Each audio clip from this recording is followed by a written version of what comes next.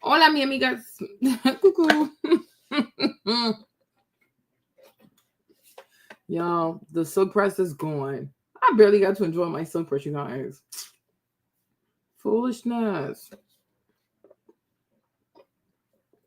Come outside, my people. Come outside. Okay. I saw pieces of this podcast and I'm like, we have to go live because this is crazy. This is really, really crazy. This is crazy. Okay. I have to move a lot of my videos over to the other page, but this is really crazy. Hey, Wayne. Okay. Please tell me why, you guys. Tell me why. Okay. Tell me why. Why are women so attracted to liars like this?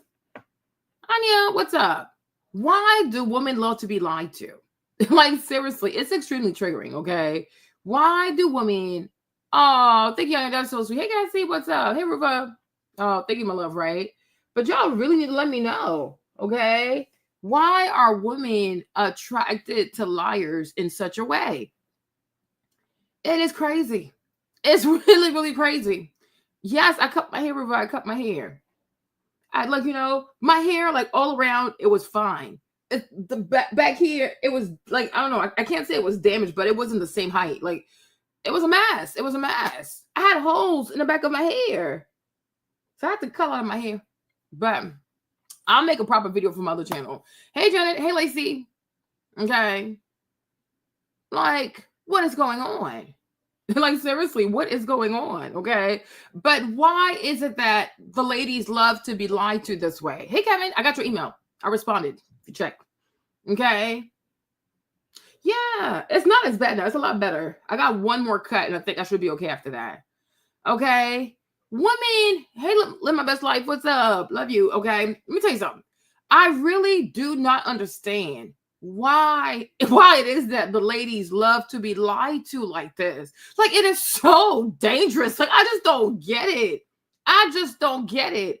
Okay, so there's this other guy. I don't really subscribe to him. I watch him on TV, but he had pieces of this podcast, right? And the pieces I heard, I was like, oh, no. I got to come outside because we got to talk about this, right? But this man right here, Mr. Jason Wilson, to me, he's extremely suspicious, okay? I am so leery of Simp Nation.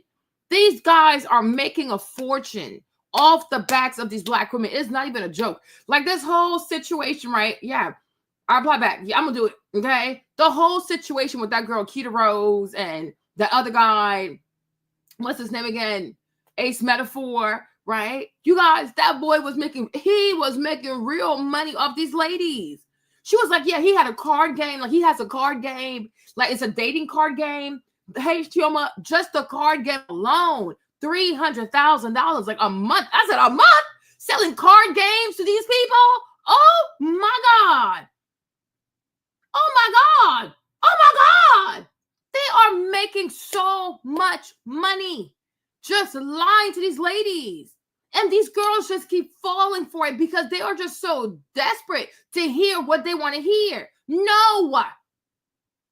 Like, stop being so insecure. Like, stop being so insecure and stop being so desperate for people to give you all these goofy ass compliments. Okay? That is crazy. That is so crazy. Because I'm like, Keto's like, oh yeah, VIP is $700. I mean, $600, $700. Where are these ladies getting this kind of money from? You want to pay $600 for somebody to lie to you for 2 hours. Okay. That is insanity. I'm like, what? This is crazy. This is crazy. Hey, Diana, how's the baby? And he's not the only one, right? Because he's making money. Derek was making money. And I'm sure Derek is still making money. Maybe not as much money as he used to make, though. But he probably still finessing and he probably still getting little coins. Okay. But it's like, it's so many people out here just making so much money lying to these ladies. Just lying and lying and lying. And mind you, this man, I'm about to play the video. I'm I'm coming. Okay. This man is telling B. Simone that he's been married for over like 20 years, right? I'm like, okay, then why isn't your wife here?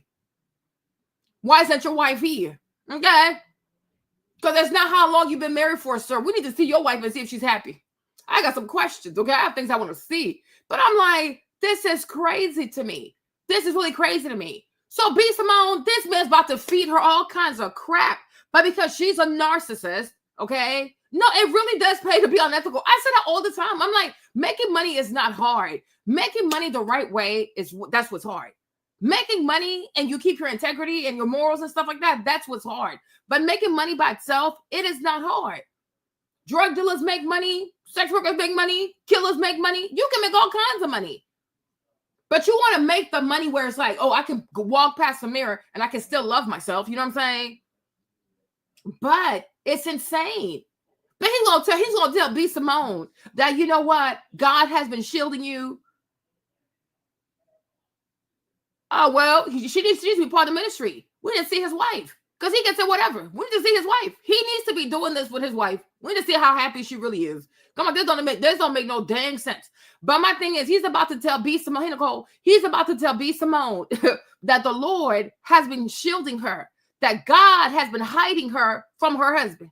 I said, sir, B. Simone has she has over 5 million followers, right? Like from Instagram, TikTok, YouTube, social media, all around. She has over 5 million plus followers, plus the other people who know her but don't want to hit the subscribe button. You know what I'm saying? Because there are people who hit I follow, I'll subscribe, but then you have other people who know of you but they don't want to do it, right? So I'm like, millions of people know her, and matter of fact, she does everything in her power to go viral for all the wrong reasons. So how exactly is God hiding you when you have over 5 million people who are actually subscribed to you and millions more who know your name but just don't want to mess with you? God is not hiding her from nothing, okay? Like, stop saying foolishness. Yeah, because all of that, Nicole, I'm telling you, Nicole, I understand the game. All of that is to attract single Black mothers to be like, oh, look at him. He takes care of the kids. He shows up for the community. I get that. This is what they do. Like a lot of these romance grifters, self-help, find your Black men grifters, this is what they do. They attach themselves to young Black boys so the people will say, oh, look, he cares about the kids. Oh, look, he's out here for the community. Oh, he a real one. No. I mean, I'm not saying anybody who does it is bad, but when I listen to your message and your message is just full of fluffs and bunch of foolishness, you're crazy to me. God is hiding her from what? From what exactly? Like, she does everything in her power to be known. B. Simone is a classic narcissist. I would even say that how you call it? Oh my gosh, there's a name for that. She's a malignant narcissist. If you were to ask me, she's a narc. She's a serious narcissist. It is not a joke. So it's like, oh, God is hiding her from her husband. No, maybe God is hiding the husband from her. Because maybe if you're a man and she comes into your life, she's going to mess your life up. And because I'm kind of tired also of a lot of ladies thinking as though a man also is not a child of God. Oh, only the girl, God only cares about the woman, but he don't care about the man. No. Did it ever occur to this man that maybe God is keeping the man's away from her before she ruins his life or ruin their life? Right? Like, to me, that's just crazy. Why is it always, oh, you know, God is hiding you from these men? Like, God is hiding you. There's nothing that special about B. Simone. There truly is nothing. Like, I've watched her for years. And I'm like, if I was it to be serious, because there's one part she's going to say, oh, I'm about to go pray for my husband. And I'm like, okay, you going to pray for the husband for what exactly? Right? And sometimes, should it actually be that you pray for the husband, or should you pray for that you can be a better wife? Right? Oh, I want to get married. How do you know that you're wife material? How do you know that you're not going to ruin somebody's life? Right? I'm like, look at her relationships. Look at her friendships. If you can even find a way to go make peace with Megan, that's her name, right? Megan, the church girl, the Christian girl. Okay. If you can even go make peace with Megan, right? How do you think you can hold a marriage? Make it make sense. Oh, I know a lot. I don't know a lot. I don't know her personally, but throughout the years, I have seen enough of her to know enough of her. You understand me, right? Because if you can fight with your girlfriend like this publicly, and y'all talk about God, you talk about God, but none of you can be the one to make the first step to apologize, y'all full of shit. You are full of shit. It's in the scripture. God even says, I'm not going to take your offering unless you go apologize and make peace with your brother, and then you come back with your offering. They're not even living the scripture they're talking about. That's why sometimes people say, oh, I'm a Christian and God, and I want to thank God. I'm like, girl, what about your life is a reflection of God? What about your life? Seriously, it is not that hard to find a husband. It is not that hard. I don't think it's that hard.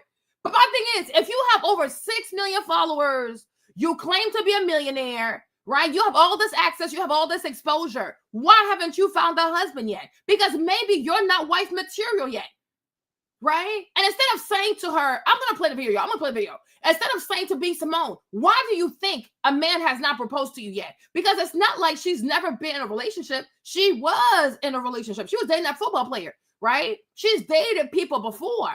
But why is it that these men don't take you seriously? They smash and they pass. So let's have a real conversation, right? But this goofy ass where people are trying to make these girls feel as though, oh, they're so perfect, they do nothing wrong. If the relationship not working, it's the man's fault. No, it might be your fault. When do you ever look at yourself and say, you know what? I got to grow the fuck up. I got to be more mature. I have to learn maybe not to argue as much. I have to learn to listen and talk less. I have to learn to maybe cook more. I got to learn to probably clean more. I have to learn to be present more. I have to learn not to talk about me, right? When a young lady comes on the internet and starts saying that pretty much she can't date a man that has a 9-to-5 because he's not ambitious enough. Like B. Simone has said some wild shit. She has said some wild shit. So to me, it's like, if you don't even know how to be respectful towards any man based on his honest income, his honest work, his honest living, how can anybody take you seriously?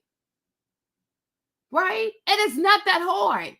It is not that hard. And to me, I don't know. I feel like if you have 6 million plus followers, if you're always going viral for the wrong reasons, if you have lots of money, I really don't think it is that hard to find a husband. I don't think it is. Especially when you've dated NFL players before. You've dated people that have money before, right? Why is it that the people do not want to buy the product? At some point, you got to be brave enough to say, maybe there's something wrong with the product. You don't say. But what he's doing is saying, you're doing just fine. Oh, you're perfect. You have nothing to work on. It's the man. It's the man. It's the man. No. Right? Because the majority of ladies who are constantly shoving phones in their faces, putting their lives all day, every day on the internet, they have a problem. They have a problem. And even with the relationship, I'm like, people like this, even with the relationship, a man could never be able to give you enough attention. You are you're suffering internally. You are insecure. You are seriously insecure. The amount of validation you need, nobody can ever fill that up for you. You're crazy, right? Like, you got to be somewhat of a narcissist to make it on social media. Because every day there's a phone in your face. Every day you're sharing your life. Every day you're talking about your life. Every day you're writing manifestation books. Something is weird. Something is seriously weird. Yes, something is weird. So I'm like, a woman like that, she will never be content with a relationship because the amount of validation she requires, nobody can give that to her. She needs to be for the people. That's it. You know what I'm saying? You're crazy. You are really, really crazy. But it's not that hard. I think most men, for the most part, can say, you know what? After observing this young lady, I think she has potential for something good, right? It's not that hard. But if all these guys are looking at you and nobody wants to buy the product, they are seeing something that's saying red flag, red flag, red flag, run for your life, run for your life, run for your life. Okay, destructor. There is something about that. So there comes a time you also have to look at your energy and be like, you know what? What exactly does my energy give? It gives hell of immature. Your brain is immature AF. Right? And then one thing people have also come to realize is that a lot of these girls who used to be out there, and now they're all of a sudden they're becoming Christians, right? It's because they've done some nasty stuff. They just suddenly, it's like Black China. Like, you do all this foolishness. Oh, now I want to be a Christian. Now I want to be baptized. Yeah. Okay. So I don't know, but it's like, okay. But this whole path to Christianity is extremely sketchy. You know what I'm saying? It's extremely sketchy. So, oh, I'm going to hide. Like, oh, I'm a Christian now. I'm baptized now. It's like, child, bad. Okay. Go sell that thing to Jesus, because nobody else out here is buying this. Okay. Nobody else here is buying this. Right? But I'm like, maybe God's like, no, I love my son. I'm not going to mess up his life, because you're a hot ass mess. But my thing is, if you can't even find a way to go make peace with your best friend, forgive her, apologize to her, how exactly are you going to make a marriage work? Right? Because you'll probably have worse challenges. You'll probably have worse conflict in your marriage, and you'll have children. So what are you going to do? Divorce the husband? Pack up the kids and go? No. Okay? No. So let me play the video, you guys. I'm getting ahead of myself. Hold on. Let's try this again. All right. So, my gosh, you guys, it's your girl, B. Simone. Welcome back to another episode of Let's Try This Again with me, your host. If you are new here, thank you for being here. You're probably here because you saw a clip about my guest. I'm going to get to the guest. Y'all know this brother is powerful. This man is powerful. I'm going to break that ice, though, because he real, professional. We gonna see what he really about today. But thank you for being here. I'm so like B. Simone's too, right? The problem with girls like B. Simone, they think because now I have money, now I have some kind of popularity. So now what is it? So now what? So now I what's it called? What's the word I'm looking for? Oh, because it's kind of like, okay, now I have more money, now I have more followers, right? So automatically that makes me in a position to require a man of a higher value. And it's like, no. I wish a lot of women will understand that. I don't know, because it's hard. It really is hard to have an honest conversation with women sometimes, because they're extremely delusional. They are extremely sensitive. They are extremely unpractical, and dealing with narcissists, it's not easy, because anytime you try to deal with a narcissist, you will become the person's enemy. I ain't got time for that, right? But my thing is, as a woman, especially because of social media, you can make more money. That does not mean that you're a woman of high quality, because it doesn't apply the same for men. You see, if a man makes more money, yes, he gets to have better quality women, right? When it's a woman can't say, oh, because I have more money now, I'm going to have access to better men, because a woman doesn't get to choose. She doesn't get to choose. If it was that easy, all these rich women will have nothing but the very best, the very, very best of husbands. But they don't. Look at Kim Kardashian. Look at Courtney. Look at Giselle. Look at a whole lot of people, right? Once again, you have to accept the fact that men and women are not the same. So therefore, the rules are not the same, right? A woman can make a whole lot of money and she can still be a D-class type of woman, okay? A man can be a D-class type of man, and when he makes money, he becomes like a B-class of man. That's just how life goes. What helps a woman to go from like being in lane D to moving to like lane C or lane B, for example, is how feminine she is, how kind she is, how loving she is, how maternal she is, how sweet she is, right? Because nobody expects a woman to be like a provider, to be the man, to make the money. Like, no, nobody expects that from her. And if a man is okay with his wife working full time and killing herself and he's in bed, we know damn well he don't love that lady. Right? Because when a man loves his wife, he will provide for his wife. So that is not something he's looking for. And if anything else, it will probably even make him feel insecure. What men look for in relationship and what women look for in relationship, it is not the same. You understand? On top of that, if you are a woman, first of all, like I said, you're a D-class type of lady, You didn't go very far in school. You're not highly educated. You're not highly sophisticated, because you can make money and not be sophisticated. Like B. Simone, for example, I'm sure she has a lot of money, not crazy money, but she has good money, right? But nobody thinks of B. Simone and thinks, wow, like this girl is so sophisticated. She's so polished. Like she's so poised. She's so well put together. No, she's ratchet. She's loud with lots of money. She is chaotic with lots of money. That's it. Right? Because if she was poised, calm, elegant, sophisticated, right? Even without money, she would have been able to finesse her way into higher circles where she can meet the man that she wants. You understand? Like when you look at someone, I'm gonna give you a good example, right? Two good examples. When you look at Candace Owens, for example, right, and who she married and what kind of family she married into. When you look at Eve, who she married and what kind of family she married into. Was it their money that led these girls there? I don't think so.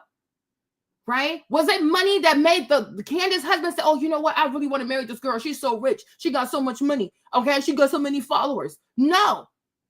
And when you hear Candace talk about how she met her rich white husband and how it all went down, he took charge of the whole thing. Like he said, okay, we're going on this date. We're getting married. We're getting engaged. We're getting whatever. Like the man, he takes charge. Like her husband, like, what it is? Candace's husband, right? Candace's husband, he takes charge, and then Candace just follows her husband.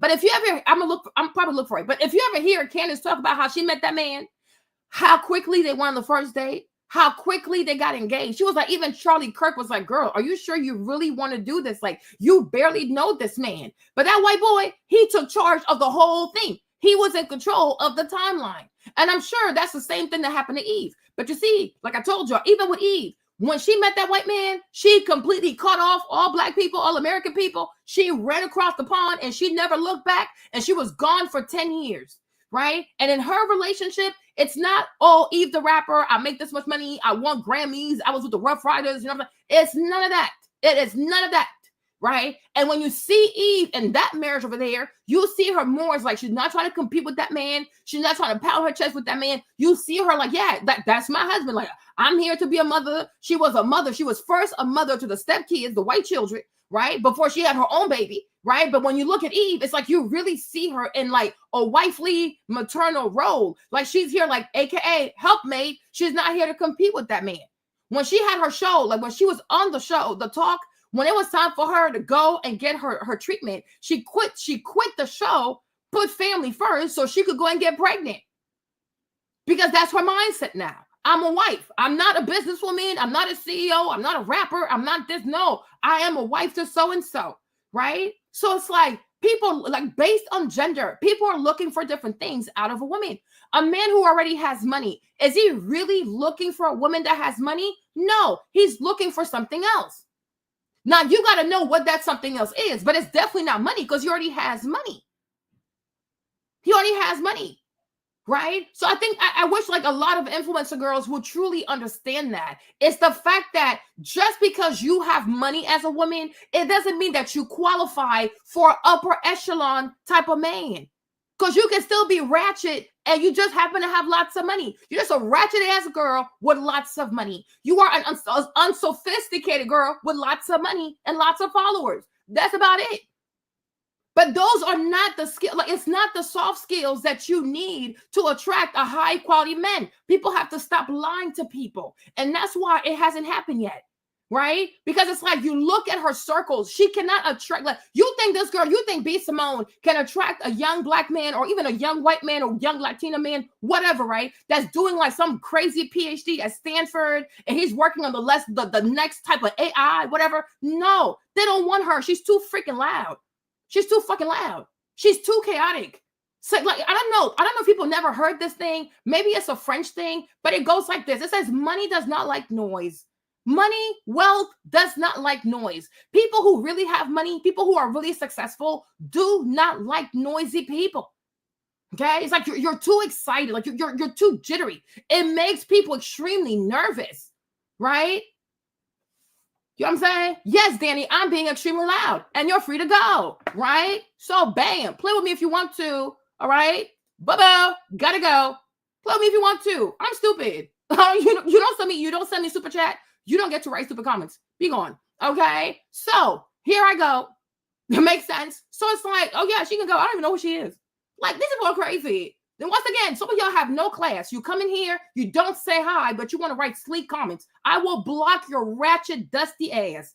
Like that, I'm telling you, like this era of dealing with unsophisticated people. I had this one lady, she left a comment like bunch of cuss words. I'm like, wow, you're just too ratchet for my channel. So I banned her from my channel. You don't have to put up with this.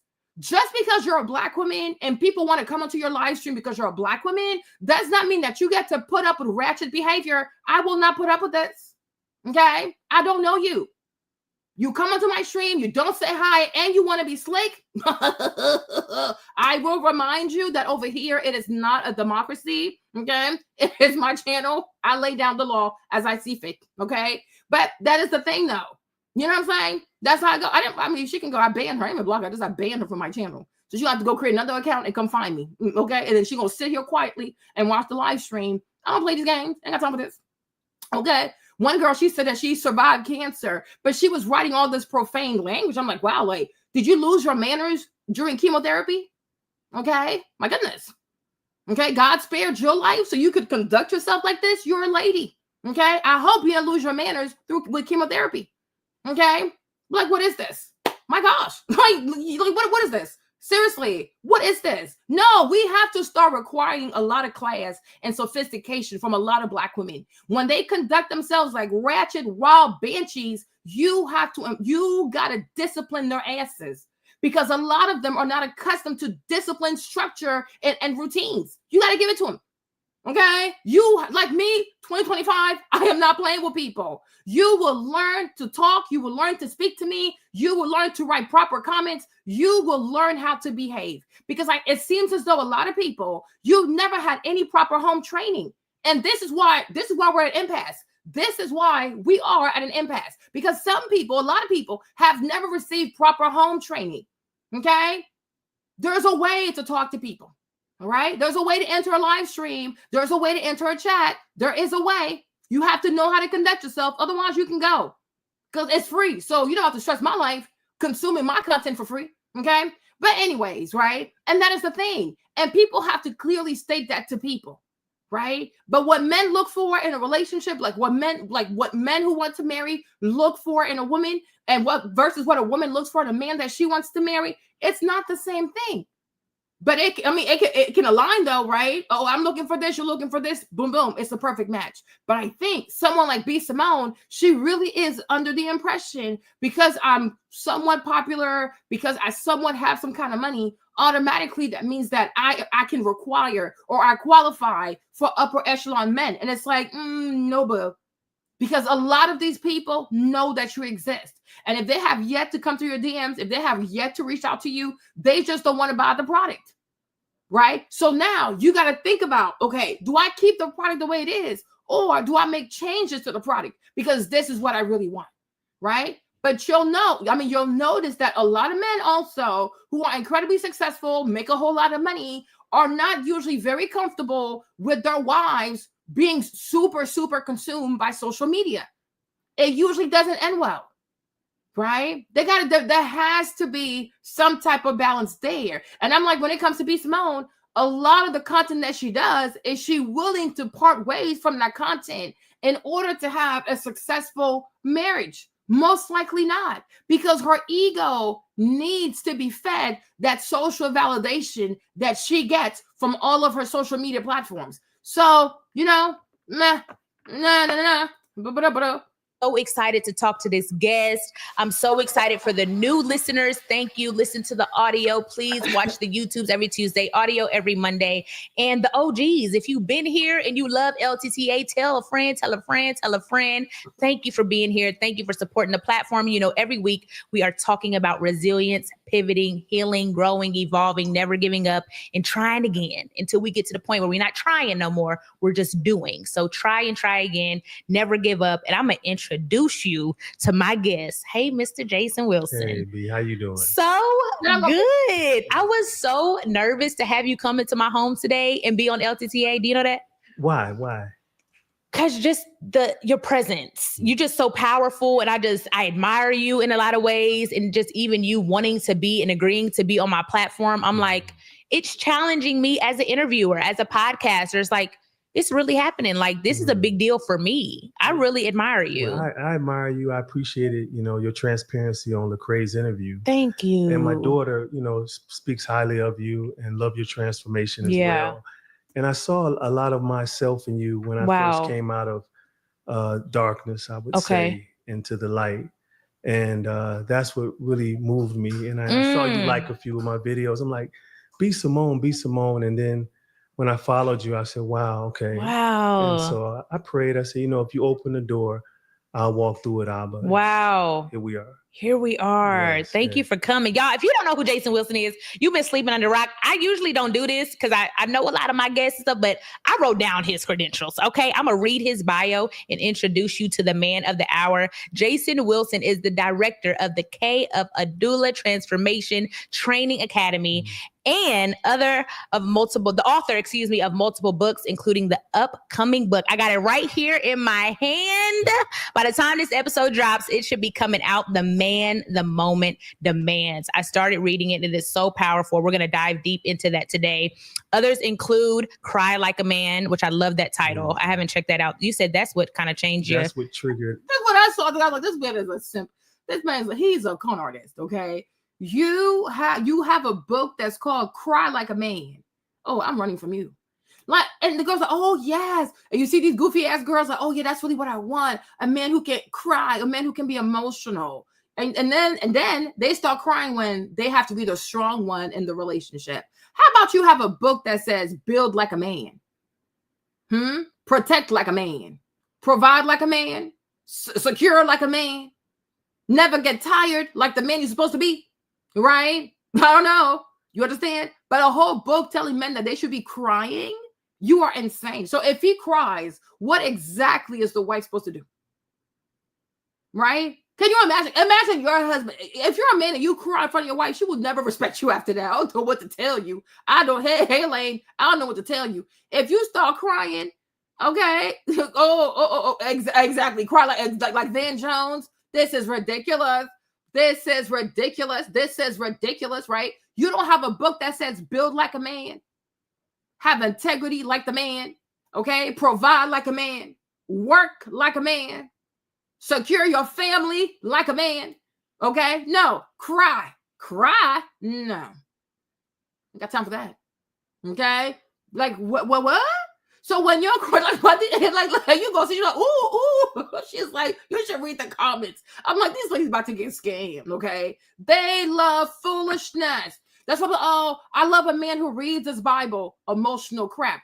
Nobody care. Let me tell you something, y'all. With this goofy ass Bible, then people be on. Oh, I want a man who reads his Bible. We don't care if he reads the Bible.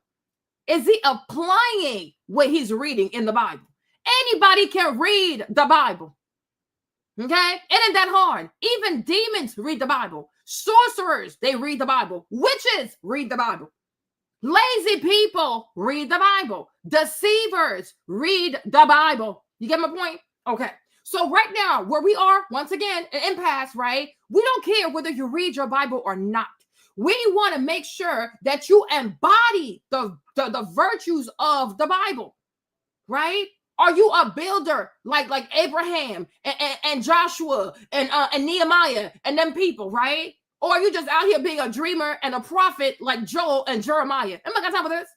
Okay.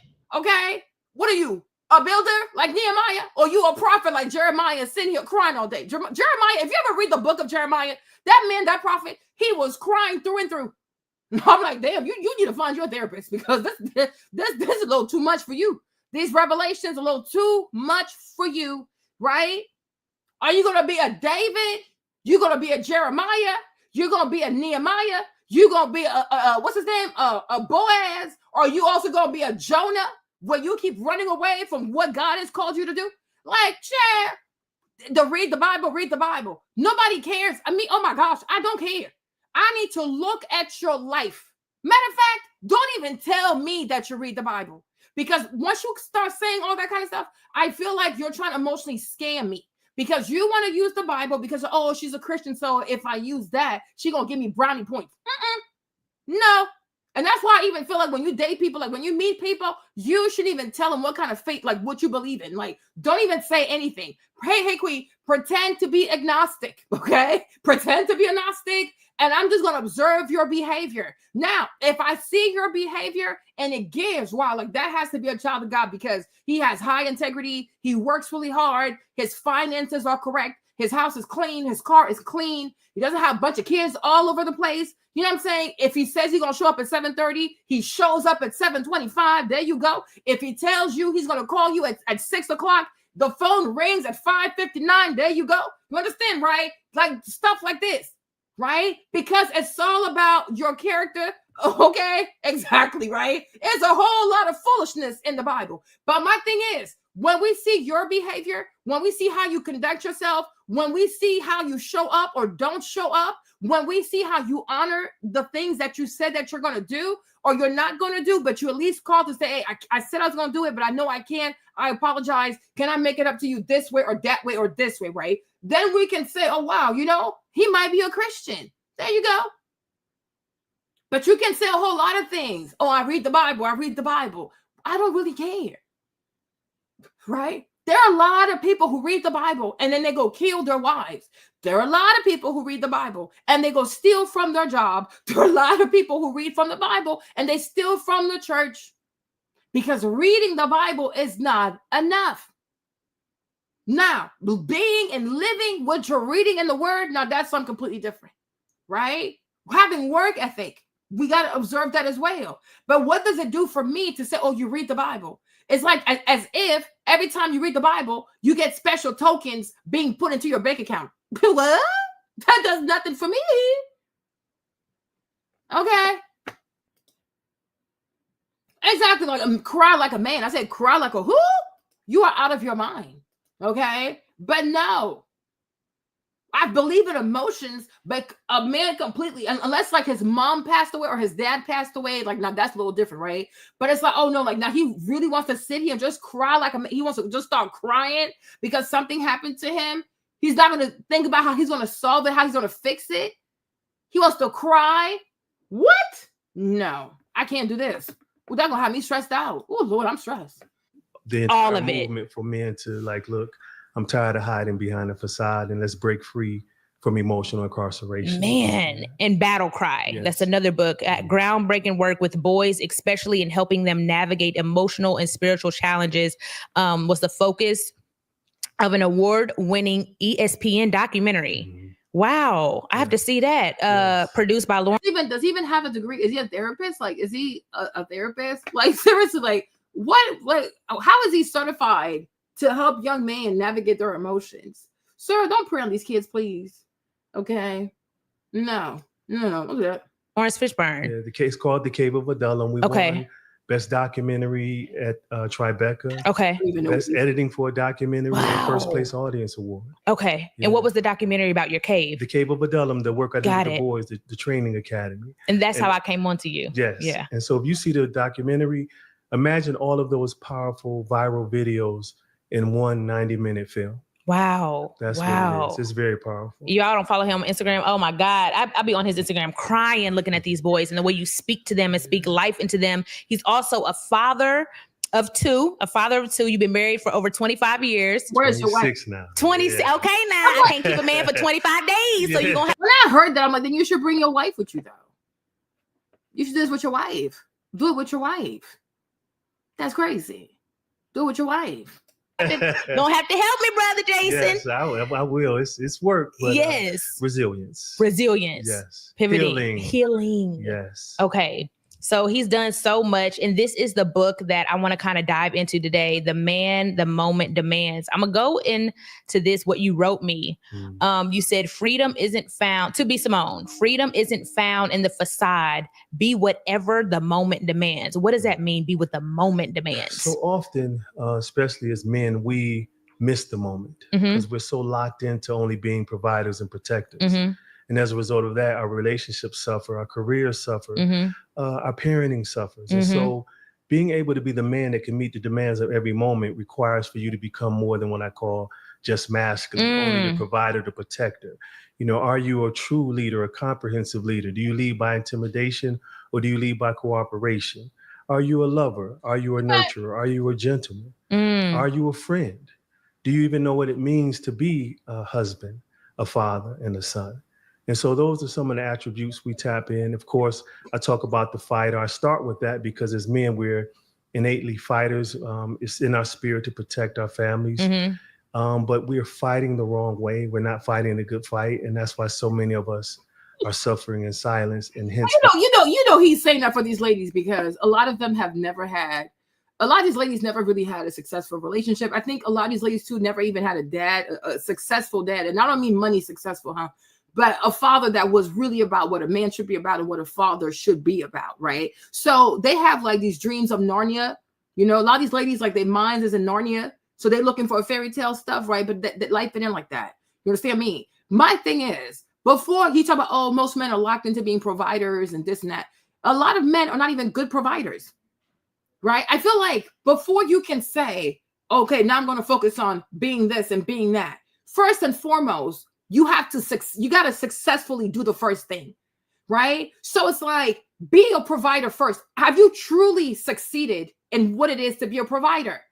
But many men have not fully succeeded in what it means to be a provider.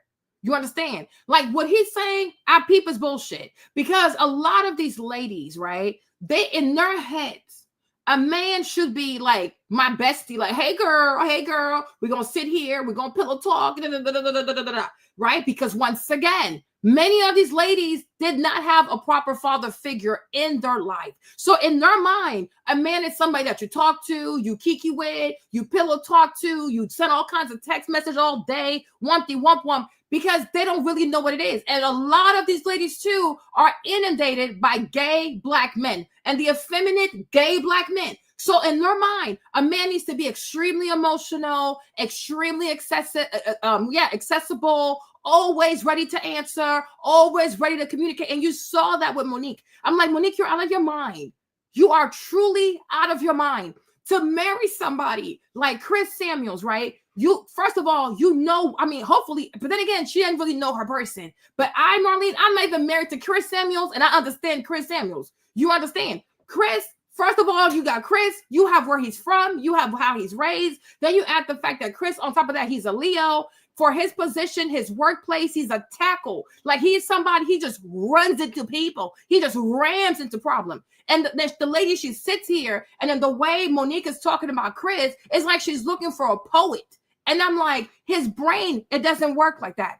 You will never get Shakespeare. You will never get, I don't know what kind of poet you're looking for. You will never get a comment out of Chris Samuels. See, Common, he's a Pisces. And maybe because you're a Libra, he might be better for you. You understand? But my thing is, you cannot marry somebody, right? His mind, the way his mind works is attack, attack, attack. His profession is all about attack, attack, attack. This is how he's always been. This is how he's successful. Now we're saying, oh, Chris, you have to sit here, cross your legs, tap into your emotions, start writing in a journal. You know, tell me how you feel, Chris. Tell me how you feel. Chris might say, I'm good. And that's as far as he can go. Oh, no, you need to go deeper. You need to connect with your feminine. Girl, shut the fuck up, right? Because if he was connected with his feminine anything, y'all would not have this luxurious life. You understand, right? And I don't know. It's like sometimes I wonder if some of these ladies, like they're not low-key lesbians, because what you're looking for, honestly, you're looking for a woman. You are truly looking for a woman. The vast majority of high-performing men are not these super emotional ass people. Where are these people at? Right? They're not super ass emotional people. And which is why they are highly successful people. Right? So you're going to have a choice to make. And people need to start being honest with people. If you're looking for a man that cries with you, that holds your hand, that goes to Bible study and blah, blah, blah, blah, then you have to be okay with having a regular life. Right? You got to be okay with having a regular life. If you say to yourself, Marlene, I don't want to have a regular life. I want to have a life of this, comfort, wumpty, wump, wump, wump, wump, wump. And that requires a man that's an extremely high achiever. You have to understand that certain things he's not going to be able to give you. Because in order for him to be as successful as he is, he has to be a certain way. You cannot take a spear and use a spear to make to dice up vegetables, right? Even when you buy a set of knives, every knife is not the same. The knives that are meant to cut meat are super sharp. The knives that are meant to cut cheese, they're kind of dull. You're going to have to decide what kind of husband you want. If you want a husband that's made for cheese and your goofy ass emotions, marry a man that's built like a cheese knife. And then leave us the hell alone, okay? If you want to marry a man that can cut through meat, I'm talking like Angus steak, filet mignon, ribeye, all that good stuff, right? He's extremely sharp. And you're going to have to handle that man accordingly, okay? Because part of also coming into a marriage, you got to be able to own yourself emotionally, right? If you're always out here and you always need somebody to hold you down emotionally, marriage is not for you. You are weak. Get the fuck out of here, okay? Because marriage is for serious people. If you have not dealt with your childhood trauma, your father trauma, it is not for you. You're going to be miserable and you're going to make this person miserable. But to me, when I'm sitting here, when I sat here and I'm listening to Monique and what she was requiring out of Chris, I'm like, this is torture. This is torture. It's like telling Jimmy to sit here and to do a live stream for 10 hours. When I know dang well, my husband, the most he can do is like talk for 5 minutes. That's just his nature, right? And people don't want to respect people's nature. People want to transform people into what they need somebody to be. You're sick as hell, right? Nobody belongs to anybody. When we marry people to complement each other, not to transform people into some weird ass, weak ass, submissive version of what we need because we're narcissistic, we're insecure, and we're still looking for a father we can somewhat control. Go find your daddy. Like seriously, go find your father and leave people the hell alone.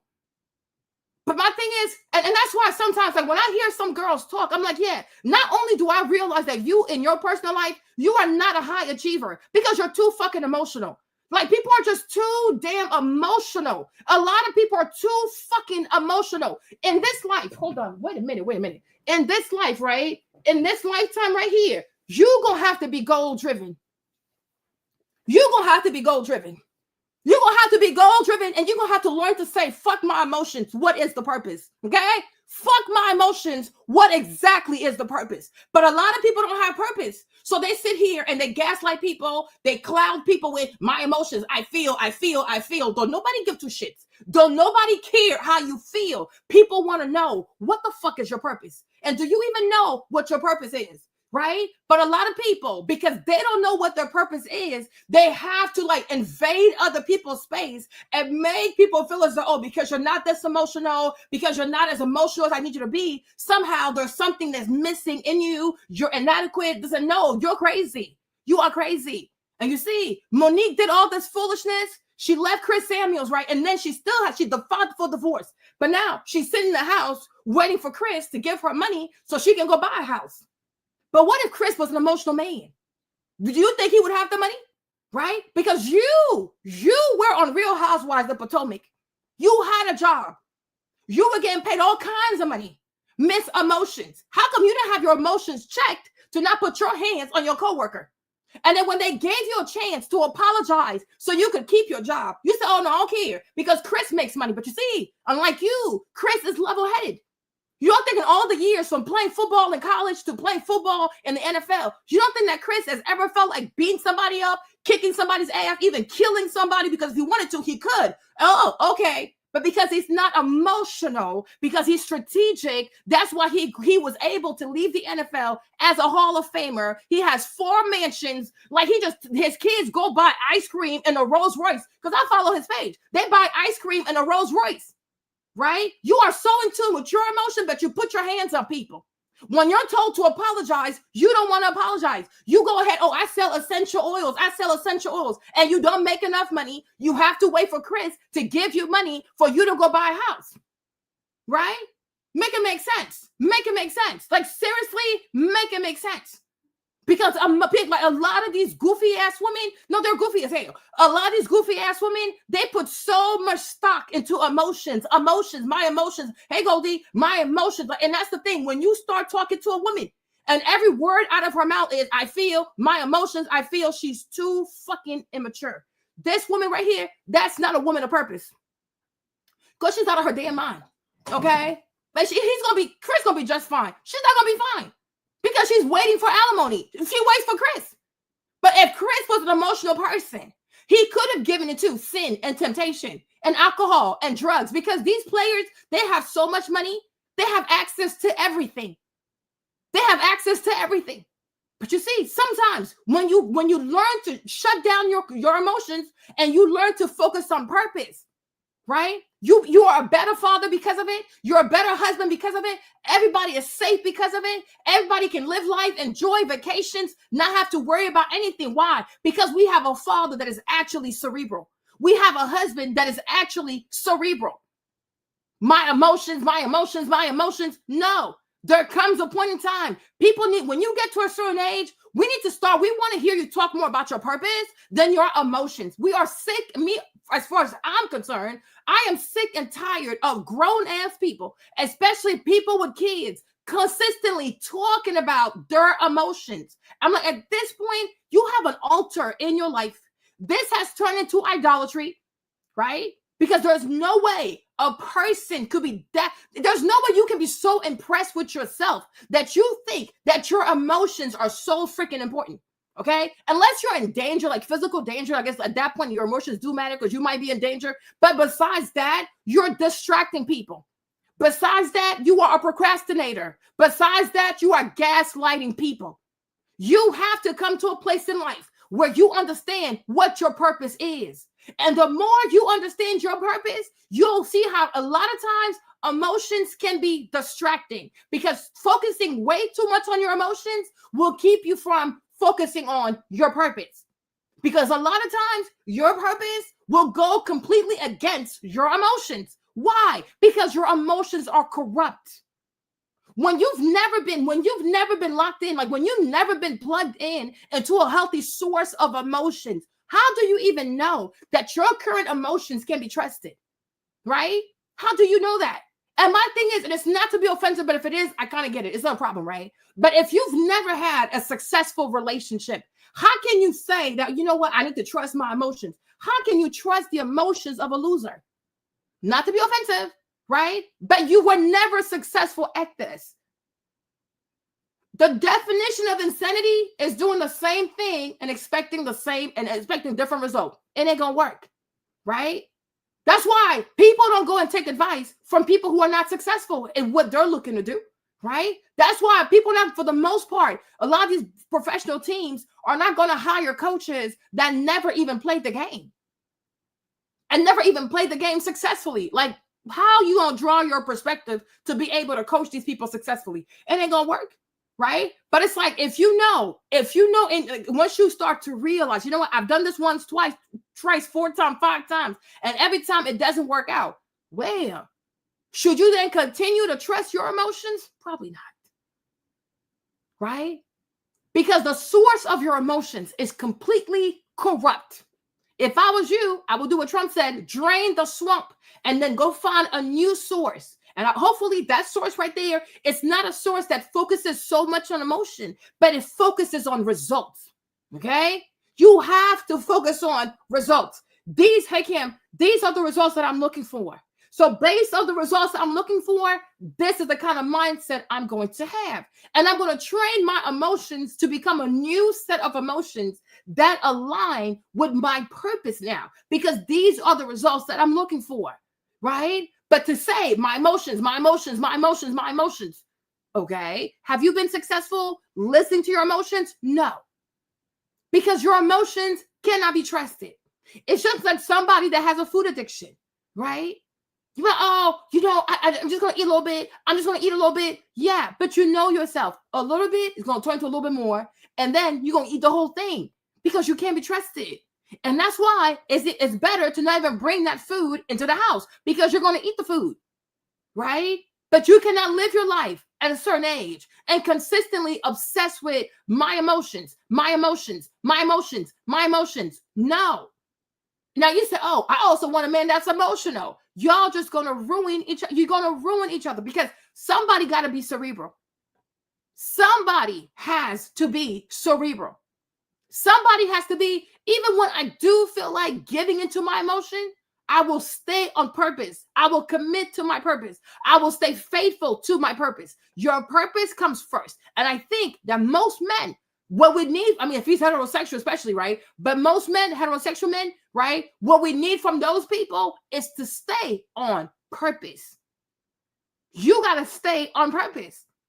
We don't need you to sit here and cry like a man, right? We need you to stay on purpose, because when you understand your purpose, even when things are hard and you might want to cry like a man, you understand that everything you're doing today, and the reason why it's so hard, and it's so hard to the point that you feel like crying, because you're transcending as a man. You are growing as a man. Just like circumcision, it is not easy when a little boy is born and they come over there and they cut off his little foreskin, right?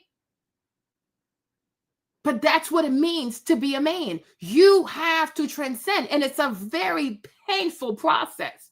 It's a very painful process. And we even see that in nature. Like we see, what's it called? What's the thing called, right? The what's it called? The stuff that turns to butterfly, right? And they go into a cocoon and they go through what they go through and they come out as butterflies. We see it with snakes. They hide and they shed their skins. We even see that with crabs. Crabs also would go and slaw their skin, right? It happens in nature. And what people do, what these creatures do, they go into hiding.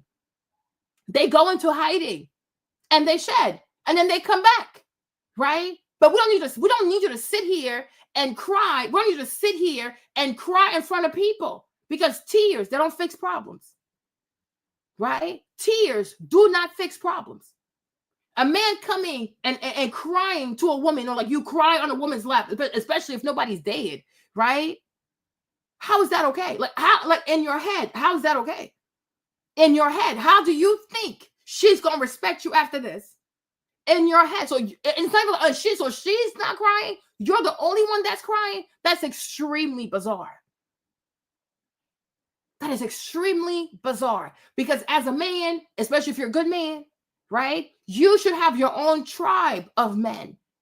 And when you feel like it's hard and you feel like giving up, you should go to your brothers.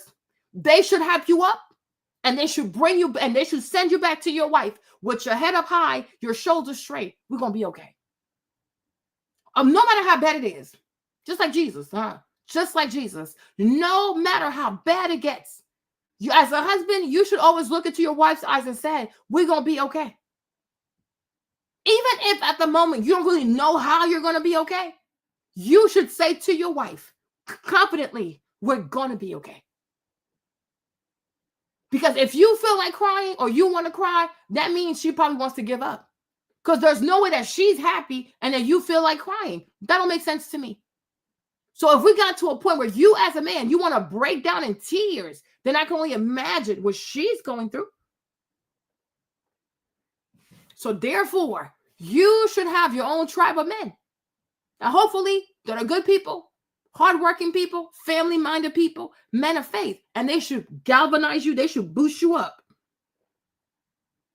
They should do what they got to do. And they send you back to your wife as a proud man. Your eyes are clear, okay? Your head is held high and your shoulders is like straight. You're a man. And put some bass in your voice. And you say to your wife, everything's going to be okay. Don't worry about it. Right? That's it. Because if you cry, what is she going to do?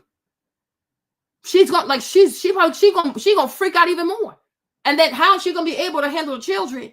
Because, oh, wow, if my husband is crying, it must be really bad. So now she's stressed out. But guess what? The kids, they're also going to feel like, you know what? Mommy's really stressed out. So that means daddy's also really stressed out. So now you just brought anxiety all up in the house. How does that make sense? Like, you really, how does that make any sense? Like, no. No. Hold on. Why we can never meet the moment, because we're always typically living in the past due to our trauma, time traveling. And not letting that past go and healing from that past. You can't, because it constantly is in your present. So whatever has happened to me, my trauma, if I allow it to time travel, Now, this moment right here, I can't be fully present. It affects you in every aspect of your life moving forward. How did you get to that point, though? Because I see the man on the internet today. How old are you? Can I ask you? Yeah, of course. I'm 54. Okay, you 54. Yeah, okay. You look good, brother. Thank you. You look good. Thank you. Okay, you 54. And I'm sure there was a time in your life, we all have healing journeys and transformation, that you weren't this elevated, this healed, this empowering, this being the man the moment demands. What was the transition? Tell me about Jason before he got to this moment, because a lot of men. A man who's healed is a man who cries in front of his wife. That's what healing looks like. Sir, go back. You're not healed. You're weak. Aren't here yet. Yeah. Well, one thing I'm going to say, the Jason now is constantly evolving. Okay. And so I always want to give men that liberation. Like, look, there is no point of arrival in manhood. You constantly evolve. Okay. A good example is I've never been a grandfather. You spoke to my daughter today. Okay. If she gets married and have a grandchild, I have to evolve again as a man. And so I have to be willing to allow myself to become more comprehensive as a man. Now, where Jason started was a wounded boy in Detroit. Okay. I was born into adversity. My brother, when I was 3 years old, was murdered. Okay. And I saw that trauma affect my mother to almost where, if not for our community, she wouldn't have made it. Wow. A grown woman needed someone to help bathe her. That's how much his death took a toll on her mentality. Then moving forward, I saw what it did to my brother's mind and emotions, and him growing up in a home with their father. We had the same mother. Okay. But their father would slap them with the flat sides of butcher knives. Jesus. And shoot guns in the home and beat our mom. Okay. And so I didn't know what really happened to Larry, but I knew he was gone. And I knew something else was wrong because I saw the trauma devastating my family. Yeah. And it is intergenerational. It carried over into my DNA, and I had to fight that. And then growing up, my father loved me, but he didn't know how to convey it because, again, he only had mastered 2 of the characteristics of a comprehensive man. And there's 10. Yes. In this book, you have 10 characteristics. Yes. Okay. My father was a fighter. Okay. And a provider. Got it. He was missing 8. He worked himself to death, literally. My father worked so much just trying to provide. He would come home just tired and fall asleep just drawing with me. So he loved me. He was just drained. Yeah, he didn't have energy. His emotions, not being able to express what he had been through, caused us to go down paths that we shouldn't as men.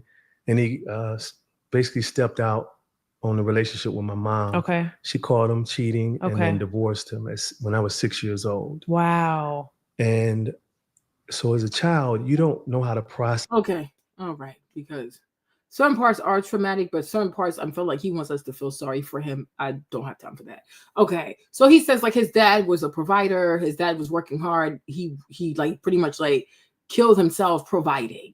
I think this is why also it's very, very important to stress that if you don't have the right kind of education, if you don't properly pursue your education, if you don't take care of your education, you're not going to be in a place where you make a lot of money. And if you have children, it is going to exacerbate the problem. Okay. So, you know what I'm saying? But that's what it is. You have a family.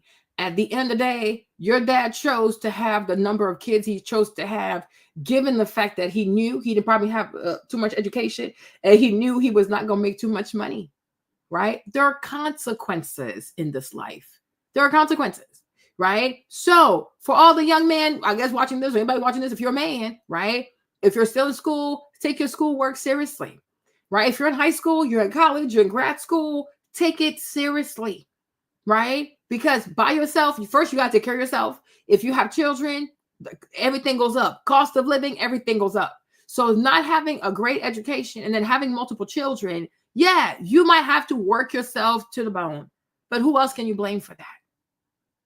Right? Who can you blame for that? Also, if you're a man and you don't have enough education, you don't have a great job, and then you decide to also be with a woman who doesn't have a great education, doesn't have a great job, whose fault is that? Right? Whose fault is that? Okay? People have to get to a point where don't look for sympathy in people, but take the lessons from what you've been through, okay? Give advice to other people, but understand, like in life, there are consequences, right? And even to people who are raising children, right? Make sure that you have a high academic standard for your kids, because if they don't know how to study, they don't know how to compete, they're not going to have good lives. And they're going to financially struggle. By themselves, they'll struggle. When they have children, they struggle. And also, who can you attract when you don't have too much education and you're not making enough money? You're going to attract somebody also who's not making too much money, right? That's the way it goes. Like there are real life consequences out here. They are real life consequences out here, right? A woman also, if you're a young lady, you don't take your schooling seriously, you don't take high school seriously, and you don't get to go to college and better your life, you're more likely to be poor.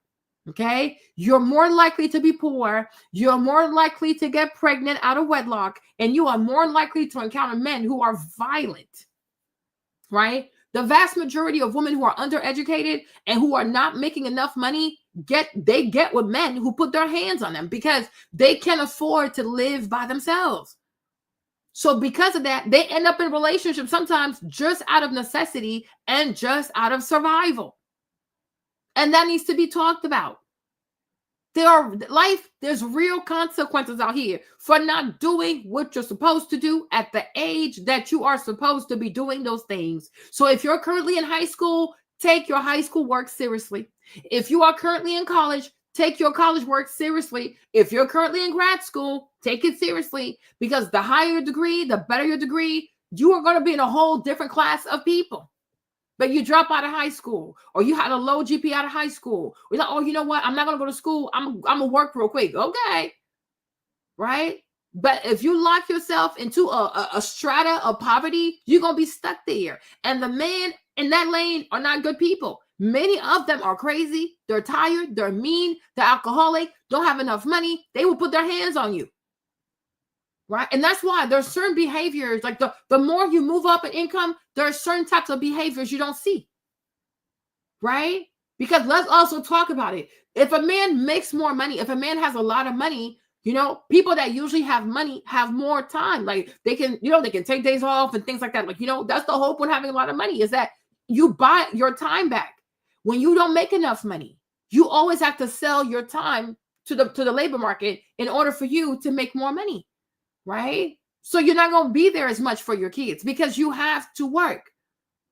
If somebody makes $20 an hour compared to somebody who makes $200 an hour, right? The person who makes $200 an hour, they can take more time off from work, be there for family, go on camping trips. They even have they have certain days guaranteed for sick days. They have other days that are guaranteed for vacation time. They have all these benefits because they make so much money per hour. Somebody who makes $20 per hour, they can't take time off. They don't have certain benefits that come with their job. They don't have it, right? They don't have it. So it's like you start to realize that, okay, to be somewhat in touch with my emotion, I need even time to process my emotion, right? In order to have the time to process my emotion, I got to make a lot of money. But making a lot of money too is tied to how productive you are and how many people actually need your services, right? And this is why, for the most part, people who have college degrees or people who have a good trade, right? They are in high demand because a lot of people need their skills. So because of that, they get to charge more money. And because they charge all this money, they get to buy up their time and be emotionally available, whatever, for their family, for vacation, right? But education matters. Right? The more educated you are, the more educated he is, right? You guys are more likely to live in a better neighborhood where children do not grow up seeing violence and drug addiction and all kinds of foolishness, right? Because most people who are educated tend not to break the law. Okay? Because they have something to lose. But when you live around people that never gave their best, never competed, you live in those kinds of neighborhoods, right? People don't care. People do not care, right? So you got to have standards in your life. You got to have standards for yourself. And then by the time you meet your wife and y'all have kids, right? The kids will have a good life because daddy had standards for himself and mommy had standards for herself. right? So like it really matters. Yeah. So it's a real thing. It's a real thing. So, you know what I mean? That's the thing. But, I worked so hard. My daddy worked himself hard, but he should have stopped having kids, right? We got to stop having kids. It is not that hard. You know what I mean? It's not that hard. But you don't make lots of money and you keep having children, that you're going to kill yourself providing for these kids, because who else is going to provide for these kids? Right? You can have sex and not get somebody pregnant. It really is not that hard. You know what I'm saying? So, that's crazy to me. That's what you're feeling. And I tell parents that all the time when they bring their sons to me. They're frustrated and angry. I'm like, you got to understand, they don't know what's going on. The brain doesn't mature until you're 25. They're interpreting what's happening. So for instance, if you're a father and you're working a lot and it seems like your kids aren't appreciative of your sacrifice, to them, it may seem that you don't care because you're not at home. So now you have to take the time to become a verbal processor. And sometimes it's a lot of men who are broke who like doing stuff like this.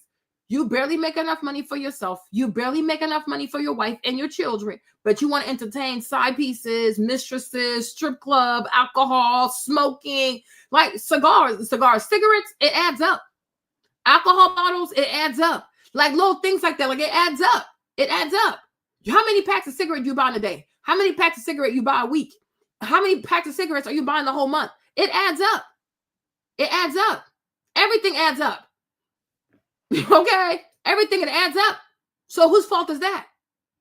Right? And that's why I said earlier, before we talk about a man, he needs to be emotionally available. I said, what I say? I said, okay, first, did you ace being a provider? Right? Because once you ace provision, you're going to make more money. And because you're making more money, now you have more time to be emotional or to go on vacation and this and that, to have dinner dates with your wife and things like that, because you have aced being a provider.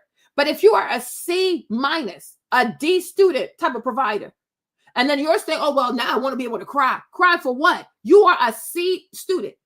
You are a D student. Okay? You crying for what? You're barely achieving. You're barely meeting the standard as a man. I'm like, you're sitting here as if, and I mean, I'm gonna go there, but I'm like, you're sitting here and talking as if the vast majority, if we're talking about Black people, right? You're sitting here and talking as if the vast majority of Black men have aced being amazing providers. And the answer is no, right? Because yes, on average, Black men make more than Black women, no problem. But are they the best they could be? Because just because you make more on average does not mean that that's the maximum you can make. That's what you settle for. So that's what you're making. Because I never understand this whole conversation when a lot of Black men make it seem as though, it's so hard to make $100,000. It's just so hard. I'm like, shut up, right? Height can be hard because how tall you are or how short you are, that's where your DNA, and too much you can do about that, right? If a man is already born, he's already grown, he's past puberty, and he's just like, he barely making 6 feet. I don't think it's fair to say, well, he got to be 6'2". Like how can he acquire these extra 2 inches? Okay, make it make sense. However, when it comes to $100,000, that is a direct function of your intelligence, your effort, your curiosity, right? How badly do you want to make this kind of money?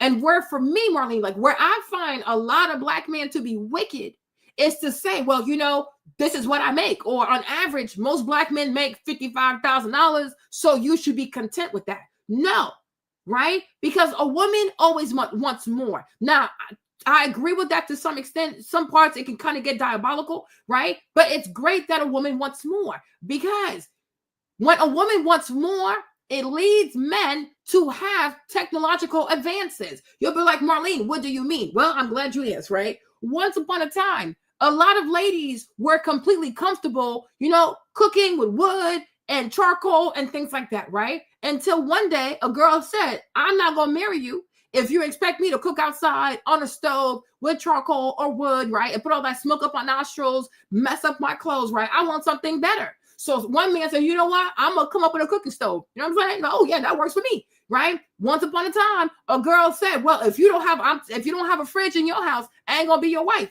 Icebox, whatever. And the man said, you know what? Let's come up with the fridge. When you look at the majority of household appliances, right? They were created to make the life of a housewife a lot easier, right? So if these women had not wanted more, if these women did not require certain things to be comfortable as housewives, we would not have all of these amazing appliances, right? Okay, makes sense, right? So for the most part, when women want more, men are challenged to give her more so that she is more seduced into wanting to be a wife and wanting to be a mother, right? So that's why we have all these lovely appliances. And if you notice, the majority of the time, when these companies like G&E and what's called General Electric, right, LG and all these companies who make all these appliances, they usually promote to women because these appliances are made to a woman, right? So this girl's like, oh, well, I have a stove. Oh, well, Marie over there, she just got married and her husband bought her a brand new refrigerator. So if you don't have a refrigerator, I ain't gonna be your wife. He's like, well, don't worry about that, wife. I'll buy you 2 refrigerators. Ooh, sounds good to me. I'll be your wife, right? Another wife said, well, I'm tired of sleeping on the floor. If you don't have a fancy bed or something like that, I don't know. I don't want to have sex on the floor. I'm tired of having sex on the floor. It hurts my back. Okay. So the man said, you know what? I'm going to come up with something that's way more comfortable than the floor. Ah, well, there you go. Okay. So they come up with the bed and the mattress, but like, look at the house, like look at everything that goes into the house. Is it really made for men? No, it is made for the comfort of women, because the whole thing is you have to sell her into the idea of being a housewife. Because if you're not going to make my life easier, I won't be your wife. Hello. Yo, they're freaking crazy. Does that make sense? Right? That's that. But the majority of things are for women. Like the closet is made for women. Like the majority of builders, they'll build a big closet. They'll big a big ass kitchen, right? With these nice counters. They'll build a really nice shower, right? It's all about the woman, right? Because if she loves that house, the man's gonna buy that house, right? And the man knows if I give her a beautiful house with lots of appliances, she gonna want to be my wife. And this is why, when you really think about it from a business perspective, this is why women should not be out here giving sex for free. Because when you just give sex away to men, you are robbing them of the drive to be successful.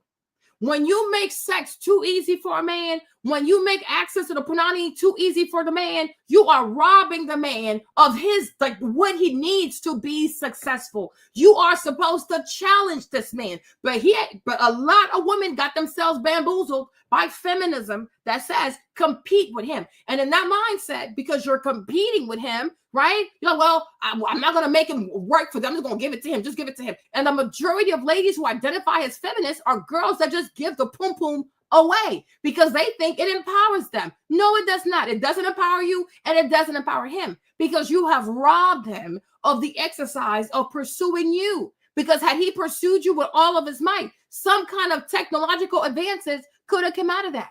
But instead, nothing came out of that but a baby that's about to live with 2 separated parents. It don't make no sense. Okay, that's why we probably don't even have a lot of breakthrough right now, because the punani is just all over the place. It's all over the place, right? But men came up with the dishwasher. Men came up with the microwave. Men came up with refrigerator. Men came up with the freezer. Men even came up with the nighttime dinner stuff, like the frozen food stuff. It was all about making this woman's life easy so that she would want to be a housewife, right? So the ladies got to benefit a whole lot. Like there was a whole lot of technological advances that were made by men because they had to seduce this lady. Like, wow, she's so pretty. I got to make her my wife. But today he barely has to try. Everything is free, right? These women have destroyed the marketplace. Like it's like made in China.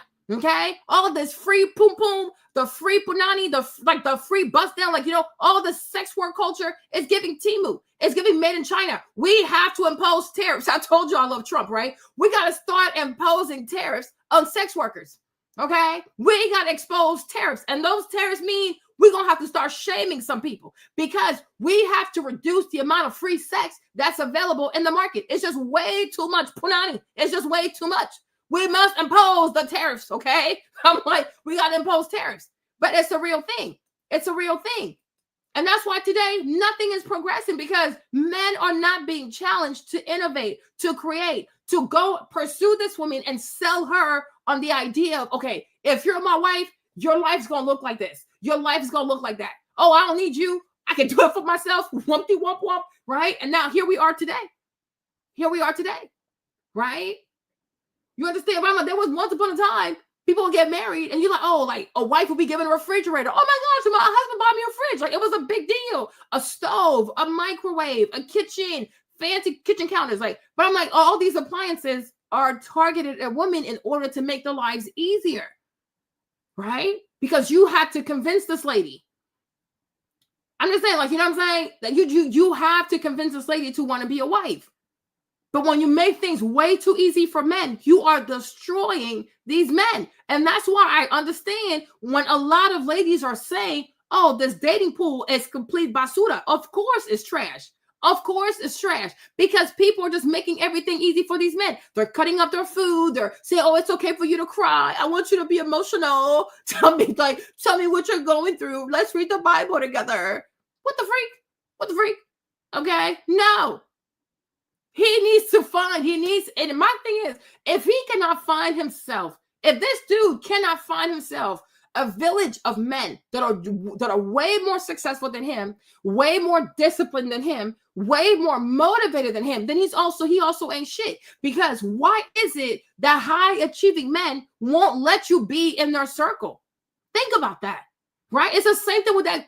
I was like, not that he's a monkey because he's black, not like that, right? But he acts a monkey fool. Like, he's extremely like exuberant, right? But I'm like, he acts a monkey fool. But my thing is, like, when you look at Ace Metaphor and you see his behavior, you understand why he was not walking amongst a certain caliber of men, right? And I wish the ladies sometimes will pick up on that, right? When you see a man and he's only hanging out with mediocre people, when you see a man and the majority of his friends are like females and things like that, it should be like red flag, because why is it that you're not surrounded by men that are way better than you, work harder than you, that are more motivated than you? Why is it that these high level men are not welcoming you amongst their fold? Like, what is wrong with your ass?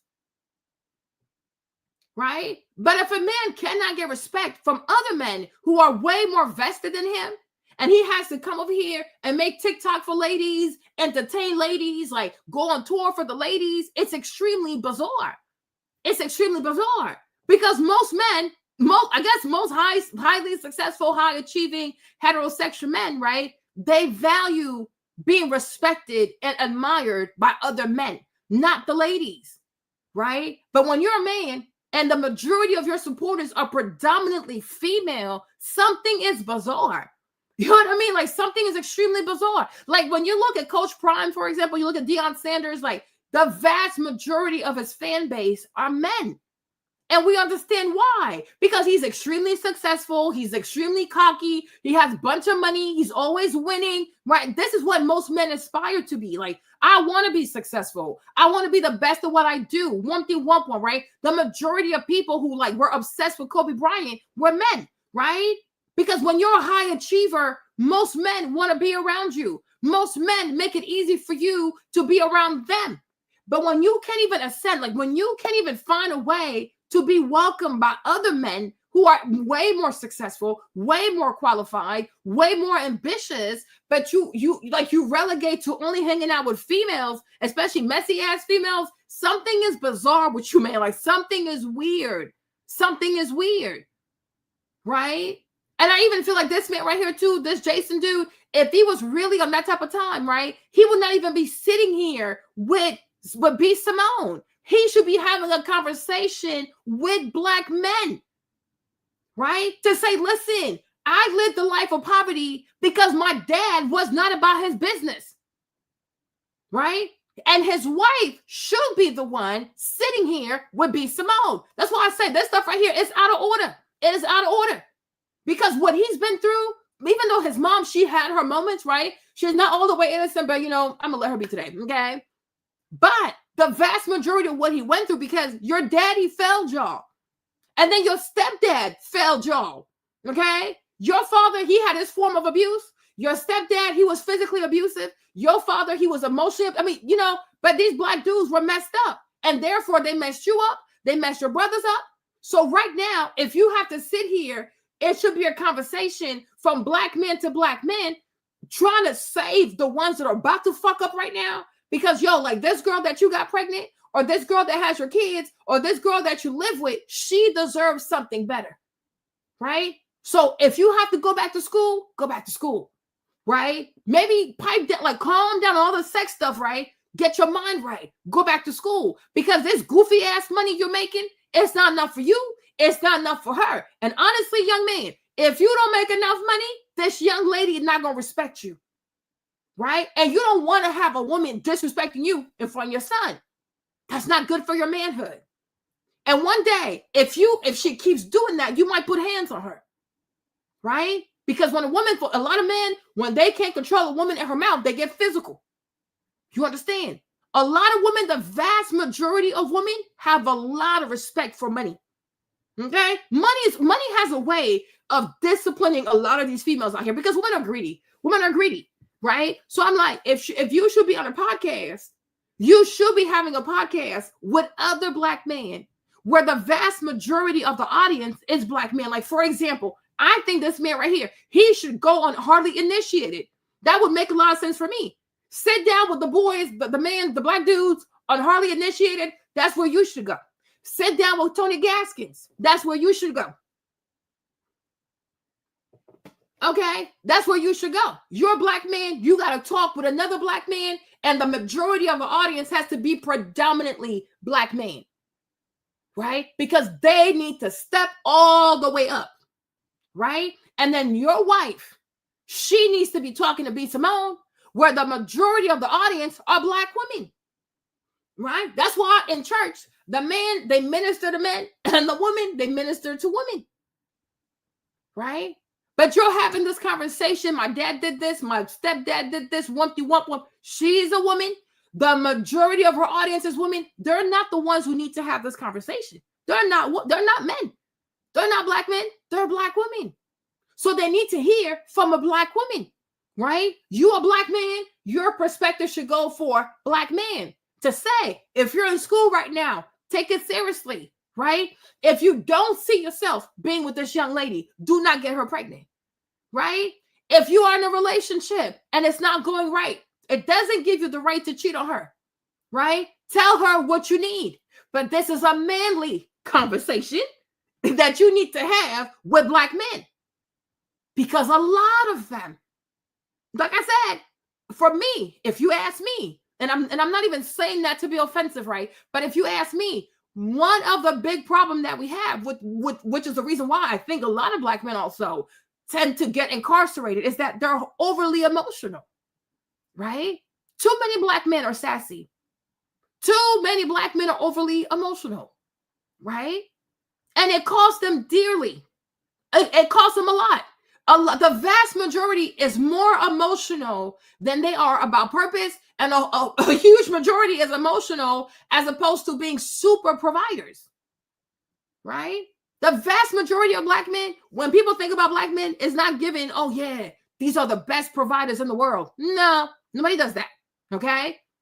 The majority of the time, you say black men, people think of somebody who's highly emotionally unregulated. So the emotions are there. They're not regulated. Why? Because there's a lack of purpose, right?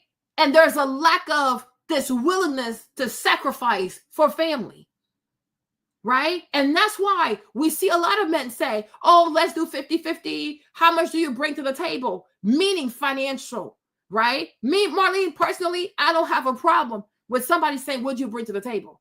Because and just like she should also say, what do you bring to the table? We have the right to say, okay, what do you have? What do I have? And how does that work best? How are we going to work best together? You understand? But I feel like the vast majority of it is, well, it's pretty much given. I don't want to pay all the bills. So how much you got? That's immature as fuck, right? Because whether you had this young lady or not, how you going to pay your rent? Okay. If this young woman was not in your life, you would still have to pay your rent. You will still have to pay your health insurance, your dental insurance, your vision insurance, your car note, your electric bill, your water bill. The vast majority of your bills you would still have. So with her or without her, you should know how to take care of self. Right? And then when you have a family, because that's what you chose to do, because sex for the most part is consensual, right? Not wearing a condom also, you had a lot to do with that, right? You understand? So you should be willing, you should be more than okay. Well, like, you know what? If she was here and she wasn't here, the rent would still have to be paid, right? If she was here or she wasn't here, the water bill would still have to be paid. If she was here and she wasn't here, I will still have to pay my car note, right? Make it make sense.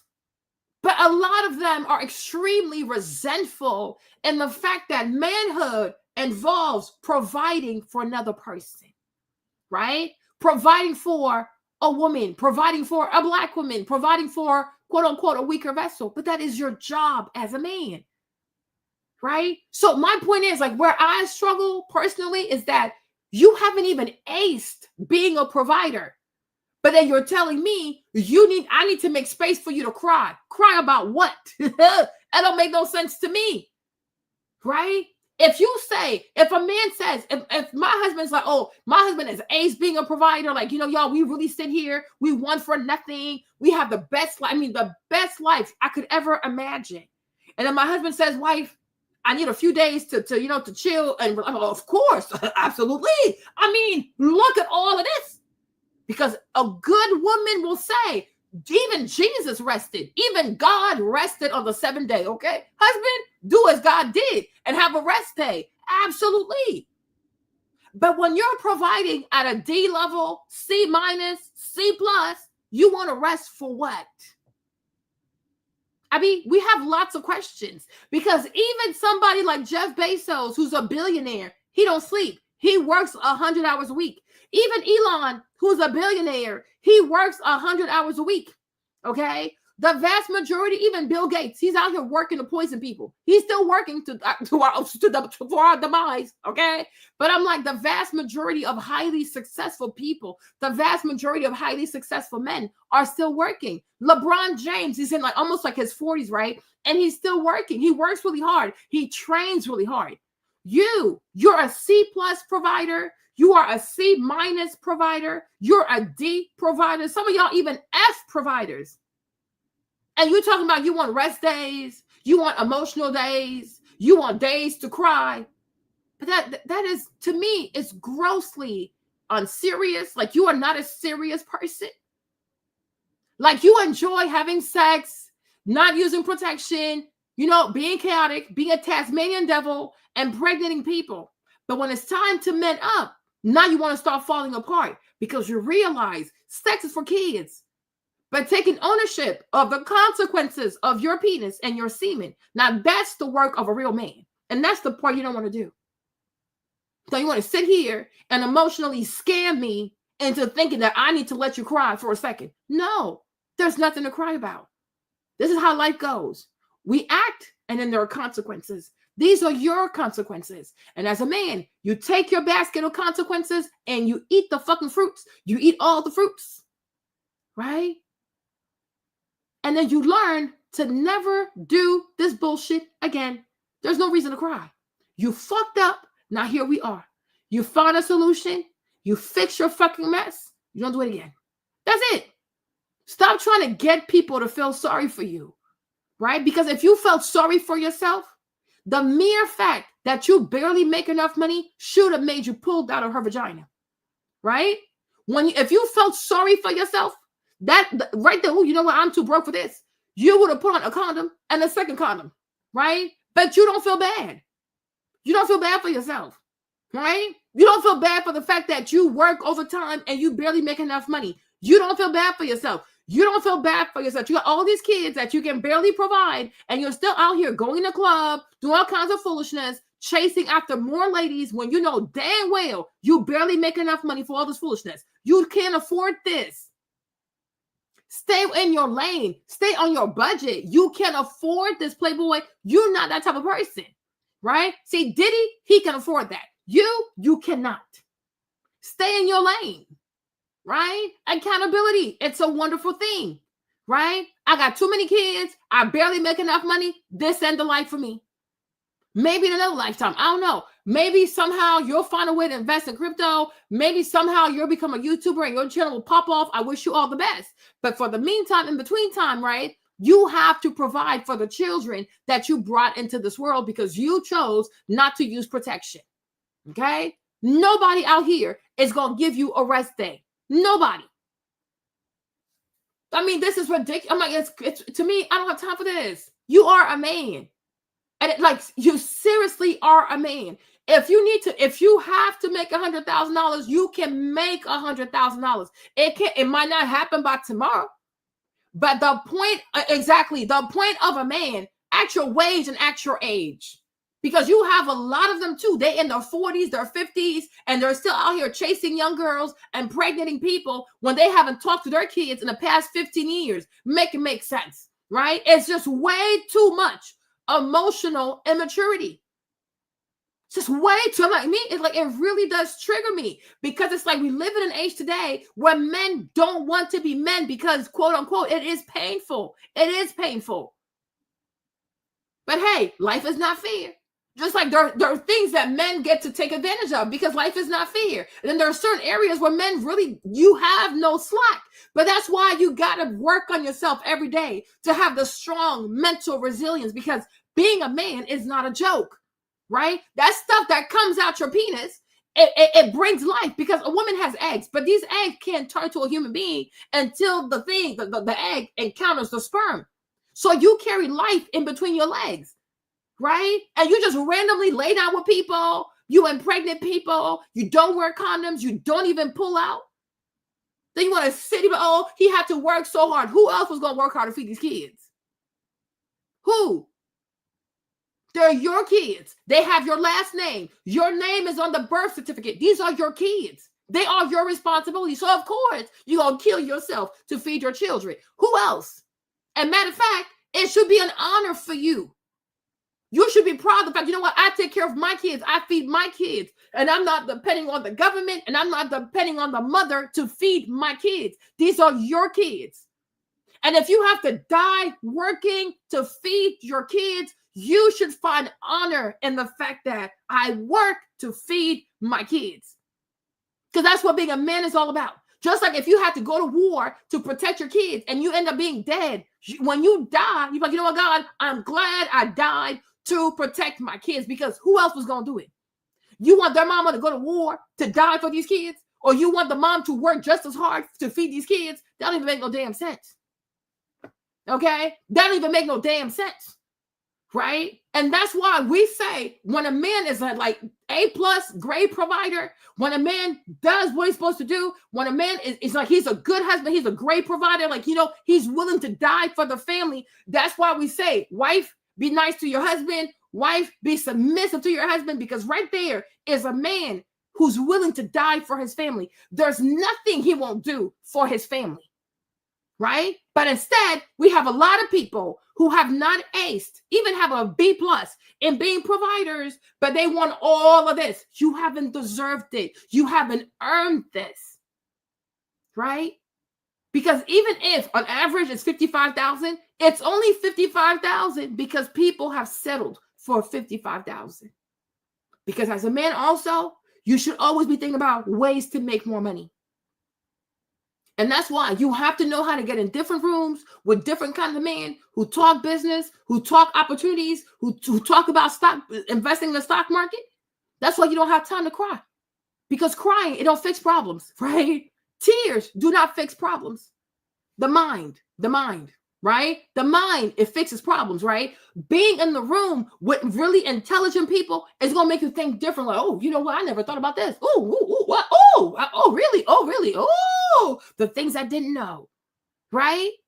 But no, strolling on Instagram, looking at all these girls and their big asses, is that going to put money in your pocket, right? Being on TikTok, going back and forth with these ladies, is that going to put money in your pocket? Right? Is that how you're going to get stock advice? Is this how you're going to know how to pay the least amount of taxes? You are too emotional. You are too emotional. And that's why I feel as though a lot of Black men today, they open themselves up for ridicule and disrespect in the hands of these Black women because you're too available.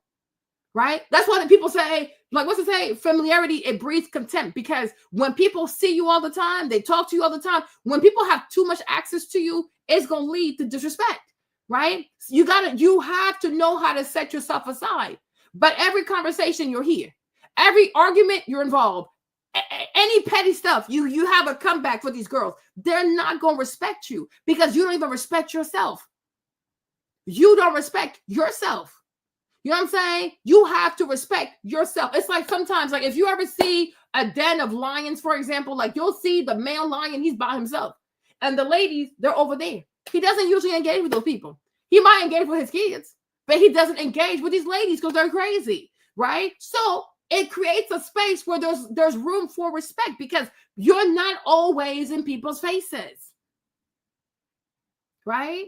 But you make a living going back and forth with ladies on the internet. It's embarrassing. Like, it's seriously embarrassing.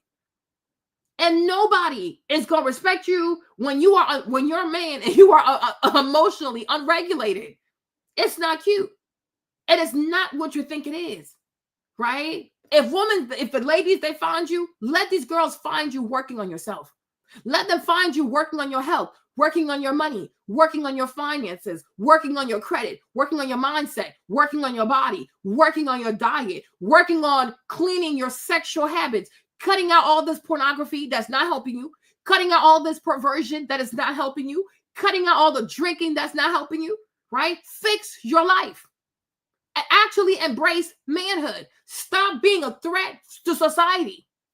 Okay? Like, it's enough. Like, it really, really is enough. And that's why I say, like, a man like him, for example, he should sit down with Tony Gaskins. He should go and sit down with Harley Initiated, right? Because a lot of black men right now, they are completely in distress. They need help. They need a whole lot of help. And B. Simone, obviously, her audience is not for you. You're a man. You were abused by black men. You have a camp to help black boys transform into men, right? So you should go on a manly owned podcast, right? And then you should talk to men that have their audience is predominantly made up of men. Why are you here? And then you should help your wife to start her own business, right? And let your wife be the one that talks to the ladies, and then you talk to the men. That's it. Right. But I'm so confused. I am really confused. Express really even maybe your hurt of not being able to be there and why you're gone. Yeah. And so with my dad, they never explained to me what was happening except that he would no longer be in the house with me. Got it. Without that was it. Without the explanation, I became very angry. Yeah. Yeah.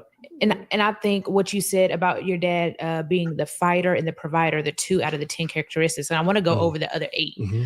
I think society puts a lot of pressure on men to be that. Mm-hmm. Fight. Okay, you're brave, you're the fighter, you're providing, but it's like there's a whole nother aspect that's missing in your relationships with women, with your kids, in the household, the emotional aspect of it. So what are the other? Simone, shut up. Society puts pressure on everybody. He's not special, okay? Society puts pressure on everybody. Part of being a man also is knowing how to deal with pressure. Once again, we're not going to feel sorry for you because you have pressure as a man to provide. And women also have pressure. We all have pressures. We all do, right? A man is expected to do certain things as it pertains to himself, society, and his family. Absolutely. Right? A woman also is expected to do certain things to for her family, society, especially for her children. Everybody faces pressure. We all do. Right? So as a man, as you grow into your manhood, you should become better at dealing with pressure and not say, oh, wow, this is too much pressure. Take that away from me. Then how are you going to become a man? Right? You need pressure. Pressure produces diamonds, they said. Pressure produces greatness, right? We all need pressure. It makes us better. But I do believe that as a man, right, you have to know how to welcome pressure in your life. You have to know how to deal with pressure in a healthy way. And once again, because a lot of y'all are emotionally unregulated, you get scared when there's pressure, right? You like this girl, y'all kind of like each other, but as soon as she gets pregnant, and her hormones are going crazy, you want to leave, right? You like this girl, you try to stick to the pregnancy. As soon as she has the baby and then there's postpartum, you get scared, you leave. Always running, right? And we have to, like, we really got to talk about, I don't know if it's a curse, I don't know, but there is a recurring theme of when it gets hard, the Black man runs. It's a thing, right? Not saying that Black women, you know, you can also afford to, like, you know, keep your mouth shut a little bit, right? But there is a recurring theme of when it gets hard, you run. It gets challenging, you run. And that's why society at large, when you put all men across all ethnicities, right? Usually most people don't have a lot of esteem for Black men. Like outside of sports, for example, most people are not running to make Black men like head of a company, CEOs of a company, right? You know what I'm saying? Even head of a party. Like people don't really, you know what I'm saying? Because like, you know what? It's going to get hard. They're going to run, right? It's going to get hard. They're going to start chasing behind some girls, right? Like it doesn't seem like you can be trusted with much, right? There's a lot of juvenile behavior, but there's not enough serious behavior, right? And also a lot of times it can really give the impression that you won't even like volunteer to say, you know what? I'm going to be the first one to go. I want to be the first to do this. Like, I want to be the first to experience discomfort. You know, if there's a challenge, I'm going to raise my hand and say, let me be the first to do it. Right? So maybe that's why, for the most part, it's entertainment and it's sports, because anything that's somewhat serious, you're scared. And that's why the income reflects that, because to make a lot of money on average, you have to be a risk taker, right? You can't be scared. If you're afraid to take risks, you're not going to make that much money, right? So when you have a basket of men, right, who are afraid to be risk takers, they're going to make okay money. When you have men who are willing to take on more risk, they're going to make more money, right? If you have this set of men right here, and they're not truly trying to bet on themselves like that, most likely they're not going to go too far. If you have a set of men who are more likely to bet on themselves, to believe in themselves, believe that, you know what, I might not have all the answers, but I'm the type of person, I don't give up, so I do believe I'm going to make it. Most likely that person is going to make it, right? But we have, to me, where I stand, it does come across as if, you know, there's this inherent struggle with self-esteem, you know, self-belief. You know what I'm saying? Like, people don't really believe in themselves. So because people don't really believe in themselves, they engage in truly destructive practices, such as having multiple baby mamas, right? That kind of fools, because it's self-destructive. How exactly can you build wealth, or can you build generational wealth when you have all these kids to take care of? It don't make no sense. Same thing with Cam Newton. To me, that is self-destructive behavior. You're one man. You're what, 35 years old? You already have like 9 children, right? You have low self-esteem. What are you doing? It's like, I don't even know how to be without being chaotic. You know what I'm saying? I have to destroy people. I have to ruin people. I have to create chaos to feel important. Something is off over here, huh? You need help.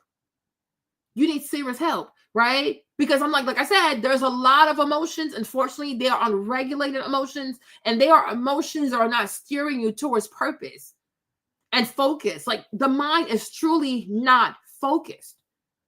Right. There's one time this guy, because he's on TikTok, he got upset because he said like he works on a plant, and he works like over 16 hours a day, but he does not make 6 figures. And I'm like, why don't you make 6 figures? And then he went on this whole rant. And mind you, every time he starts a show, he'll say things like, oh, feelings don't care about facts don't care about your feelings. Right.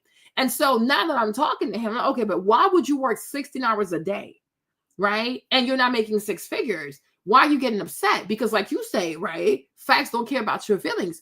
Employment is at will, right? So if you're in your 50s and you work 6 hours a day, like you work 6 days a week, 16 hours a day, and you're not making 6 figures, right? Who are we to blame? You have yourself to blame. So for me, I'm like, I was a bit confused, because I'm like, why are you having a show on TikTok trying to tell these Black women how to date, how to be, when you barely are making 6 figures, right? That extra time you're wasting on TikTok trying to give advice to these ladies, you should be signing up for a new program, like a graduate program, a bachelor's program, some kind of like certification, right? Why are you on TikTok when this, first of all, you're not getting paid, right? Second of all, you're not even married. So why are you even giving people advice when you don't even have a wife your damn self? Third of all, you're not even making 100,000. So you still have a lot to work on, but you want to be on here coaching people. No, you need a coach. Because if you work 16 hours, when do you sleep? When do you wake up? When do you wash yourself? When do you make food for yourself, right? Hey, Maggie, like, when do you actually chill out, right? But you should say to yourself, I'm not going to reach the age of 50 if I'm not making $100,000. I'm like, and even 100,000, I don't think that's a lot of money.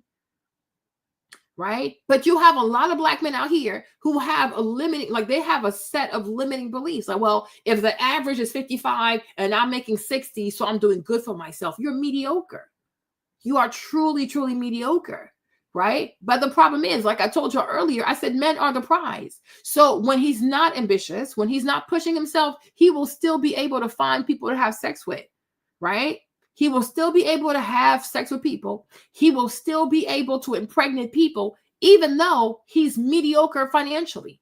Because like I said, men are the prize, right? And that's why we have to start placing tariffs on these women out here who are just out here just giving all kinds of punani to mediocre people, right? Because what would happen if to date a woman or to even have sex with a woman, like you truly, truly had to be a high earner? How much you want to bet that these dudes out here be looking for a second job, a third job, a fourth job, whatever, right? Because like, yo, if you don't have this kind of income, she's not going to do it. But the problem is the ladies will talk a good game on the internet, but then when they get off the internet, they give it up. They're not serious, right? These are not serious people, okay? They're not serious people. So these men know she has these laws, but she's not really going to enforce these rules. Like she has all these rules, but if I talk to her behind the scenes or if I text her, she's not going to stick to her rules. Here lies the problem. Here lies the problem, right? Because I said this to someone, I said to somebody else again. I'm like, love, when you love somebody, you have to enforce consequences, right? If you love someone, but you don't enforce consequences, that's not love, okay? No. Okay, love has to enforce consequences. A man who's mediocre needs to face consequences for being mediocre. You understand, right? He needs to face consequences. And that's why traditionally it was men that had money that could get ladies. It was men that had money that could get the better ladies, the prettier ladies, right? Unfortunately today, because of feminism, right? Oh, I don't need him to have money. He just has to be funny, right? You can see a bummy ass dude with an extremely gorgeous woman. Right? Feminism, right? You can see a Hollywood actress with a man or carrying the child of a man that's sitting in prison, in jail right now, waiting for trial for murder. Okay? Feminism, right? You understand? So here lies the problem. Because when people are mediocre, they should be some kind of like communal penalties for being mediocre. Because you're going to step up. Because you have to step up, right? Because how are these other men making that kind of money? Right? How are they making that kind of money? Because you can't say it's impossible because other men are making that kind of money. So why are you not making that kind of money? Right? Because you realize that whether you do or don't, you're still going to have access. Right? Whether you make this money or you don't make this money, she's still going to give you access. She's still going to carry your child. She's still going to put up with your foolishness. She's still going to have sex with you. So you know what? It is what it is. I can be mediocre. Right? Because she's not going to enforce any of her rules. She's not going to enforce anything. Right? She's not going to enforce anything. Right? And I even feel as though, that's just my personal opinion, even having abortions also makes it very easy for these men to not have to grow up. Right? Makes it very easy. Think about it. It makes it very easy. And that's why any men that I saw, especially black men that I saw that was supporting Kamala Harris, I'm like, yeah, because you want to be able to continue to pay for abortions. Like you don't really intend on putting on any condoms. You don't want to use condoms. You don't want to use protection, right? And you want to have the ability to give this girl money so she could just go have abortions. Because you don't intend on fixing your behavior. You do not intend on not being reckless. You actually enjoy being reckless because some of y'all are sick. Like they're sociopaths. Like I'm like for real. Like you're a sociopath. Imagine a man that has paid for more than 2, 3, 4, 5, 6, 10, 20 abortions. Like, yeah, you're a serial killer. Like you are truly a sociopath. Like you're crazy. You are seriously crazy, right? You have not been diagnosed yet, but I'm like, if we had some kind of clinical therapist, most likely you are a sociopath because this is weird, right? But you get the sick pleasure out of it. You could easily use a condom. Nobody would get pregnant. You could pull out. Nobody would get pregnant. No, you want to see the whole process. You don't want to pull out. You want to lead. You want to do something that leads to a pregnancy. You want to see this young lady in anguish, anxiety, right? And then you want to be like, you know what? I'm going to give her the money and she's going to go do it. With no respect to how that's going to affect her body, how that's going to affect her mental health.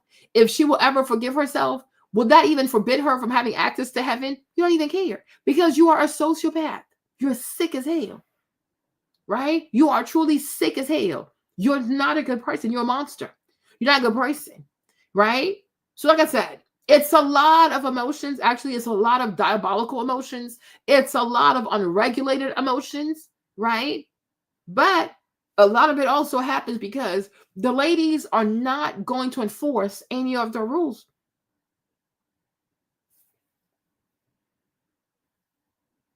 Yeah, you see? That's a sociopath right there, right? You're not a serious person. What if she goes and has this abortion and then her and the baby, they both die? He doesn't care because you're a sociopath. Like you'd like to see that. Like you want to see this, right? You're dangerous. Like you are extremely, extremely dangerous, right? But like I said, if we're being honest, I mean, at least I'm being honest, right? Because a lot of these ladies also, they're not going to enforce any of their rules. They're going to talk a good game on the internet, and then as soon as the cameras are off, they're going to act a fool, right? So eventually, I feel as though many of these guys realize, like, yeah, she's just saying that. She's not serious. And for the most part, she really is not serious. So he's going to get what he wants. And so these people right here, they never learn. And they're not going to learn until people start enforcing consequences on these people, right? Hold on. 8 of the characteristics. Right. So I start with the fighter because I know men would draw to that. Of course, the provider is second. Then you have the leader. Okay. Then you have the lover, the nurturer, the gentleman, the friend, the husband, the father, and the son.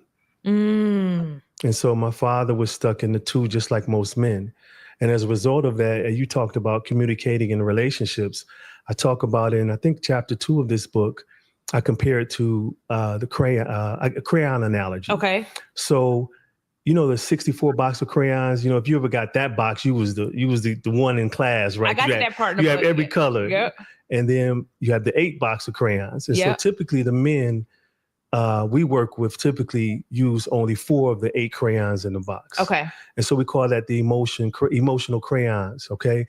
So it's typically anger, frustration, depression, and sadness. It's just those go-to emotions. That's it. Anger is a surface emotion, which I share in another exercise I created called the earthquake of emotions. It's right at the top. It's what we're comfortable with expressing. Okay. But if we go to the hypocenter emotions, where the source of the quaking begins, and we can express the real cause and effect of that anger, then we can stop it before it damages the relationships. And so a lot of times when our women are used to having the 64 box of crayons or the emotions, and my wife may say, you know, hey, I need violet, Jason, and I'm only used to my 4, and I hand her purple, we can't connect. Or she says, I need lime in this moment, and now I have to scramble and find a green and a yellow and create it because I'm not used to being a comprehensive man. I'm used to being a stoic and wearing a facade or putting on a Superman cape that's strangling me every day. And now suffering in silence becomes a code and honor. And you wonder why so many men now. Okay. This man started talking about this whole box of crayons and the different colors. I like, sir, it's giving bipolar. Okay. It's giving multiple personality disorder. Okay. Monochromatic is just fine. Okay. There are a lot of people out here. There are many works of art that are monochromatic and they are deeply impactful. They are deeply resonating. Okay. But 8 crayons, 64 crayons, sir, it's giving bipolar disorder. It is giving multiple personality disorder. And now I'm scared. Okay. I am scared. Sir, if your wife has to tell you, I need violet Jason, I need purple Jason, I need green Jason, I need yellow Jason, then sir, you were not ready for marriage. Amen. You were not ready for partnership, because why does she even have to tell you what she needs? You should know who you are. Okay. Yeah, exactly. You were not ready for marriage. Okay. Like you were really, because this is a lot. Okay. Purple Jason, lime Jason, green Jason. Sir, who are all these people? It's giving multiple personality disorder. Okay. All right. My thing is, if she has to tell you what she needs like this every single second, you sound like a child. It's giving she has to raise her kids and she has to raise you. Sir, maybe you didn't, I don't know, maybe you're not properly expressing yourself, but it's truly given that you were not ready for marriage. And it sounds like you're probably still not ready for marriage. Okay. All right. That makes sense. Okay. Maybe you should have dealt with your childhood trauma before you said, I do. Now, when you sit here and you're telling us that in your marriage, sometimes you feel like you're putting on a facade. That's concerning. You're telling us that you feel suffocated in this marriage. Do you love this lady? I'm confused. Or like, what? Because it sounds like you don't want to be married. Because if my husband said that he felt strangled in this marriage, I said, oh shit, okay, they don't sound good. And once again, maybe you're not properly expressing yourself, but it's giving like you are quite miserable in this marriage. Are you miserable in your marriage? Right? Because this is bizarre. Because if you love your wife and you know you're grateful to be married to her, you feel like she's a great woman, you should say it's a pleasure for me to wake up every morning, get out the door, and provide for my family. But if you resent the fact that you are required to wake up in the morning, take care of your family, provide for your family, sir, subconsciously, this is truly given that you don't like your wife. You resent your wife. Like maybe you want to have more freedom. But maybe if you divorce the lady, she's going to take half of your money, or you're not going to be able to sell these books. Okay. But this is not, it's not good what you're saying. Okay. That's weird. Okay. That is, oh, I'm strangled. I don't think I can be myself. What? If you don't love her no more, please let the lady know and go about your business. Okay. There's no point in saying, oh, we've been married for 26 years and people in there, they're miserable. Okay. If you're currently miserable with your matrimony, if you're not happy with your wife, if you like her, but you no longer love her like you used to, you should tell her that. Now, does that mean that y'all should have a divorce? No, but y'all need to talk about that. Right? Because the way you're talking is really giving as though this marriage is a burden for you. Like you are truly miserable. Because if you love your wife, if she's been a good wife to you, if she's been a good mother to your daughters, right? If she's a good woman, and your kids are good, if you raise your kids to be good people, right? It should be a pleasure for you. Should be a pleasure for you. Right? And then, given what you told us about your dad and your stepdad, right? You of all people should know what a husband should be and what he should not be. So therefore, the lady, she should have to say, hey, husband, I need purple you today. And the next day, hey, husband, I need yellow you today. Are you not smart? You can't think for yourself. Right? You're not able to infer upon everything that you've been through to know what she needs because you saw what your mama didn't have. No, I'm confused. This is crazy, right? Do you not have self-awareness? Like what? I'm truly confused. But this whole box of crayon with multiple colors, honestly, it gives bipolar. Okay? It gives multiple personality disorder because nobody should have 64 sides to their person. Even 8 sides to your person, or even 8 types of emotions, 64 types of emotions. That is crazy. Okay? Shouldn't be that hard. If you married the right person, it should be like, you know what? I'm going to commit to loving this woman, caring for this woman, be kind to this woman, right? And be patient with this woman as I'm patient with myself, kind with myself, and loving towards myself. Right? And if you feel hurt or you're not happy, you should be able to talk to her. But all this eight colors, 64 colors, like truly and honestly, like when I heard this, I was like, okay, are you bipolar? Like, do you have a multiple personality disorder? You need treatment. Okay. And I wonder if he has ever seen somebody for what he experienced as a child. Like, did you ever talk to someone? You know what I mean? Because it sounds like you need someone to talk to, because I don't think you've healed yet. You're trying to help other people when most likely you still need a lot of help for your childhood, because it sounds like you're still living in trauma. To me, it is, huh? To me. We die by suicide almost 4 times as likely as women. Jesus. And I think in the United States alone, we commit almost 90% of the homicides. Oh, Lord. And then 9 out of 10 people who live to be over 100 are women. Mm-hmm. And another thing that's alarming, and I started noticing when I was out, the Holy Spirit says, start taking pictures of men with their wives when they're seniors. Every time almost, you'll see the wife, she's peppy, moving around, and the man can barely move. I have pictures for my presentations when I speak. And that's because our identity, our worth is in what we do instead of our being. That's a lie. The vast majority of men that you see that are in walkers and things like that, it's simply because they didn't take care of themselves, right? And my thing is, you'll see what you want to see in this life. You will see what you want to see. And when you see what you see, you can decide based on what you want to believe, right? You'll see what you want to see, and you will interpret what you want to interpret out of that, right? But if a lot of men that you see, that you happen to see, are not healthy because they didn't live a healthy life, right? No matter how, if you know that you have to work at 7 o'clock in the morning, you can wake up at 6 o'clock or even 5 o'clock and work out. We see a lot of people do it, right? Or when you come off from work, you can stop at the gym, work out for 30 minutes, and then come home. It's not that hard, right? You have to take care of yourself, right? But you have men who want to smoke. There you go. That's a choice, right? It has nothing to do with providing. It has nothing to do with the fact that I was working so hard to take care of my family. No, you were not, right? You have a lot of men who want to drink, who want to smoke cigars, smoke this, smoke that. They want to eat all kinds of ways. You have a lot of men also who choose not to go see the doctor, not to keep up with their annual exams and things like that. So yeah, it's a body. You have to take care of that, right? Hello? But you also have men who are seniors, right? Who walk upright, who are very healthy, who look very good. Like, look at RFK Jr., right? RFK Jr. is like 77. You see how much muscle he has? Okay? Because he's intentional, right? Once again, you have to be intentional. Oh, I'm too tired to work out. Oh, I don't want to eat right. I don't want to drink more water. I don't want to take my multivitamins. Okay, it's a choice, right? But you have to take care of yourself. And once again, this is why a lot of men should have a tribe, a village of other men who are very successful, hardworking, focus on their health. Like, you should be around men that value all of that. So that way, you also going to be motivated to keep working hard. You know what I mean? And to take care of yourself. You have to take care of yourself, right? You have to.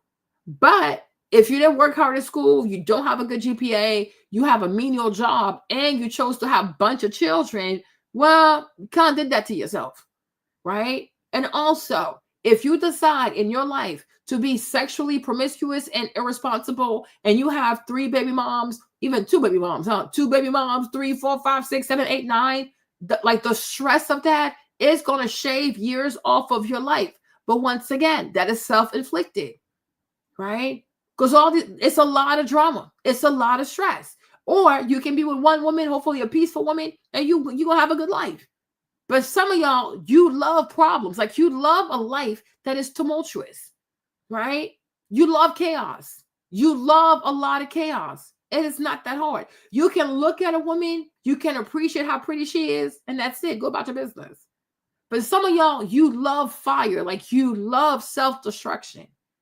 You see her, you look at her, you have to sleep with her, and you have to get her pregnant. You love trouble. Like, you just love to play with fire.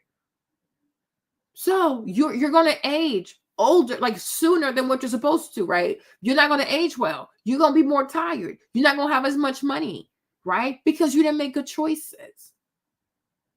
But most of the time, most men are not run down because they were providing for their families. right? Because they chose horribly. And now it shows, okay? That's it.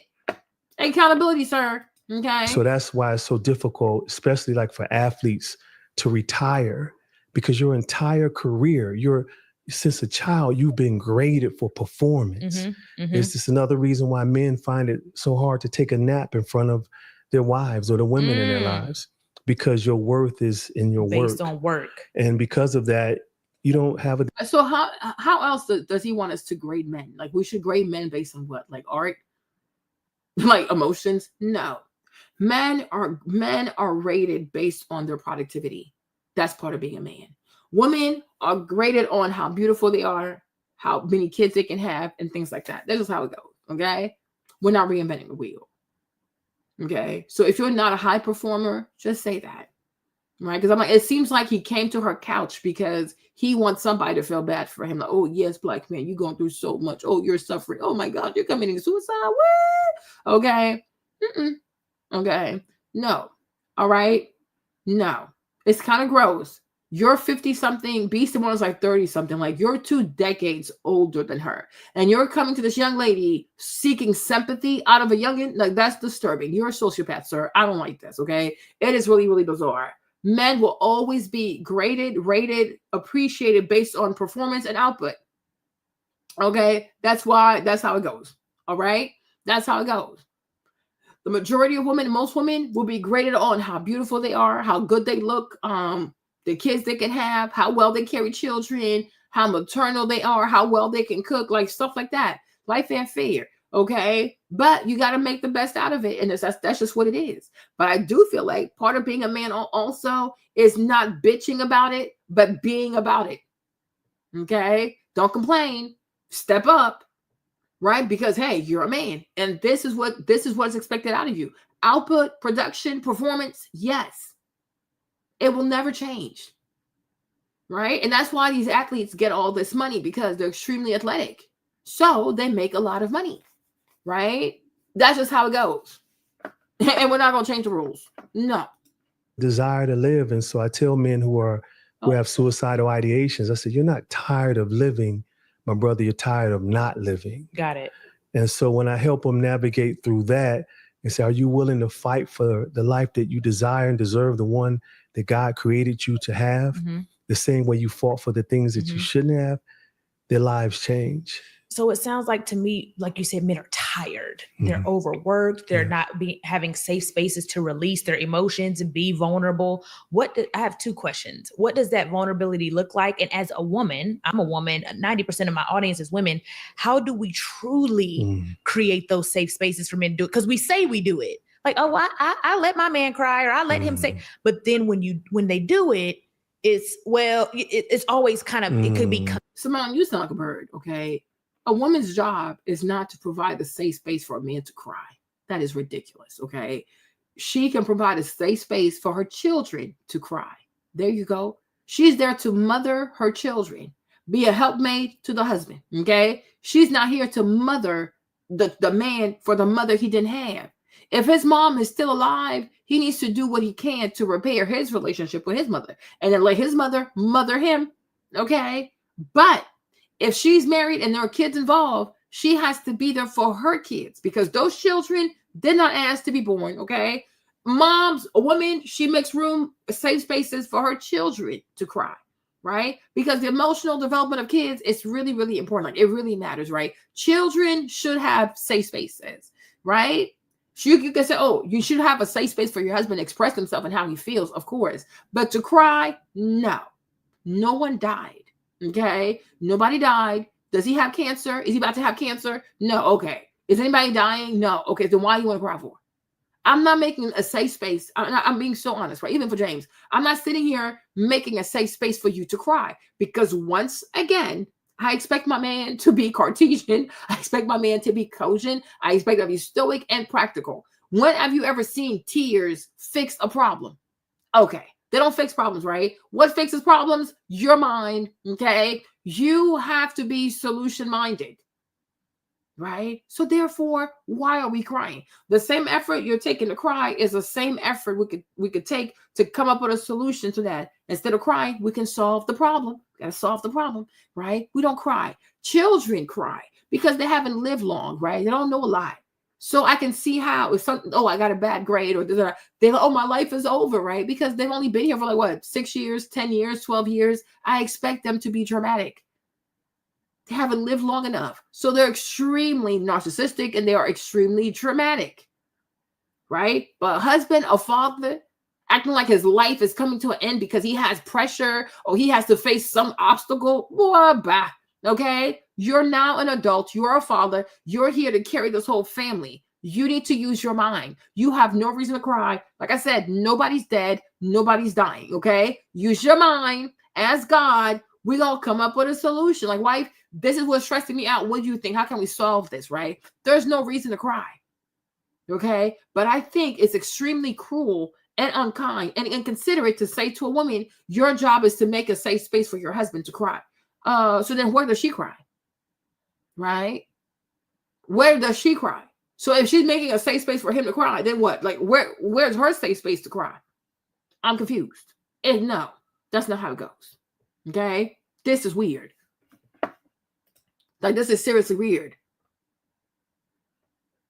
Exactly. Like, yeah, like that part, we get that part, right? Like that part, yes, that's completely different. So like, yeah, the mother passes away. That's beyond understandable. That's his mother. And of course, you're like, yeah, daddy's not feeling well right now. We have to support daddy because he's really going through it.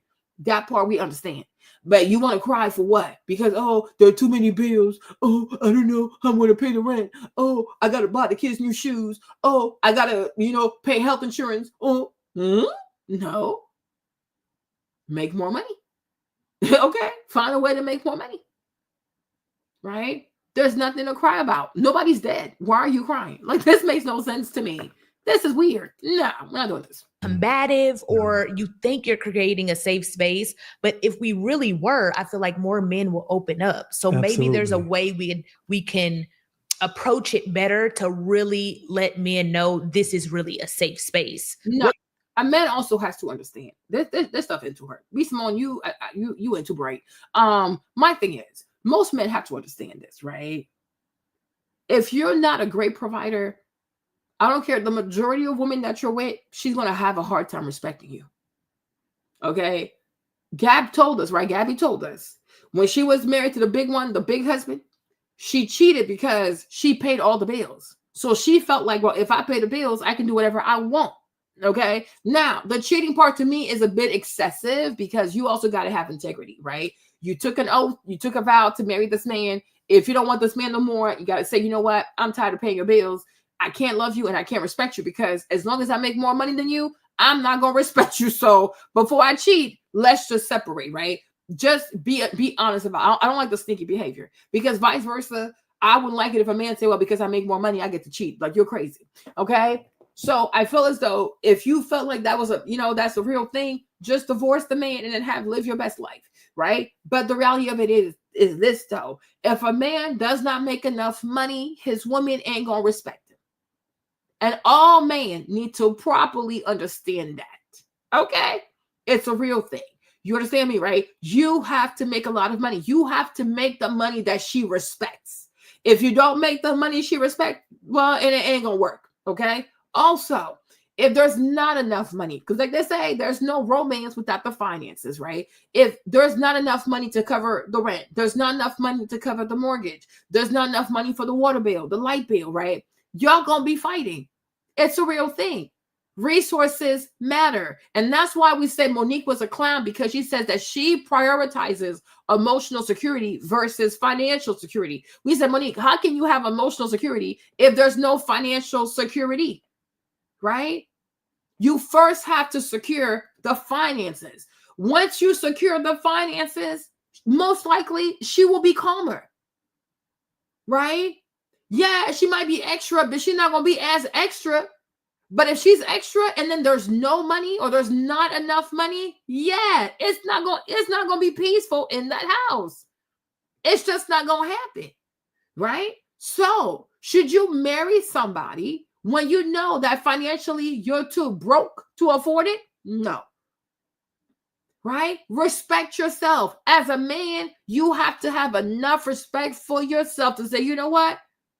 My manhood is attached to how much money I bring. If I want this woman to listen to me, honor me, respect me, I need to show her something to honor and respect. Because if you don't have any money, she's not going to see you like that. Like, you're not going to be that type of guy in her eyes. Right? To some extent, a husband has to be some type of Prince Charming, okay? Like a little bit. But there's no charm, okay? Because there are no coins. Right? And that's why even a lot of men should be extremely embarrassed to say, hey, wife, I need your money to pay the rent. Wife, I need your money for the power bill, right? No. Right? Because you keep asking, people are not going to respect you. Because it's not giving the promises of marriage, okay? This is extremely bizarre. Right? Your wife can say, hey, husband, like, I'll cover that, I'll pay for that. But it should come from her. But if you're pursuing her, like you're chasing her around the house, you're texting her up and down, like, oh, how we gonna pay for this? How we gonna pay for that? How we gonna pay for that?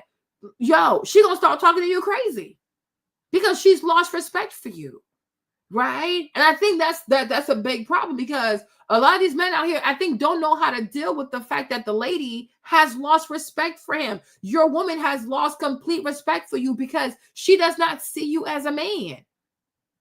She sees you as a bitch. And now you want to sit here and now you want to start crying on top of doing 50-50 or whatever the fuck y'all doing. No, it's a wrap. It's not going to work.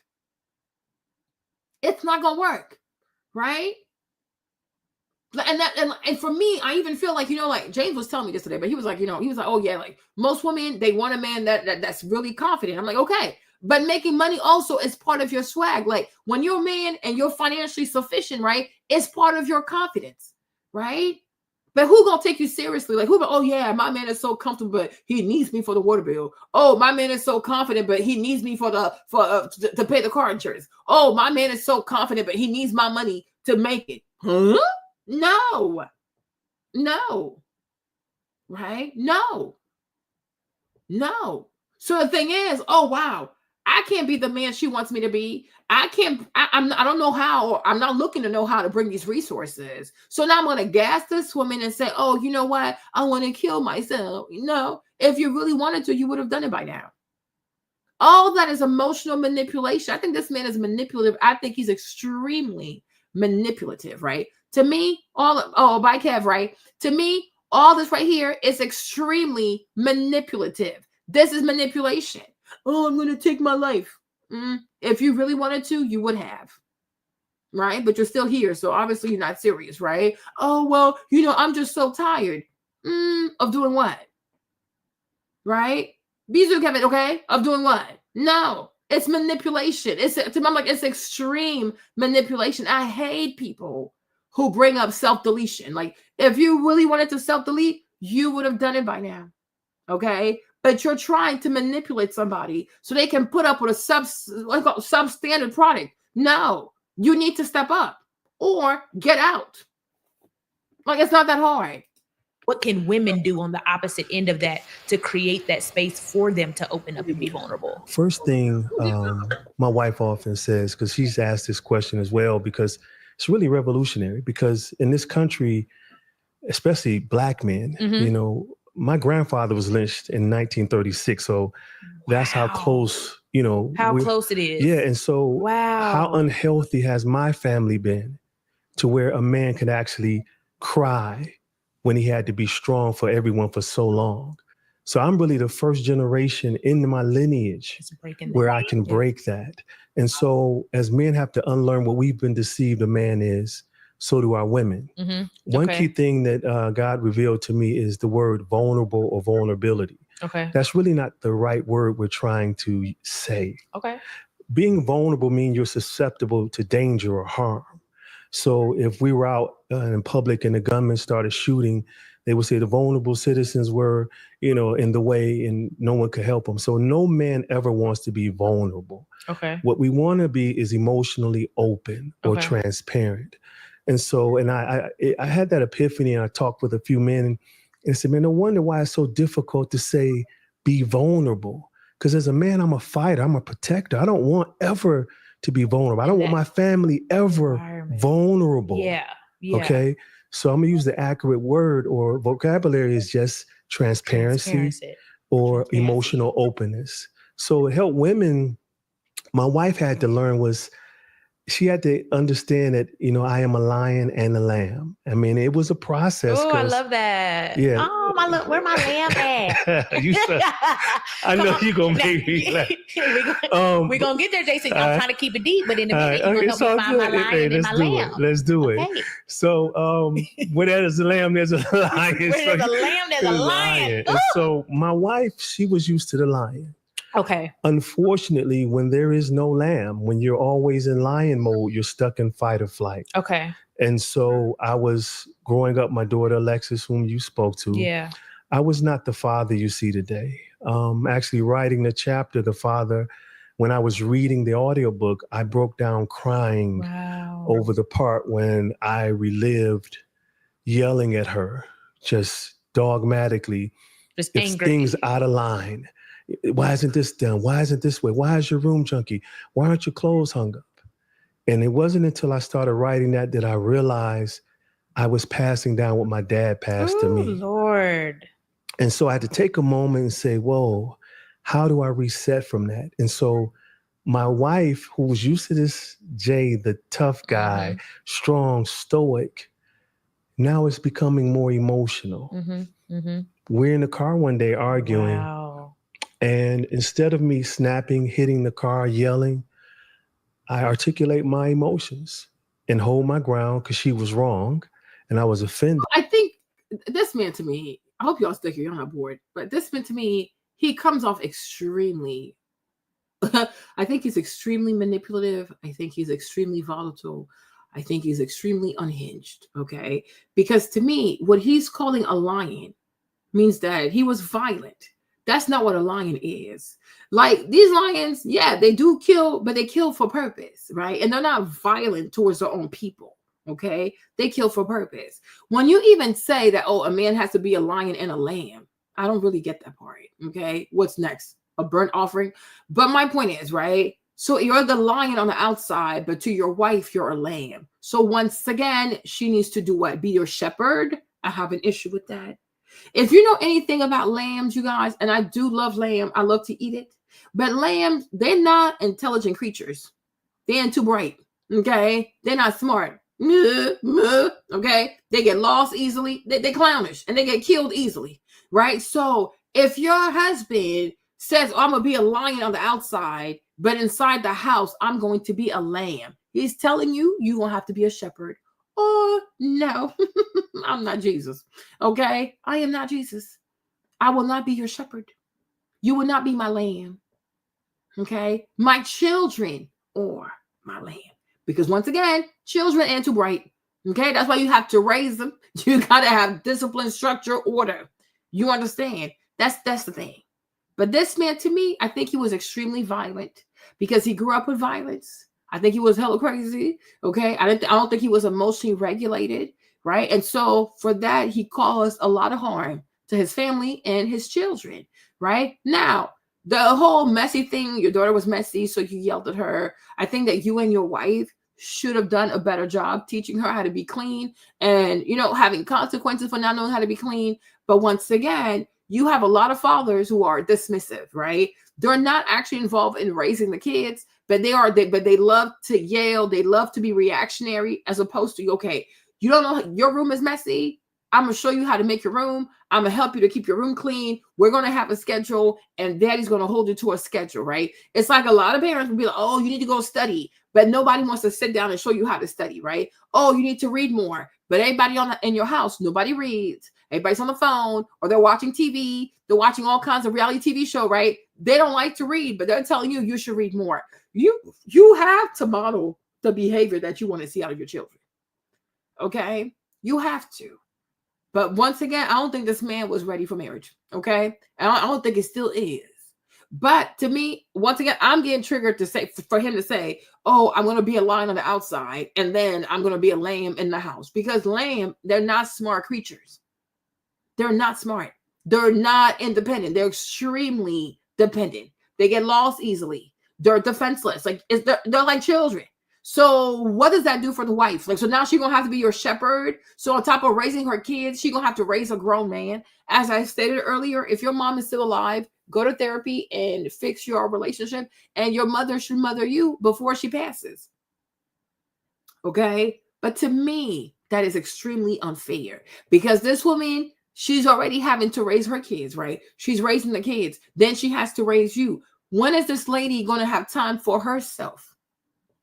Right? And if we're not careful, she could have a mental episode. Like she could really have a mental breakdown. She could also become manic depressive because now she has to just give to everybody because nobody in this household wants to know how to be independent. And you know, and in the words of Cheyenne Bryant, highly functioning. Okay. No, you're a father.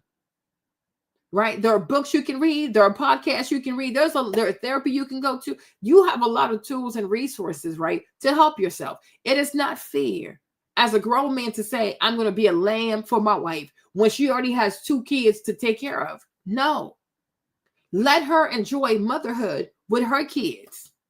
Don't take that maternal stuff from her kids because you didn't have a mother growing up. You have mommy issues, right? So once again, if your mother's alive, please go to therapy and see your mom and you know, go to therapy with your mom and hopefully she can mother you for the little bit of time that she has left before God calls her back. But I don't think this is fair. And I don't see it as a compliment. And B. Simone, once again, I don't think you should be saying, oh, let me call my little lamb. Okay. Because once you have a lamb, you are responsible for that creature forever because they're not intelligent creatures. They're not smart animals. They taste good though, but they're not smart animals. Okay. Lambs, they're not smart. They're just not. No. And I called her on it. Wow. She couldn't take it because I was too poised.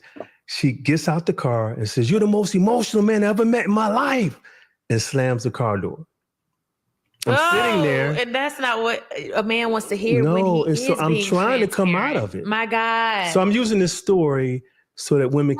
She called you emotional because you're gaslighting her. And once again, it's not even fair to talk about her because she ain't here to defend herself, okay? But who knows how much manipulation she had endured from you. So I could see how that day, even though you were being calm, most likely she felt like you were being a narcissist and you were being passive aggressive. Because maybe she's also tired. Because and it's funny how, I mean, y'all, we've been here for almost like 20, I mean, longer than 20 minutes, but so far, we've been in this for about 20 minutes, right? And all he's talking about is what he needs and how he needs to cry and how he needs a safe space and how he needs to be emotional and how he needs to be a lion and a lamb, right? When does he talk about what his wife needs? Like, you know what, y'all? Being a husband, getting married, not knowing what it really was about. And now that I'm 56 years old, I can really say that I demanded too much from my wife and it wasn't fair to her. Because when I grew up, my mom, because my brother got killed, she just shut down. Okay. And then with my stepdad, she was also in an emotional abusive relationship. So she didn't have time to take care of us. Right. Because like you said, other people had to come in and bathe his mom. So she completely shut down when her child died. He was 3 years old. So emotionally, he didn't have time to get the mommy love he needed because his mother was going through the gigs. Right. Then his dad also barely had time. His stepdad comes in. He's extremely abusive. So he didn't have the nurturing from his mother. This shit in his heart. When he meets his wife, he trauma dumps on this lady. It might not have been intentional. Right. It might not have been intentional, but the harm was done. The harm was caused. And this lady now had to mother him, and she also had to mother her children. You understand? Now, after he's done traumatizing her, he says, you know what? I want to be a better person. And now this is how I want to handle conflict. I want to be calm. I want to be poised. But for the past 5 or 10 or 15 years, you were not calm. Right? So she also needs time to catch up on this new version of you. And now you're sitting here talking about her behind her back. I don't like this. Okay? Because you should sit here and say, as a man, before you marry a woman, if you have mama issues, make sure you heal those wounds and then go to therapy with your mom. Because it is not fair to marry this woman, promise to be her husband, love her for better or for worse, but all she knows is the worst of you, right? Manipulative, emotionally abusive, doing all this weird ass manipulation, right? Yelling all up and down the house, yelling at the kids. Like, this is crazy. Being a lamb in the house. Like, what is this? Right? So you should sit here and be like, you know what? I want to apologize to my wife. Because for the past 26 years, maybe out of those 26 years, she only had a good husband for 3 years. The other 23 years, she was just suffering. And I want to commend my wife for truly honoring the vows of marriage, because if it was me, I probably would have left. If it was another woman, she probably would have left, right? And for that, I want to thank my wife for that. And today, with my books and what I do, the success of my brand, I hope that I can tell her how much I love her, pay it forward to her, and hopefully I can be a safe space for her that she can cry for everything I've put her through. Because there's no way that we can sit here and listen to this man and come out and not realize that he emotionally damaged his wife. Okay? This is crazy. And once again, that is part of manhood. It's not about me.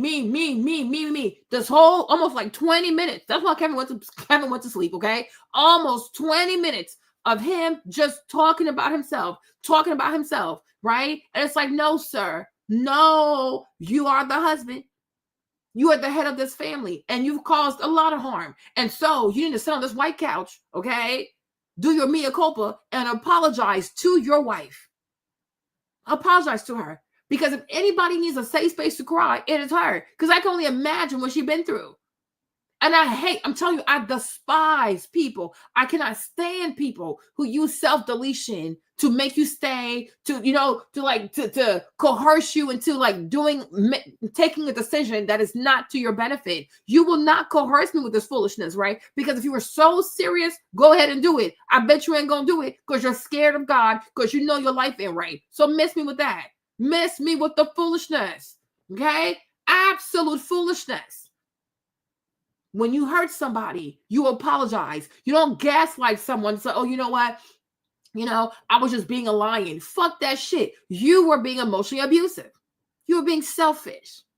Your dad was selfish. Your stepdad was selfish. So you thought it was okay for you to repeat what you saw instead of truly being something different because you didn't seek the help you needed. And now you damaged this lady. Right? Like, no.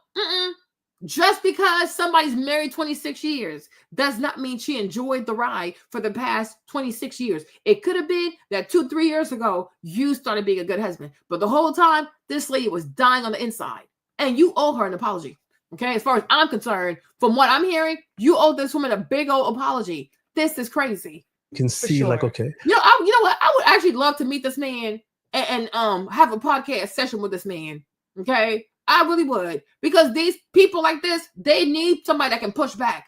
This is utter foolishness. And I would actually invite his wife, because when I talk to him, I want to see her body language. And I promise you I'm right. I promise you I am right. Be very weary of men that are like, oh, I need this. What? And no I and T. Okay? You're the man. You're the head of the household. Be brave, just like God is brave. Okay? You're going to be just fine. But my point is, if you're not ready to love because you have all this clutter from your childhood, you need to find the help that you need before you get this girl pregnant and you turn this woman into your wife. Don't torture people. If you can't make somebody a better version of themselves, leave that person the hell alone. Because the way you can't love them, there's somebody out there that can love that person. But usually damaged people are extremely selfish. They can't wait to meet, and this is why you have to truly be careful being an empath. Because if you're the kind of person that's extremely sensitive, you always have mercy for people, you want to help people, you want to fix people, you are unfortunately going to attract dangerous people. Because they see all that positive energy, that glowing energy, that forgiving energy, and like, oh yeah, I'm going to suck the life out of her. You got to be very careful being the kind of person that walks around here being an empath. You have to learn to be an asshole.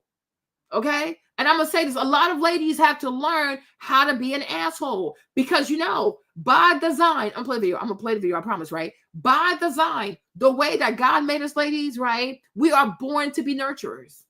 You understand? If God did not put that in us, right, it would be bad for children. It would be bad for babies, because a woman can have a baby and just walk away from the baby, right? A woman could just have a baby and kill her baby. A woman can have a baby, kill the baby, and then eat the baby, right? So God had to put something extra sweet, extra soft, extra marshmallow-ish, okay, on the inside of us, right, to compel us to not walk away from children. But the problem is, when we don't, because sometimes you don't even have self-awareness, because you live in this society, they keep pushing feminism on your ass, they keep telling you that you're equal to a man, so you operate out of a false paradigm, you operate with a lot of blind spots, and you also operate out of perspective bias, because you don't realize how you're made, right? You have to know how God, he made you. Inherently, you have to know who you are. You have to know how sensitive you are. You have to know how compassionate you are. You have to understand, like, you know what? I might try to act up, but you know, God really made me a nurturer, because you're called to be a mother one day. It has to be in you so that the babies don't die. It makes perfect sense. Where it becomes a problem is when you don't have self-awareness and you think, oh, your job is to fix everybody. No, that right there is meant for your children. It is not meant for a grown-ass man. It's meant for your children. Right? But a lot of ladies will give what belongs to the children to grown ass, broken ass adults. No. That's not how it goes. Okay, he's not your child. You understand? He wants to be your man. Hopefully, he got to step up like a man, but he's not your child. He has a mother. He needs to find that lady, and she needs to mother him. Okay? Or he can find some church mom or something. But my thing is, that right there is meant for your kids. You cannot give what belongs to your kids to a man. That's not for him. That nurturing side, for the most part, it is meant for your kids. Because now, if you have to raise this man and then raise your children, how much do you want to bet that your kids are going to be shortchanged? And if you think that the vast majority of men for which you're doing all this nurturing business for are going to be grateful, you're crazy.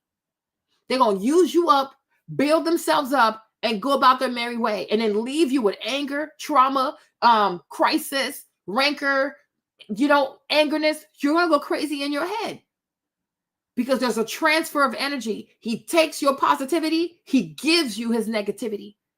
And one day you'll look in the mirror and you won't even be able to recognize yourself, right? Because you let this person take what was meant for your children. You have to be extremely protective of your energy, okay? Gotta be extremely protective. But if you know that you are the type of person that's extremely empathetic, you have to stay away from men that require a lot of fixing. It's not your job.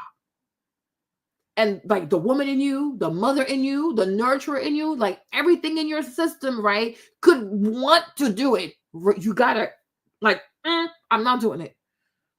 Right? And the more you practice control like that, it becomes easier and easier and easier. And eventually, these kinds of men that always need fixing, they will depart from you. It's a setup. You all hear me? Or y'all still here? Do you understand me? Right? When you're an empathetic person, you have to learn to go against your own nature when dealing with men that you're dating or that you want to date, because that right there is meant for your kids. You understand?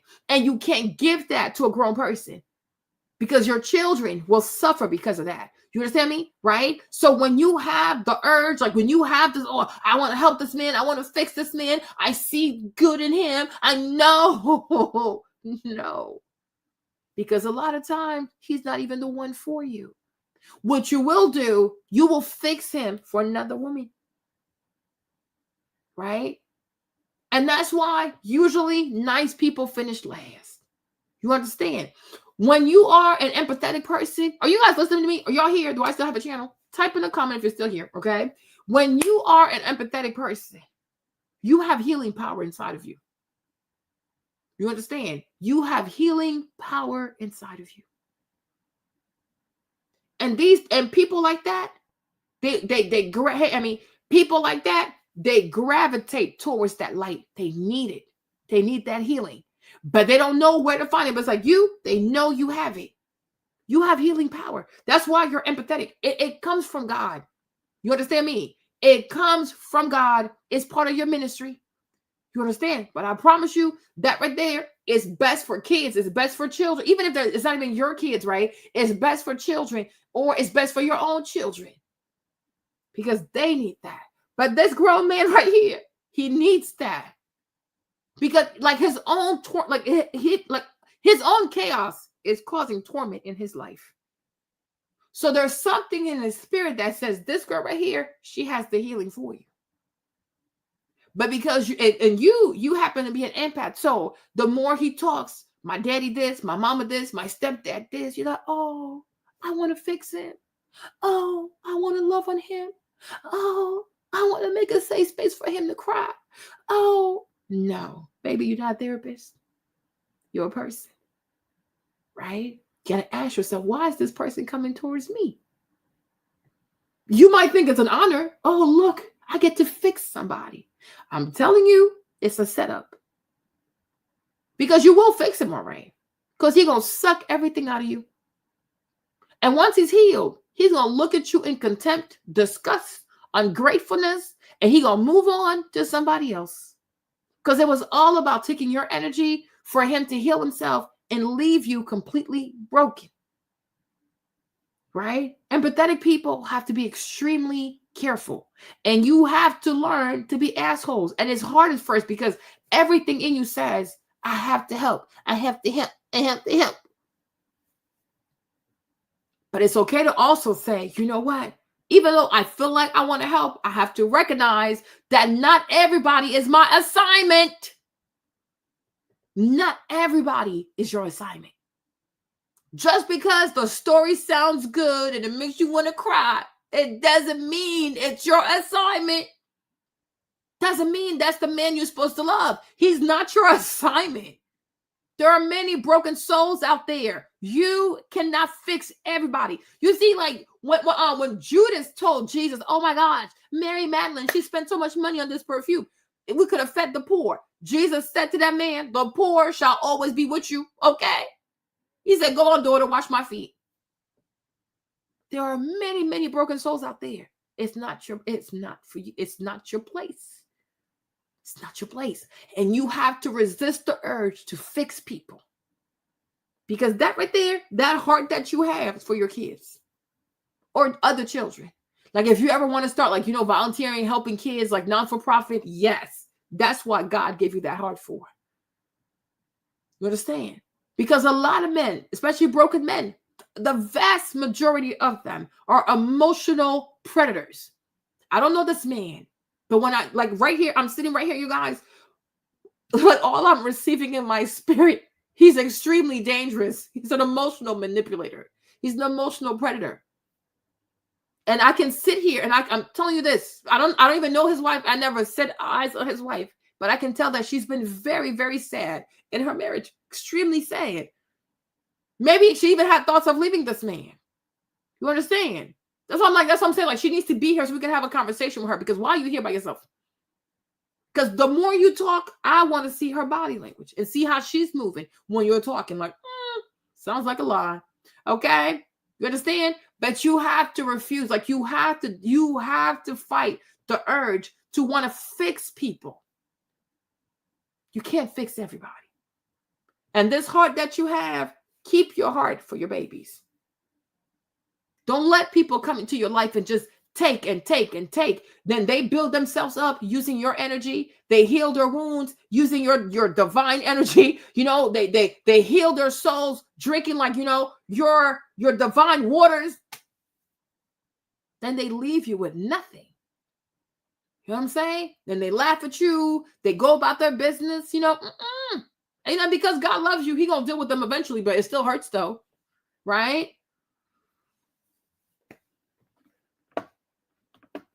No, you just say you can't. I just can't do it. And if it's really hard, because if I'm gonna tell you all this, right? I will tell you guys this, and it might sound crazy. You could probably think I do mushrooms, but I don't do drugs. Y'all know I don't do drugs. I really do not do drugs. And I mostly drink water also.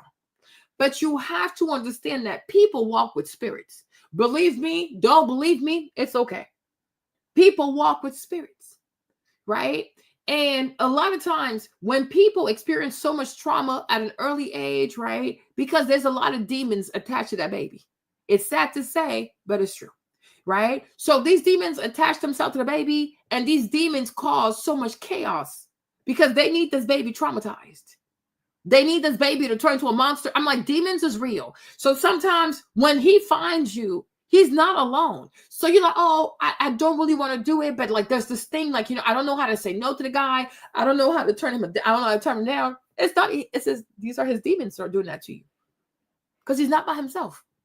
So when you realize that you saying no is not enough, you truly have to enter prayer and fasting. Because at this point, now it's spiritual.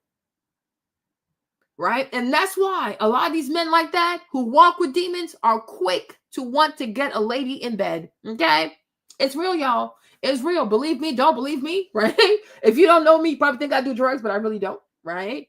But this is why a lot of men who are extremely chaotic, spiritually deranged, are usually promiscuous. They're like, they try to get you in bed as fast as possible because that's a way of having a covenant with your ass, okay? That's how you have a covenant. And then you're stuck. Then you're confused. That's the whole point, because he's not here by himself. So when you see that, oh, I'm trying to say no to this man, I try to say no to this man, I can't say no to him, or he won't give up. Now it's time for you to enter prayer and fasting. Like, you have to pray and fast, because whatever demon he's walking with, they must be rebuked. And you have to call on God, the Holy Spirit, and your own angels to go fight his demons so he can leave you the hell alone. Because sometimes words is not enough. And even Jesus said it, like, he's like, oh, certain demons you can't just rebuke with prayer. It's prayer and fasting. Okay? Because many of these men, they have a dominating spirit. They're going to keep calling you more sad stories to weigh your spirit down until you finally give in. And you're only dating this man because you feel sorry for the man, not even because you're in love with him, right? It's spiritual warfare. It's spiritual oppression. No, you have to fight. You have to fight. If words are not enough and you realize that his spirit is oppressing you, like you can't stop thinking about him, or he won't stop texting you, you are looking at spiritual warfare. Okay? Now it's time to pray and fast, because this right here, oh, they're definitely coming after your ass. Okay? This can't happen because he's not the one. And that's why if you notice carefully, if you pay close attention, the vast majority of women who get married is usually after a traumatic breakup. Because the devil always sends the fake version before God's real version. And I preached about that one time, about the whole story of like Boaz and Ruth, right? Because before Boaz, there was a man that could have said, okay, I want to marry her, or I don't want to marry her. So they had to wait for him to say, okay, do you want to marry her or not? He's like, no, I don't want to marry her. So then Boaz could then marry her, right? But you'll usually notice that before God, like when God is sending his person, there's usually a fraud that comes in before that person. Gotta be alert. Gotta be woke. Okay? You gotta be alert. You gotta be woke. And also for the men, because this is important. As I'm sitting in the car, I become, of course, very angry. Okay. Because I feel my manhood is being tested. It's not your and she knows me. Ego. But I made a decision. I said, I'm not doing this for you. I'm doing this for me. As a result, you and our children will benefit. But if I do it for you, as soon as I don't feel that you appreciate my effort, I'm going to digress back into emotional incarceration. You have to change because you want to change. And then it affects your village in a positive way. There you go. And so for the men, do it for yourself, brothers. Do it for you. Yep. If B. Simone was somebody serious, she would have asked him. So at what point in the marriage did you realize that you had to change for you? And you had to change your approach or how you talk to this woman? And I promise you'll be late in the game. Right? But she's out here trying to be his little, I don't know, emotional panda bear. I don't know what this is, but it's like, no, she should have asked him, like, okay, at what point in the marriage, right? At what point in the marriage did you feel like this is when you have to change your approach? And I'm pretty sure it was late in the marriage. For the women, be patient. And understand you have no idea what a comprehensive man is. Wow. All you're used to is someone providing and protecting, but yet you long for someone more comprehensive who could speak to your soul, who could help you navigate through your rough days and your emotions, your childhood trauma, your insecurities. Okay, now he's projecting onto her. My thing is, when he said that also, oh, you need somebody who's protecting. She should have asked him, okay, so what kind of protector were, like what? Oh, you need a man that's providing and protecting. Sir, what kind of protecting were you doing? You should have asked him, like, okay, so she didn't pay any of the bills. Like, what kind of providing were you doing? And also, you're talking about protection, but at the same time, you're telling us that you spaz out on your wife, you spaz out on your children, so you were not protecting. If you can't regulate your own emotions, how exactly are you protecting people? I'm confused. He's delusional, okay? If you spaz out on your wife, you spaz out on your children, you spaz out on her that she walked out, she got out the car, a moving car, or like you stopped the car and she got out. No, you're not protecting her. And when she got the car, did you park the car to go get your wife? Like, wife, get back in this car. You're crazy. Where you going? No, she gets out the car and she just started walking. You were okay with that? And where'd you go? What'd you do? Right? But once again, B. Simone, she ain't too bright, right? Because you should have asked these questions. Are you an A+ provider? Because if you think you paying the rent and then your wife pays the other bills, makes you a provider, no, y'all some roommates. Okay? So you need to ask this man. You keep talking about provision. What kind of life did you provide for this lady? Exactly. She's like, you know, and that's why a lot of people don't have any business having podcasts, because girl, sit down somewhere. But me as a married woman, I would have asked them that question, because you keep talking about protection, but then you keep talking about your emotions not being regulated. So how exactly is this woman safe with a man who can yell, scream, spaz out, slam doors? That's a lot. It sounds like a lot. It sounds unsafe. So you were not protecting. You were just loud. You were a bully, right? Because you know in this household, you have a wife, you have 2 daughters. So you know in this household, you can beat up everybody. Nobody can really stand up to you. They can talk back, but they probably start running and talking back. They're not talking back and staying, right? So it's like, it sounds like you were a bully. Now, when you talk about providing, how much were you making a year? Did you require your wife to pay any of the bills? Like, what kind of providing were you doing? Because I don't think he was also like a B- provider. Like, I have so many questions for this guy. This is weird, right? But all the stuff you're saying right now, I don't think this lady was emotionally safe. She wasn't even safe in her marriage emotionally. But somehow you require an emotional space for you to cry out. Like, this dude is crazy. This man is insane. He's insane. Well, you don't have to be strong all the time. Mm-hmm. My first book was called Cry Like a Man. That's great. What's alarming now, I don't see women crying anymore. Oh, I'll be well, yeah, privately maybe, but you transformed. But think about the millions of women out here. Yeah, for sure. Who have to wear the facade. They don't. Who wants a stoic woman? Yeah, yeah. When we lose a woman's love, empathy, and compassion, it's over. It's over. And so one of my goals of helping men break free from emotional incarceration and become more than masculine males, become comprehensive men, is to get to the place where when they heal, they can help their families heal. And finally, where the women, when they get up and they rise up, they can start saying, if it wasn't for my husband, if he wasn't there, I would have never made it. And so I would love to switch that narrative up, because of course you hear it a lot for us as men. Like my wife, the phenomenal woman she is, you know, I want men to really be able to live from the good in their hearts instead of the fear of how we be perceived. And that's what this book is. It's like we desire to be the right man in the moment. And so many of us are right at the mental edge, ready to jump, because it was all the moments we've blown and the regrets start stacking and stacking like Tetris. Yeah. But until you learn how to master more than being strong and providing and fighting, you can't move the blocks to start eliminating space. Yeah. Or creating space and eliminating the problems and eliminating the mental issues and your own childhood trauma, and to allow yourself to be transparent with those you know who will sharpen you and not just polish you. And like you said, for the women, creating this space for the man, it sounds like she has to do some healing for herself too. Because if she's not healed, she, like, you know, that moment you had with your wife, not being able to accept a man who is trying to do it a different way. If you're used to toxicity and anger. Yeah, but you're saying a whole bunch of foolishness, okay? if he was, okay, so let's say, because that's why you should have asked him, like, when in the marriage was he doing this? But then again, you're so damn silly. Like, you ain't too bright. Okay. Once again, social media always makes the wrong people famous and rich. But my point is, we need to know when this change occurred. If it was like, okay, I was crazy for a year, and then like within 18 months of the marriage, I was trying to pivot, I was okay, she should have been more receptive to the pivot. Okay. But if we're talking about 26 years of marriage, this like change of mindset occurred at like year 15 or year 17.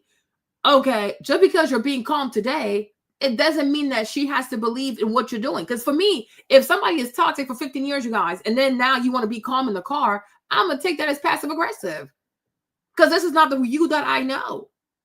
Right? So you're like, oh, I changed that one day and she wasn't receptive. No, for people to believe that you changed, they have to see more than one instance of you behaving differently. If you said, okay, I tried for 6 months or I tried for a year, to talk to her differently, to approach her differently, but for the entire year, she just wasn't having it. That's a very different conversation, right? But you tried this one approach one time and she was not receptive. So therefore what? What are you saying here? Like, oh, I tried it, but it didn't work. Of course, because she's not used to this version of you. So it could come off like, okay, he's trying to be passive aggressive because that's not what she's used to, right? Now, if this is who you try to be for the next year, for 2 years, it's like, okay, like, you know what? For the past year or so, he's been quite calm. Oh, okay. Maybe he's not being passive aggressive. Maybe he's really trying to change. Oh, for the past 2 years, he hasn't yelled. He hasn't screamed. He's calmer. Like, you know what? Maybe he's really trying to become a better person. Am I making sense, you guys? But if somebody's been crazy for 15 years and then one day they wake up and they want to have a different kind of argument, I don't blame the wife for not believing it, because for 15 years, she doesn't know this person, right? You have to give people time to meet the new you, because when you first do it, it's like, okay, are you trying to make fun of me? Right? Because it's giving passive aggressive. Does that make sense, you guys? Am I making sense? Right? So it really does depend. But I'm like, he's not giving us a timeline of any of these things. So I don't know what we're talking about. Right? But if you've been doing this for a very long time, then I understand why the wife is like, I don't care. I want to scream. Right? Because maybe also the past 15 years or so, she also hasn't had a safe space to feel like, well, the only way I can talk to this man is if I raise my voice. Right? Because you're a man. So she could feel like she's also being bullied in this relationship. But you know what? If I talk calmly, he's going to walk all over me. So she feels like the only way to properly talk to you and to get you to give her some kind of respect is by being loud, because that's what you guys have done for the past 15 years. This is how you two function. Like, it's very low functioning. Then you say, oh, but that one time, though, I try to be calm and different. Okay, that was just one time. You expect her to be like, okay, well, he's calm now, so I'm also going to be calm. That's just not realistic. That's just not how human people work. Like, that's just not how people work. People don't work like that, right? And even for her to believe that you are truly changing, and now you want to bring a different kind of energy, a different way of talking and arguing in this relationship, right? She has to observe you changing at least over a year, but not one time in the car. That's crazy. That's really crazy to me. No. And yelling and throwing stuff. When you see a man who is trying to take accountability, trying to change and do it the right way, you don't even know how to accept that. You mad that he ain't mad. You mad that he's not yelling. You're mad that, or you think he's being funny because, he's not angry and aggressive. You don't know how to accept that. So yeah, and if he was a serious person, he would have told her that. Don't wait for an argument to say, wife, like, oh, well, I'm being different now. No. The moment you realize that you were doing a little too much in this marriage, right? You take her to the side, like, wife, I want to talk to you. I've noticed that in the past 15 years or so, I wasn't the nicest to you. I didn't talk to you the way I should have talked to you. And for that, I want to apologize, right? Moving forward, I promise you that I'm going to try to be different. Okay. Now, sometimes I might still have a little bit of that ratchet stuff in me, but forgive me, but I'm truly going to try to be intentional. There was no conversation about him trying to be a different person. It's all happening in his head. And it's like, oh, you're mad because she's not reading the fact that you want to be a better person. You should have had a proper conversation. And then you should have apologized. You see, and that is an issue that I have with narcissists. I think he's a narcissist, okay? I think he's a malignant narcissist. So it probably makes a lot of sense why he linked up with B. Simone, because I also think that she's a malignant narcissist, right? But one thing I can't do with malignant narcissists, even narcissist people, period, is the fact that they don't know how to apologize. They just expect you to move on. Right. And that's why a lot of Christians also, these new age Christians, a lot of these so-called Christians out here, many of these goofy ass Christians are also a bunch of narcissists, right? They love to talk about God, until it's time for them to apologize. And it's like, oh God, where? Apology where? Forgiveness where? Right? You are a malignant narcissist, because if you know that you hurt someone, you say sorry first. You don't have all this transactional this transactional talk in your head, like, you know what, oh, I'm gonna start being a different person, I'm gonna handle her a different way, and never properly saying, you know what, wife, I've been thinking to myself and it has come to me, or I've realized that, you know what, I haven't been the nicest to you, right? I haven't talked to you the way you should have been talked to. I haven't engaged with you in a way that's honorable as a man, and for that I truly want to say sorry. So moving forward, I've made a decision to try to talk to you differently, right? Now, I still could have a little bit of crazy in me, but forgive me in advance. I'm going to try better. But if I do act out of pocket, please remind me of the promise that I made to myself to be a better man, a better husband for you, right? You apologize. Once again, have you heard this man say, oh, at this time, I apologize to my wife, or I said to her I was sorry, or I took her out to eat, or, you know, maybe I made her breakfast, or I bought her some flowers, like, you know, wife, you know, you deserve better. Or maybe like a piece of jewelry, a card, something, a token to say, wife, I wasn't nice to you. I'm sorry. Like, it was really fucked up. Like, that's some crazy ass shit. Because, girl, okay, but you did good though, you know, but it's not right. And I've seen that the way I have talked to you, it has changed you. It has made you more aggressive, because you weren't like that when I first met you, but now you crazy, girl. Okay. Apologize to her. No, this man don't even sit here and he's not even telling us when he apologized to his wife. But somehow she's supposed to know that now he wants to be a different man. How? Because you're doing something different in the car? Sir, what? How old are you? Like, you don't make no damn sense. Okay? You don't make no damn sense. You need to learn to apologize. When you know that you've hurt somebody, when the Holy Spirit is letting you know what, you hurt this person.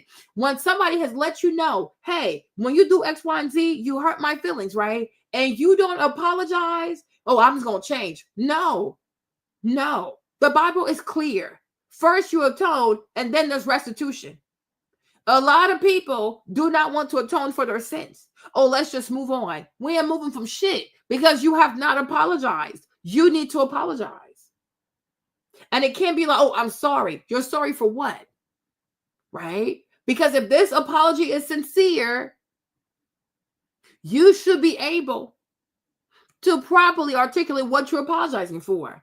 I'm sorry because for the past 10 years or so, I've talked to you in a way that's very dishonorable. Like, it really was not kind. Like, it was too much. Okay. So for that, I'm sorry.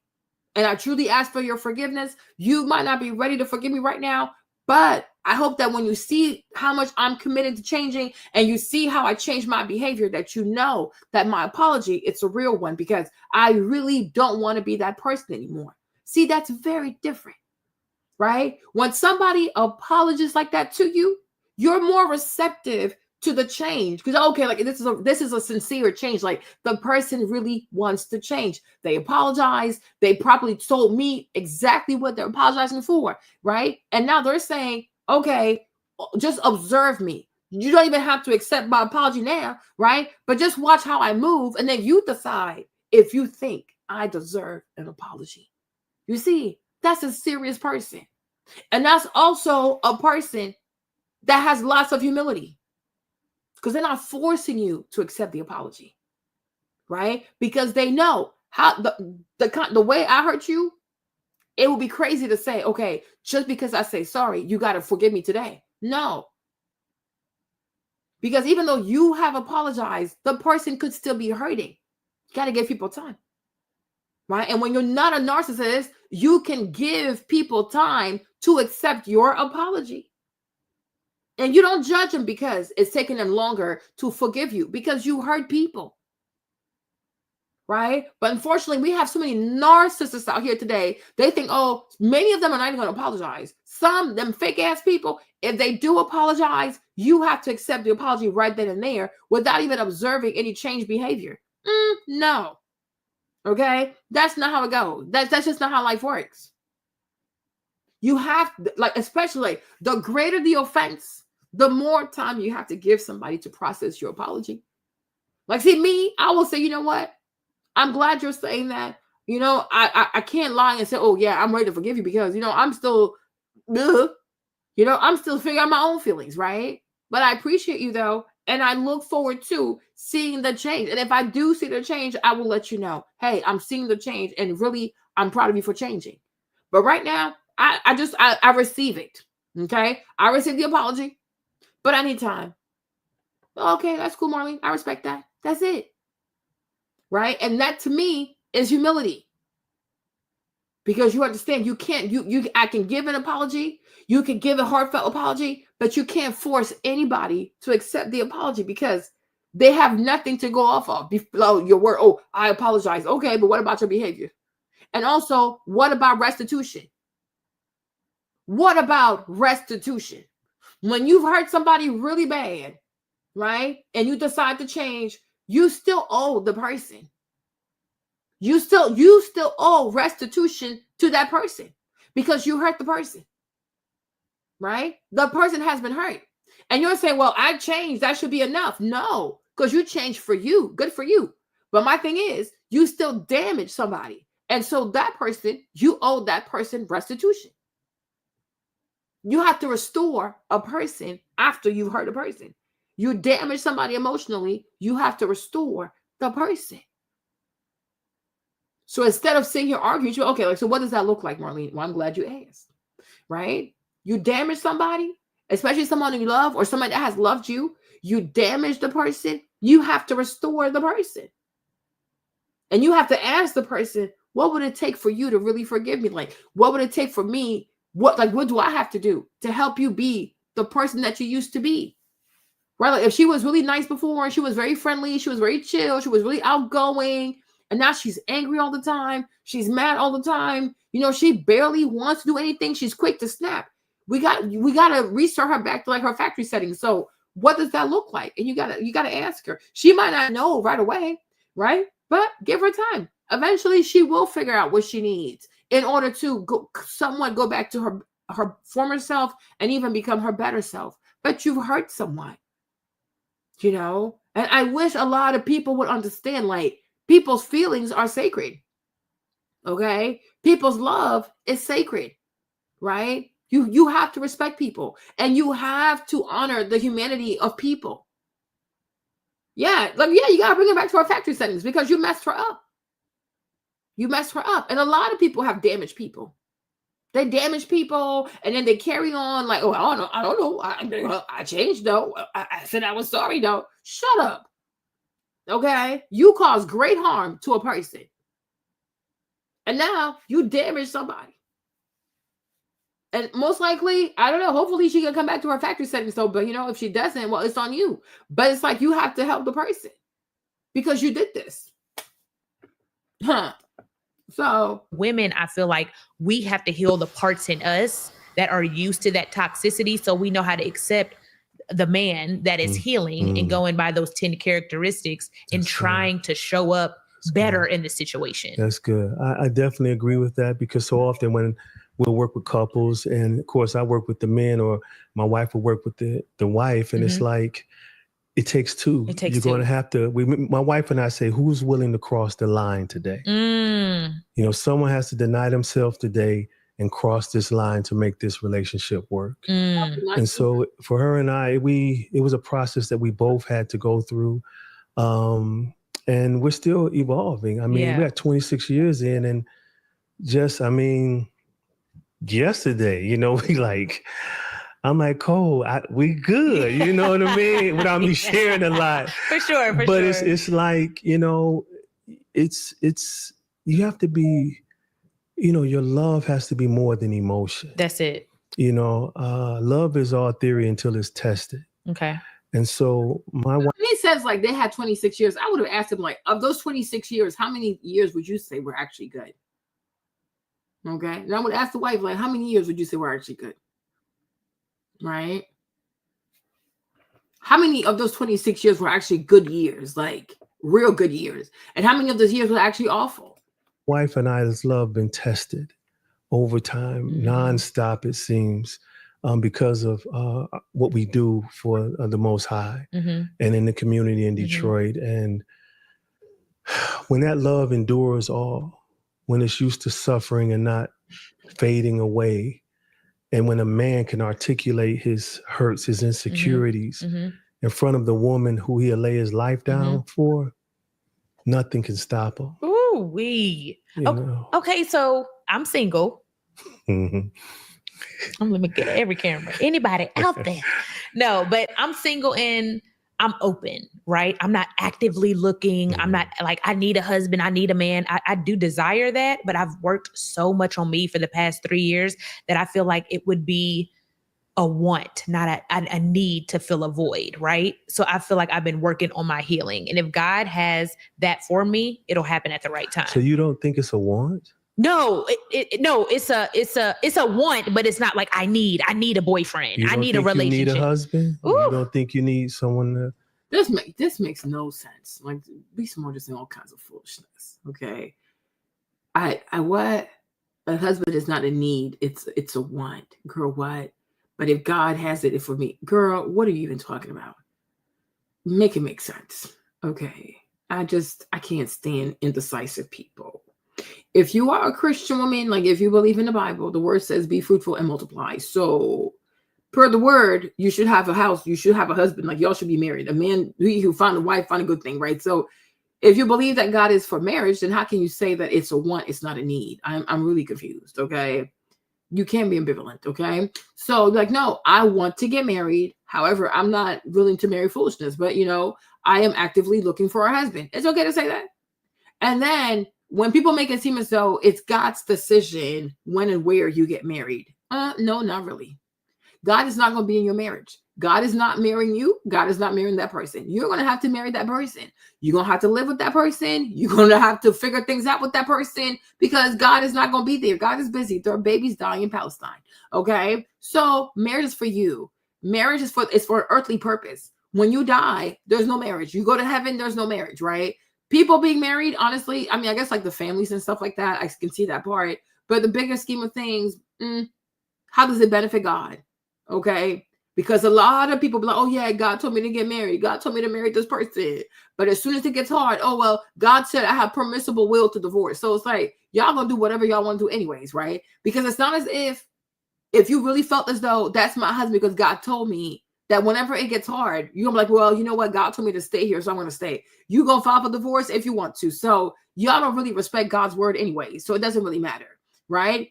If you want to get married, get married. It is not that hard. Oh, thank you, babe. Okay. It is not that hard. The problem is people are afraid to lose or like, what if I make the wrong choice? Say that. Oh, what if I don't pick the right person? What if it goes left? What if he leaves me, right? It can happen. All those things can happen. And I think sometimes when a lot of ladies say, oh, I'm waiting for God to bring my husband, they're thinking that, oh, if God, quote unquote, if God brings the husband, that the husband is not going to be without any fault. No, he's still a person. Okay. Nobody out here, nobody can guarantee you like safety free. I mean, I don't know, like say, like, risk free, foolproof type of love, right? There's always exposure when you love somebody. There's always a risk. There are many risks involved with loving somebody. And the more you spend time together, the more you build together, the more you have, money, assets, children, right? The harder, like the more risks get involved. You know what I'm saying? Nobody can ever guarantee anybody risk-free type of love. Loving people is extremely risky. Okay. It's dangerous business. Now, we do hope that if we vet right, we go about it right, we do as much as we can to make sure we really get to know this person and not marry the wrong one, that we can kind of mitigate the risk of something really bad happening. right? But there's always a risk. There's always a risk. So if you're sitting here thinking like, oh, I'm going to wait until it's God, because in your mind, God means if God brings me the husband or God brings me the wife, it means that this person will never hurt me. This person will never lie to me. This person will never. No. Yes, it's beautiful, isn't it? Right? You are marrying a human being. You are building with another human being. So stop being so like overly spiritual, right? And actually be practical. So actually do your due diligence to make sure that you're not going to marry somebody crazy, right? But I think sometimes also when it comes to marriage, people can, like, a lot of ladies can be overly spiritual, and it's very bizarre, right? Because you're marrying a human being for earthly purposes. So you need to be able to vet people properly and not just make everything super spiritual, because God is not going to marry this man. You are. God is not going to carry children for that man. You are, right? God's not going to raise your kids. You are. God is not going to have to fight to make this marriage work. You are. So you have to know what you require of a man. And once you think you found the person, like I said, my interval is like 75 to 85%. Okay. So once you find somebody that's 75 to 85%, then you can say, okay, you know what? I commit, right? I'm going to do it. I hope he's also serious. And you know what? We're going to try our very best to make it work. And God, if anybody's coming with clean hearts and good intentions, may you bless this union. And hopefully, we'll ride this love until the wheels fall off, right? But a lot of ladies, it's like, oh no, it's like, oh, I need God to bring me a husband. God does not bring anybody a husband. Okay? That's just not how it goes. Right? Oh, wow. Sorry, Bruno. That's so sad. Be a covering. Yes, if it aligns with the will of God for my purpose. Of course that. Yes. That's a given. Yes, but everybody isn't. I'm not talking about everybody. Okay. So we got to first be authentic. I like this. Okay. So you got to, you can't fake yourself. Okay. So if your heart is saying, I'm longing for this. I want a husband, yes. Yeah, you got to let y'all know that. You got to say, hey, because he knows. Okay. But you want to make sure that we're with. Exactly. So this part right here, I do agree with him, right? Say what you mean and mean what you say. Stop trying to say things because you don't want to be called a pick-me, or you don't want your fan base to turn on you, right? If that's what you want, that's what you want. I want a husband. So let's stop all this God talk stuff. It's just weird. Like this over religious crap gets on my nerves, right? Just say, I want a husband, but I'm scared because I don't know if I have everything I need to make sure that I know how to vet properly. There you go. Right? Be a big girl. Use big words. Okay. We're going to get we going to get through this, right? That's that. But this whole thing, oh, I'm waiting for God to bring me a husband. God does not bring anybody a husband. Okay. Because it's your choice. It is your choice. God can't force nobody on you. You have to love this person. You have to put up with this person. You have to marry this person. You have to sleep with this person. You have to wake up next to this person. You have to share a house with this person. God ain't gonna be in that household. Oh, there you go. Thank you. 40 and fabulous. Yes. I'm excited. Just ask me, so, oh, how you feel about turning 40? I'm like, I feel great. I love it. I feel amazing. I feel really, really good. Okay. So that is that. You understand me? That's what that is. You have to know, like you truly, truly have to know how to feel good about yourself. You have to know what you want, and you have to mean what you want. Like, mean it. With yourself. I do desire that. Yeah, I desire to be in a relationship. I desire to be a wife and have a family. You deserve it. Okay. Yeah, and so now you may have walked by him a few times. But listen, it's him to pursue you. So let me make sure that's clear. Okay. But so I shouldn't be sliding in DMs. No. Okay. You want to... You're hilarious. I need to go back and let me delete. No, keep that. That is hilarious. But listen, that's a struggle. That's a real struggle. Okay. And so a lot of times, a lot of women who are lonely, they allow their emotions to take over. Okay. And they start following their emotions instead of walking by the spirit. Okay. And self-control. So what does that look like? For a woman, or for both men and women, the key thing when you're a single is self-control. Okay. Again, my focus has to be on him. He'll keep me in perfect peace as long as he is my focus. Okay. As soon as I take my eyes off him and start looking at the horizontal love, like you had shared in one of your videos, I get lost. Okay. Even in my own home, I love my family. I love my wife. But she'll tell you that my greatest desire is to be with him. So I their love for me, my love for them is unmatched to what he and I have. Okay. And so always keep that at the forefront like you're doing. But I want you to be honest with yourself and admit like, hey, I do need that and I desire that and I deserve it. Okay. So that you don't miss it when he comes. I think I agree with everything you're saying. I think what I was trying to articulate is like desiring it and needing it to fill a void because I'm not okay alone. Or you're saying that's okay. Okay. B. Simone, you're so like this girl. She's just so remedial. If you believe that you are meant to be married, right? If you believe that marriage is is part of your life, is part of your destiny, there's going to be an age where you feel a void because you are meant to be married. So it's okay, right? Like, I don't understand this part, right? It's perfectly okay. That, like, for example, like nuns, for example, like the ladies in the Catholic Church who have made a vow of like chastity, for example, they're not out here like, oh, I have a void. Like, no, this is how they want to live their life, right? They've chosen not to marry and they should just like dedicate their life to like serving God, right? So they're nuns. That thing is not there because it's not. For most part, I'm sure it's not there, right? But yeah, he's a little suspicious. But my thing is, if you're a woman and you're like, you know what, I'm a woman of God. I believe what God says. I believe in having family and children. I believe that I was meant for that. So yeah, when you get to a certain age, there's going to be longing for that. And it doesn't make you weak. It's a normal thing. Like this is what you want. It doesn't make you weak. Right? It's like, it's okay to say, oh, I want to make more money. It's okay to say, oh, I want to have degrees, but it's bad to say, oh, I want to be married to someone. No. Right? Partnership is not a bad thing. Oh, thank you, Brianna. Okay. Partnership is not a bad thing. Toxic partnership is what we're against, okay? But it's normal. There's nothing wrong with that. To say, you know what, now I want to spend my life with somebody and build with someone. It doesn't make you a bad person. It doesn't make you weak. It's normal. So if you feel like you're built for that, that's what you know, then yeah, it's not bad. What the heck? It's not bad. Just like food. Wanting food is not bad. Not excessively, that's the problem, right? But if that's what you feel like, hey, Abby, what's up, bro? When you feel like that's what your life is about, like, you know what?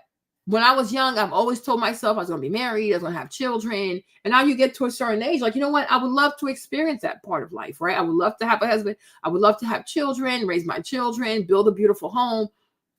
It's perfectly normal.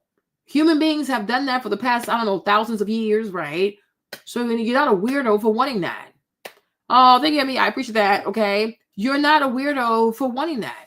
It's perfectly normal. The vast majority of women want to be married and have children. Sounds about right. Okay? There you go. So, what did the Most High say? It's not good for a man to be alone. Okay. See, again, you gotta, like, why am I guarded? So is this trauma resurfacing? Okay. Is it what I've been through? Is it fear thinking? Yeah. Is it what I've been through that's trying to shape me where I'm going? Okay. So, for me, I fight it every day. I've been through a lot, and even coming here, I was warring just to even get here. No, yeah. And you just want to give up some days, but again, you keep going because it's greater this is he in me than I am. I'm nothing. I'm just a servant. All that I do is for him. He gets all my glory. Okay. All my props, everything that comes to me, I throw to him because he's worthy. And I say all of that because on this journey, it's about my identity. When your identity is in him, when your identity is in Christ, there's nothing wrong with saying, okay, cool. I want a husband whose identity is in Christ so that I can continue growing in Christ. But now we're going to create a family which will bring God more glory. For sure. Okay. Stop the bullshit. Okay. This religious babble shit, I don't like it. I'm so sorry. Oh, I'm in Christ and he's in Christ and he's in Christ. Okay. Christ did not come here for marriage. I am sick and tired of people always want to use Jesus as an example for a husband. Okay. Jesus would not have made a great husband. Okay. I said what I said. Jesus would not have made for a great husband. I believe in having faith, but his level of faith is a little too much. Okay. This is the kind of man who's not going to work. Okay, he's not gonna have he's not gonna have a steady job. He's gonna be doing ministry work. He's gonna wake up at night, walk to these cemeteries, raise up the dead. He's gonna believe he can walk on water, right? Jesus was born to be a Messiah, right? Certain things he did, yeah, it's kind of cute. Like, we should all look up to that, treat people right, treat others how you want to be treated, blah, blah, blah.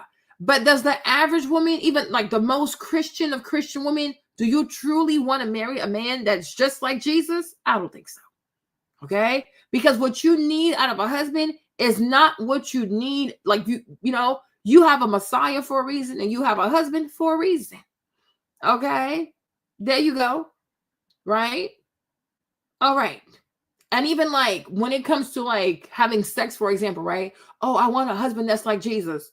Would you be okay with looking at your husband like Jesus and then having sex with Jesus? Like, it's kind of weird. No. Thank you. That is extremely bizarre. Okay? It is extremely bizarre. So people have to stop. I mean, like, it is so bizarre. Right? I don't even want to say it because it sounds so nasty. But I will go as far as saying this, though, right? Oh, I want a man that's like Jesus. I mean, like, it's like Jesus. Are you going to feel comfortable saying, child, I want to say it. It's so nasty, right? But no, okay? You don't want to look at your husband doing certain things and then think, like, oh, yeah, he reminds me of Jesus doing this. Oh, my God, okay? You don't want to imagine your Messiah doing these kinds of things, okay? It's very bizarre, okay? No, I'd never want to look at James and see Jesus. Ooh, no, thank you. I don't think so, okay? You have a Messiah for a reason, and you have Jesus, and you have your husband for a reason. There you go. Right? Now, there are certain attributes of Jesus that everybody should have. That's about it. Right? But the reality of it is that Jesus was born to be a Messiah. So he has a very different ministry. Right? A husband, he will have to be a very different person. Jesus did not believe in keeping a job. He didn't believe in saving money, counting money. Okay? He didn't believe in buying house, buying property. The man owned nothing. So imagine yourself being married to a man who doesn't believe in the savings account. He doesn't believe in holding a job. He believes in like prayer all the time, fasting all the time. Do you want your husband to fast for 40 days and 40 nights? Who's going to work? Okay? Who's going to pay the bills? Right? It's just not practical. And that's why he's a Messiah and your husband is your husband. Okay? Think about it this way. Right? But if you really had to marry Jesus, I think you would be a miserable person. All right? Think about it. You will be quite miserable. Go to the grocery store. He has no money. He wants to start praying at the cash register. Verily, verily, I say unto thee. What? No. We need money. Okay? We need money.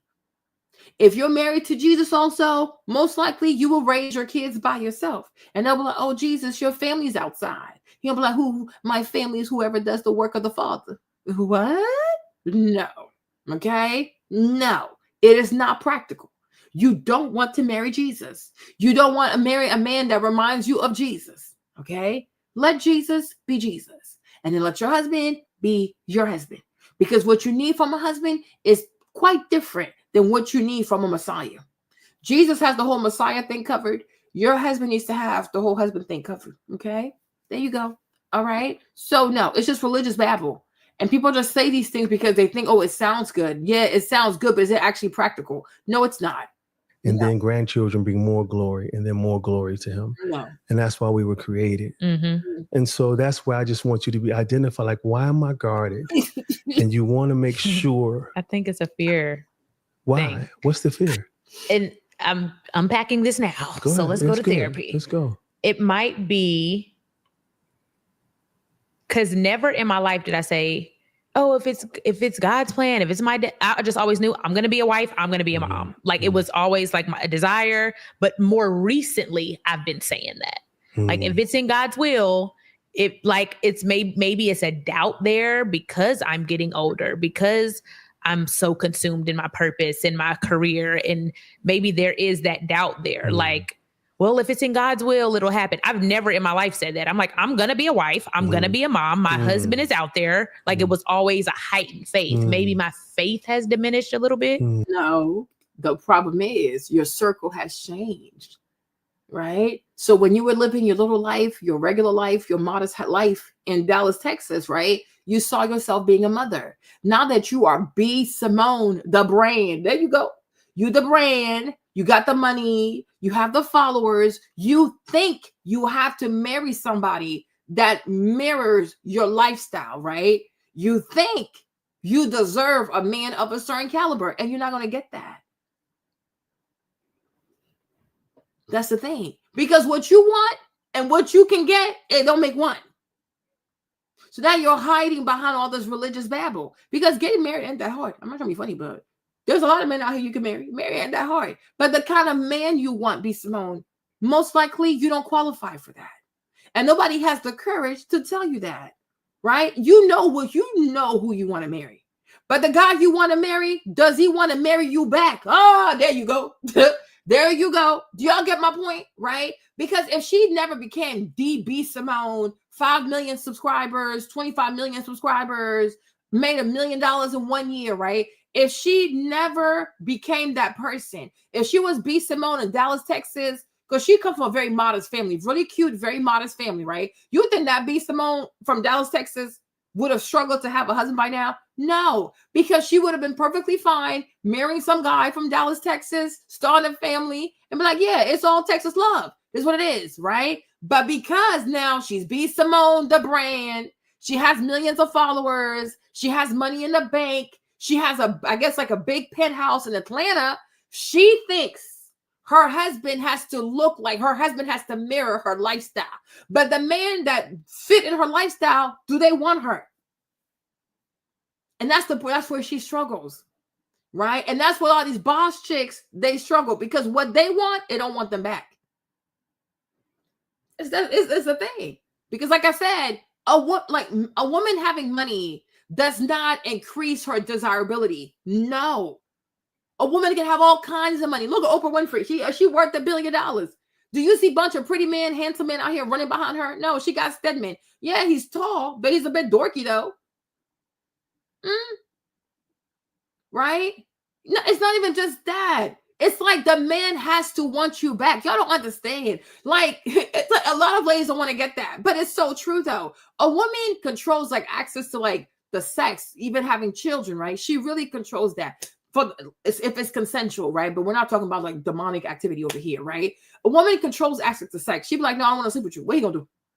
Okay. If he's a law-abiding citizen, it stops right there. A woman controls access to having a baby. No baby can be born for the most part, if you exclude like IVF, whatever, but no baby can be born without the consent of a woman, right? It requires a woman to give birth to a baby. A man can cry and beg, but if you don't want to do it, what you gonna do? Right? Now, when it comes to marriage, men control access to marriage. Right? That's what the man he proposes, he marries the lady, and the lady takes on the last name of the husband. Do you see the man out here take the last name of the wife? Okay. So who controls access to marriage? It's the man. A woman can be like, oh, I want to marry this man. I think I deserve this man. I think I should marry a man like this. This is the kind of man I want to marry. She can say all of that.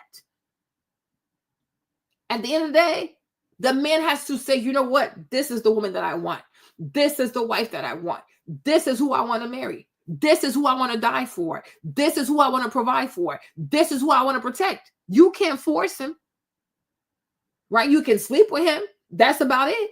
You can have a baby for him. But you can't force this man to marry you. And the girls who tried to get pregnant, forced a baby on the man, where are they today? Okay? Where are they now? Okay? Still without the man. There you go. Because you cannot force the man to love you. You can't force the man to protect you. You can't force a man to provide for you. You can't force the man to, you cannot. You cannot. And these girls, because they're alpha females, she's thinking, oh, I got money. I can pay for this, pay for that. I can buy this and that. He's not looking for that out of you.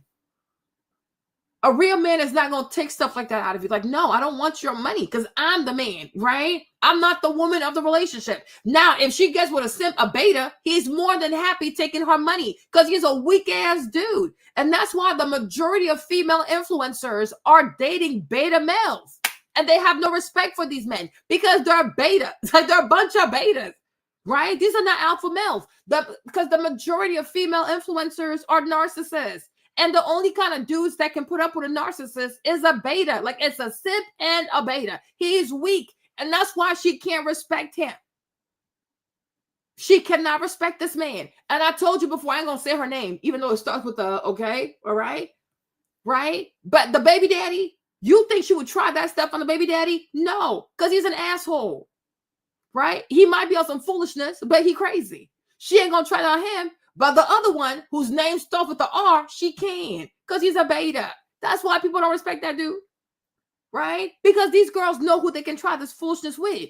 But I'm like, a beta, an alpha male, he's not going to put up with this bullshit because he's the man. You're not like, no, it's not going to go down. Right? But you notice carefully, the vast majority of women who are like influencers, they end up with betas. And that's why they end up acting a fool on social media. They end up doing all kinds of like thirst trapping on social media. They want to be half naked, do all kinds of social media because she has no respect for that dude because he's a beta. He is weak as hell. She does not respect him. Like you can tell when a woman does not respect her husband. It is so apparent. Like, oh, it's so obvious because he's weak as hell. She ain't got no respect for you. Right? It's a real thing. So my thing is, the man she wants, does he want you back? Right? B. Simone was dating a football player.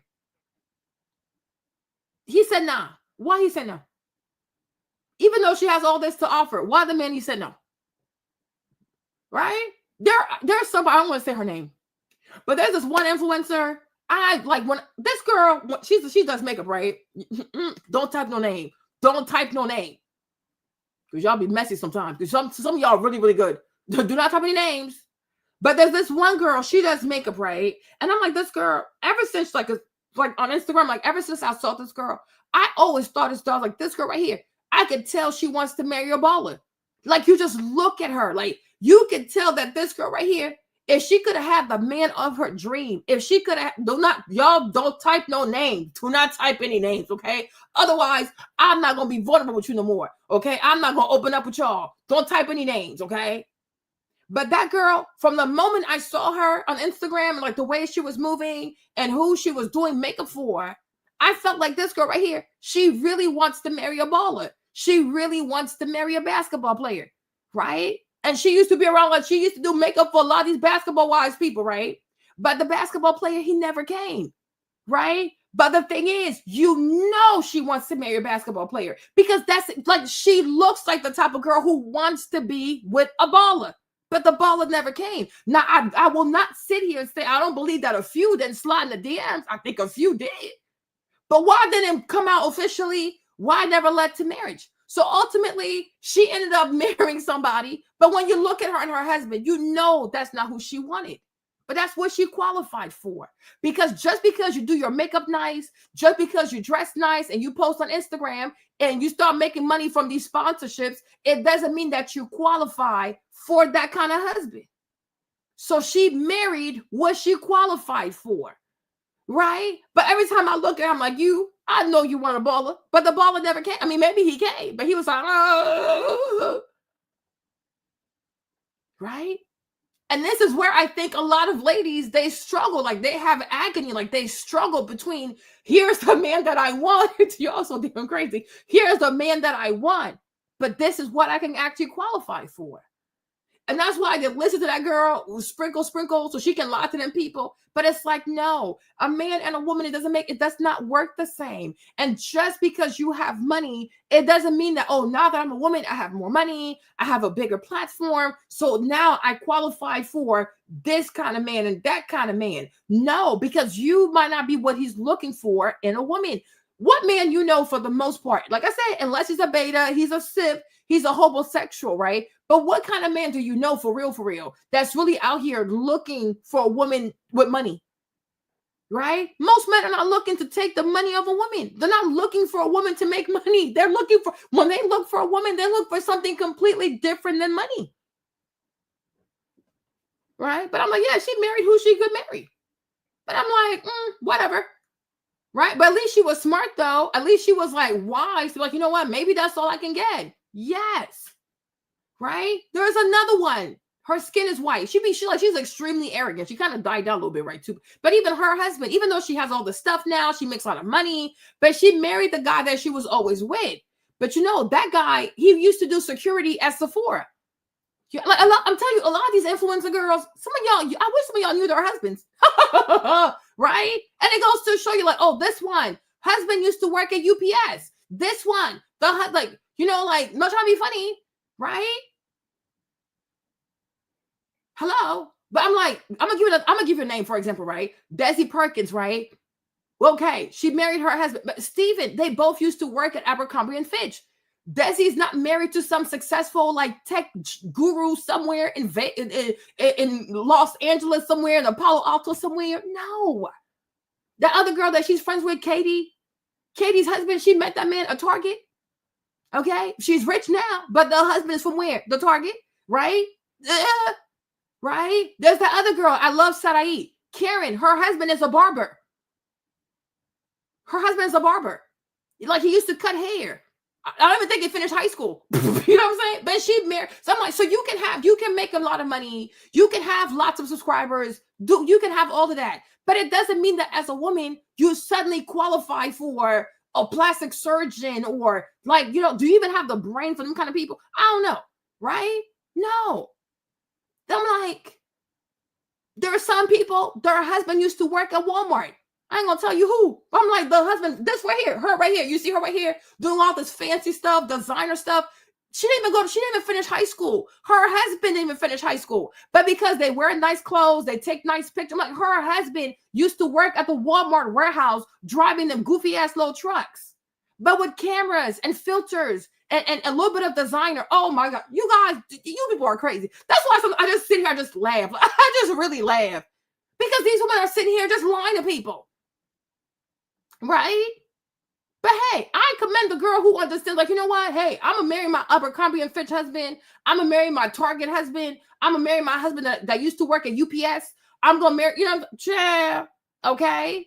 Because just because you make lots of money on social media and you build a huge following and things like that, and you make a whole lot of money too, huh? These people make a lot of money, but that's about it. And that's why the people say money can't buy you class. Money, I don't even think money can buy you status. That's why you can be rich, but you're not really like in the right circles, right? You can have a lot of money, but you're never going to be friends with like Ivanka Trump, for example, right? Because you have money, but you're not part of those circles. You don't like, you're not going to go in there like that. But you have money though. You can shop at Bird of Goodman. You can shop at Neiman's. Like, you can shop at a lot of, yes. Right. But you can have lots of money, but yet you're never going to have access to certain circles because it's not just the money. It's not just the money. It's like, it's the legacy. It's, did you go to the same school as these people? It's like your career. Like, you know what I'm saying? Like, it's like, how did you make your money? How old is your money? Wumpty, wump, wump, wump, wump, wump, wump, wump. But you can have a lot of money, right? You can be very successful. You can do well for yourself, but you're not going to walk with Tiffany Trump, for example. You're not going to be, oh yeah, me and Tiffany, like, we're about to go have lunch today, or me and Ivanka about to go have lunch today. No, because all you have is money. You don't have status. You don't have prestige. You don't have class. You don't have old money. You don't have people that you know that she knows that can vet for you. You guys, there's level to this money stuff, right? And a lot of these girls are, well, I have money and I have followers, and who cares? Because like I said, wealth does not like noise. Money doesn't like noise. And a lot of very successful rich people, they don't want all this social media stuff in their everyday life. They want to have a peaceful, quiet life with a normal person, right? They want peace. My phone, my business. Like, it's excessive. It really is excessive, right? So I'm like, that's the part that a lot of people don't know how to deal. Like, they don't know how to deal with that part. Because you think, oh, I deserve this. I should have this. I'm entitled to this. No, you're not. And that's why you have a lot of these beauty queens out here, a lot of these beauty influencers who make a lot of money, but many of them also are baby mamas to regular people, because ultimately these are just regular girls. They are just regular girls with a big following and lots of money, because social media is a stupid place. It's not a real place. Oh, who is that? I don't know who that is. But you see, but I can believe that though. I don't know who that is, but I can believe that. You know what I'm saying? Especially if he's like part of like them fancy brownstones. Like, you have this like rich upper class black bourgeoisie of Harlem. So it's like it's a little too much. It's too much for those people. Right? Yeah, but it's a real thing. Because like sometimes if you marry somebody that's like part of like black bourgeoisie, the Negro bourgeoisie, it's like you're too excited. But one thing I have learned in my years of walking with people that have lots of money is that wealthy people don't like noise. Wealthy people don't like cameras. Wealthy people do not like cameras. They don't like cameras all up in their faces. Okay? But you see, like, take somebody like, what's that little girl? Lionel Richie, Sophia Richie, right? Even though she had her crazy moment with Scott Disick, right? But the thing is, Sophia is still the daughter of Lionel Richie. Lionel Richie, the Commodore is Lionel Richie. Lionel Richie, Lionel Richie. Like, her daddy's not just a random ass person. So for Sophia to be able to like rebrand herself and then marry the son of some rich ass, Jewish ass record label owner, duh. They walk in the same circles. Like, it makes a lot of sense. Because Lionel Richie is like, he's not just a random ass person. Okay? So it's like, okay. It makes a lot of sense. Right? So, hey.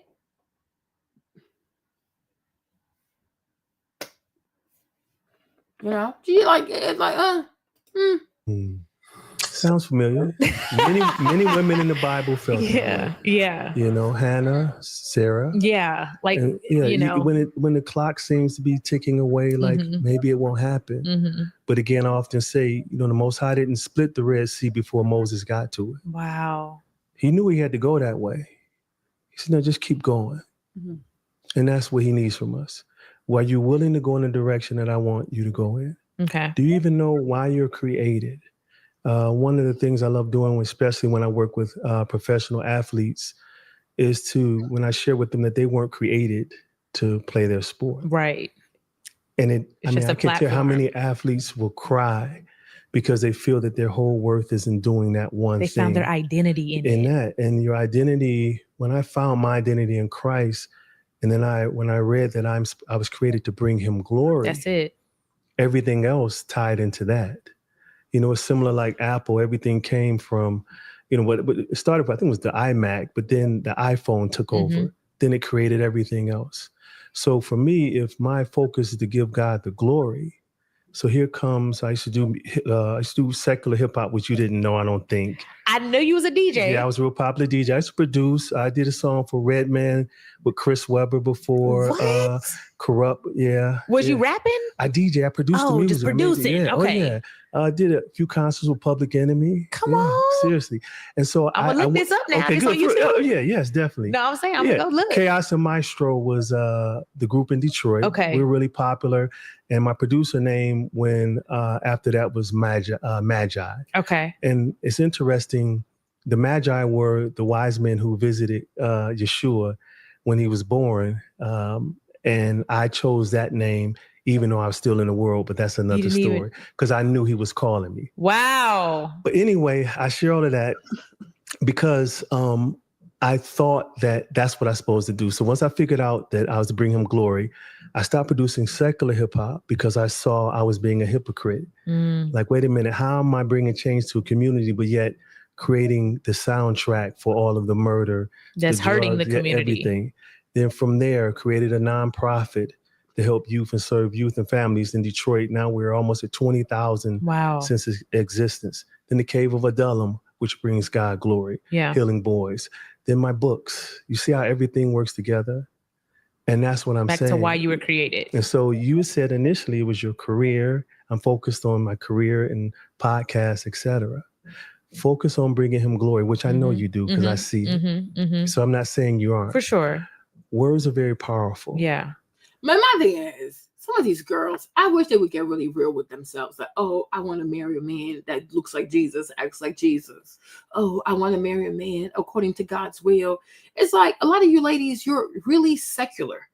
you're not really Christians, okay? You're just tired of doing things your own way, not working out. Because if you really are a Christian woman and you marry a Christian man, a lot of things you do, you're going to have to stop doing it. And it's like, do you really see yourself stopping doing that? Because how are you going to make money? Right? If you marry a man that's according to God's will, he might be more into the word of God, like, oh, let's do this as a family. Let's do this. You might not be able to do your podcast as much, right? You might have to change your podcast. You might have to change a lot of things, right? Because now you're a wife. If you do that, are you going to make money? Right? Like, I don't understand. Like, this is crazy. It's like, because if you pray for a godly man, he's going to have godly ways. But are these godly ways going to be conducive to you making the money that you currently are making? Right? Because, like, let's say you're not next thing you're a wife. Like, okay, so not because you're a wife, you might have to do the podcast with your husband. How's that going to affect your business? How's that going to affect your audience? Like, it's a lot that you have to consider. So I'm like, some of y'all need to stop asking for a husband according to God's will. Find you a secular man with morals and ethics, who's not too into all that God stuff, right? So that you can continue to have your secular business, right? Because how exactly are you going to manage having a spiritual marriage, but a secular career? Girl, what? That makes no sense. Like, I was so confused, right?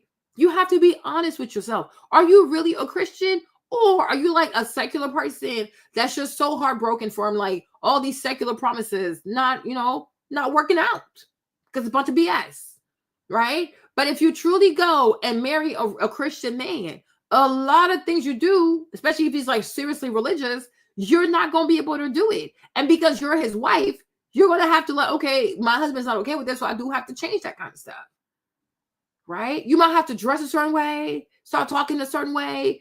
Maybe you can't have podcasts with other men. He gonna have to be there. Like, it's a lot. And it's like, and I'm like, okay, if you have to do that, then it's going to affect your finances. And what happens if your audience does not have a positive reception to your husband and his ways and his mindset and his faith and how he wants to honor God? Because it really is a lot to consider, right? Because you can't say, oh, I'm going to be married to a Christian man, but he's going to fit into my life. That's not that's not how it goes, right? So maybe you should find a secular man that just ain't way secular and make it work with that person. So that way you can continue to do the things that you do. And it's like, it's not a big deal because that's also how he lives, right? But, just say, oh, I want a man that's a Christian. I want a man like Jesus. I want a man that upholds the word of God. Girl, the Bible is strict, okay? So I don't think that's going to be good for business. And you might have to think about that. Because I don't think you're thinking about that. I want to bring you glory. Pray, Abba, how can I bring you the most glory? Is it through a family? Is it through children? Because remember in Malachi, that's what he was seeking. Wow. With the relationship was godly offspring. Yeah. I mean. And so when you really understand, like, wow, and because you're on social media and you have for the most part, you have a secular audience that just cosplays as Christian. But if you start saying, oh, I want to honor God and I want to do this, you might lose a huge part of your audience. Because Simone, you didn't build an audience the way, what's that girl's name? Jackie Hill Perry did, right? Jackie, she came out, I'm a Christian, I used to be a lesbian, I'm straight, whatever she is, right? So she built her platform from Christian perspectives and Christian values. So the vast majority of her audience, they're okay with those Christian values, right? Your ex-best friend, Megan Morgan, whatever her name is, right? She was always also the Christian of the group. So she built her platform with all this Jesus stuff. So if she was married and she said, oh, my husband said, or me and my husband have decided, and my husband and I, we've decided, her audience is going to be receptive to that because that's how she built her audience. Your audience is pretty much secular, right? So if you start saying, oh, I want to honor God and talk more about God, you might not make as much money as you're currently making. And are you ready to take that hit financially? Like, can you see yourself like losing a lot of money promoting God? Because, social media is extremely secular. It's extremely liberal. It's extremely progressive, right? And so the more and more you become a Christian, they're going to say, oh, you're judgmental. You're judging people. How dare you judge people? We have to cancel her. This is why I can't stand these Christians because Because when they start off with you, you were secular. And now that you are changing, especially if you have a man and then you say, oh, I'm changing because my husband said, woo, they're going to have a bad reaction, right? So you really have to think about that. Oh, thank you. I know. Well, thank you very much, right? You got to think about that. You really, really have to think about that because prayer should be so aligned with his will that my wants no longer matter. My desires have to be connected and with they his. align with what he wants for my life. Yeah. Nothing else matters. Yeah. And I haven't dated, like you said, like I've changed so much so quickly recently. So I haven't dated as the woman I am today. So like you said, everything is so different. Like just wanting a godly man, wanting a man that is yearning after God or has a relationship with God, not just pray and wake up and I believe, but a true relationship. My thing is, do you really think that you are built to be the wife of a man that truly yearns for God, has a relationship with God? Do you think you are ready for that kind of restriction? Right? Because I'm like, people say things because it sounds good. Like, oh, look, I want a man that's just like Jesus. I want a man that truly seeks after the Lord heart of God. But you think if he seeks after the heart of God, he's not going to see the same thing in his wife and his children? And my thing is, do you think that you can make it through something so strict like that?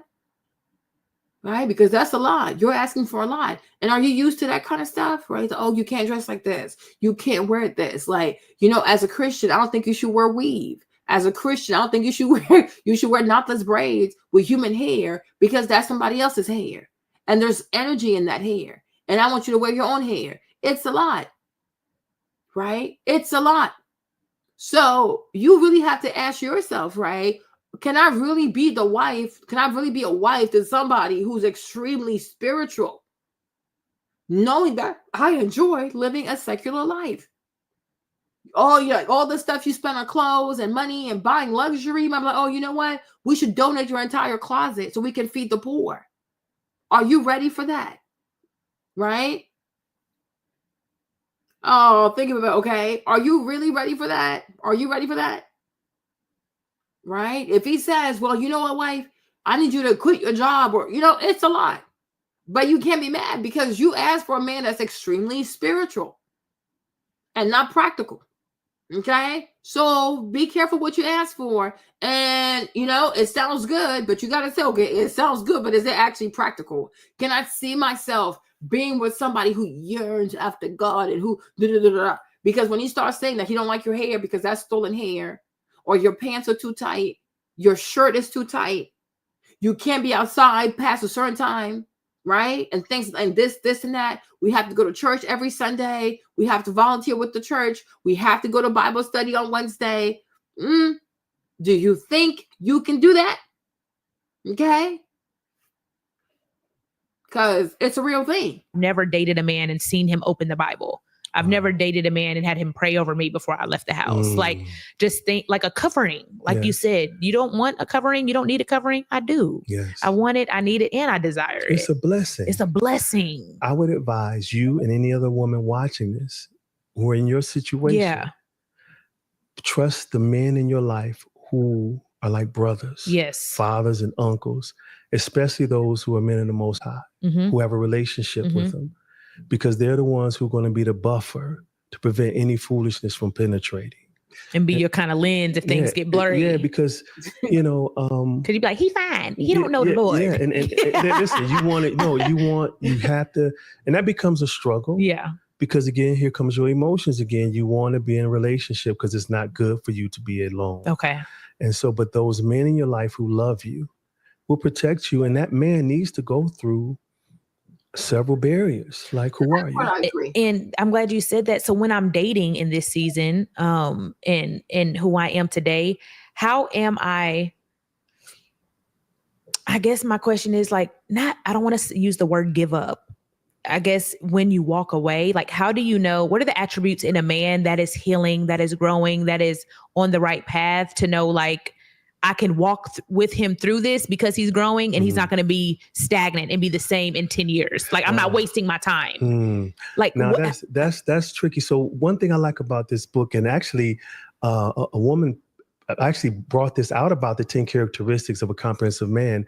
It actually can help you look past the superficial things in a man. Okay. What to look for. Okay. And so you'll be able to identify these characteristics faster instead of going down those paths where you end up actually putting not the relationship, but yourself at jeopardy. So what are the things you feel like I should be looking at up front, like early? From the door, his relationship with the Most High. Where you are now, it's like, that's the most important. Like, what is his stances on like celibacy? You know, I was blown away when I found out that the first time you're supposed to kiss your wife is when you marry her. What? That's why it's a great emphasis. Is that where you hear that? Listen. Okay, I'm listening, Jason. Give me a second. I'm trying to kiss somebody now. A kiss. You're gonna make me cough all this stuff. Sorry. Drink your tea. All good. Oh, Lord. It's all good. Listen, so at the wedding, I felt the same way. Okay, I'm listening. So I was discipled by a brother my age, actually named Shannon. Okay. And he had told me, he says, not Shannon Sharp. No. Okay.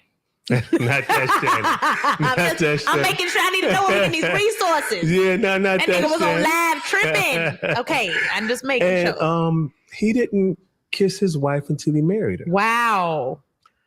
I said, where did you get this from? He says, why do you think the pastor placed great emphasis on you may now kiss your bride?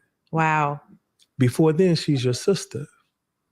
There is no girlfriend in the scriptures. Yeah. There's no girlfriend really in the world. When you go fill out a legal document, you're married or single. That's it. Bunch of gibberish. This is a whole bunch of foolishness. Okay, I understand why some people might not want a kiss because that can trigger something else that you don't want to trigger, right? But to say, oh, when you're dating her, she's your sister. Like what? That makes no sense.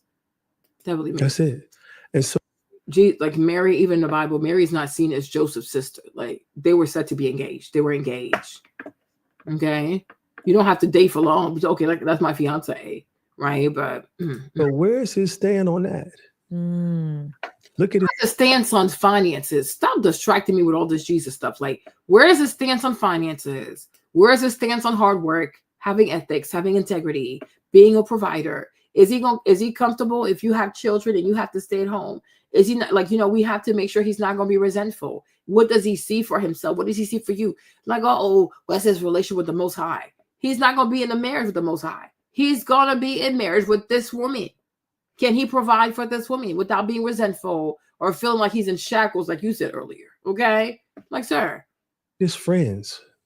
Look at his family. Like, where's my stand on that? How am I having That's a different story. Now, to the defense of many brothers, a lot of times that's the greatest fight. Yeah. Because the men hold up. Yeah. But then the woman is falling short. There you go. Oh, Lord. Yeah. Yeah. Because you're more tuned into those emotions as well, which is a great challenge. Yeah. And which is the enemy uses that a lot more on you than us.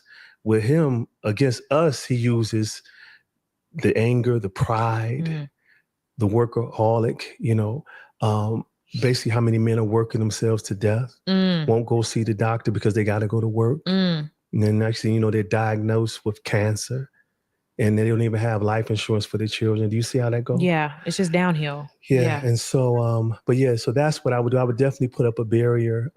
Even with my wife, she has to have a procedure soon. And it's important for me. I need to see this doctor. I know that's right. Not, you can do all this. My wife is a registered nurse, so she can do the background check to see if he's one of the top in Michigan, whatever. But I need you to know, look in my face, that if she don't make it out, if she don't make it out of that operating room, you got to see me. And it's not a threat, because I'm not about threatening anyone. But you need to know that someone is sitting on the other side of this room waiting to see her.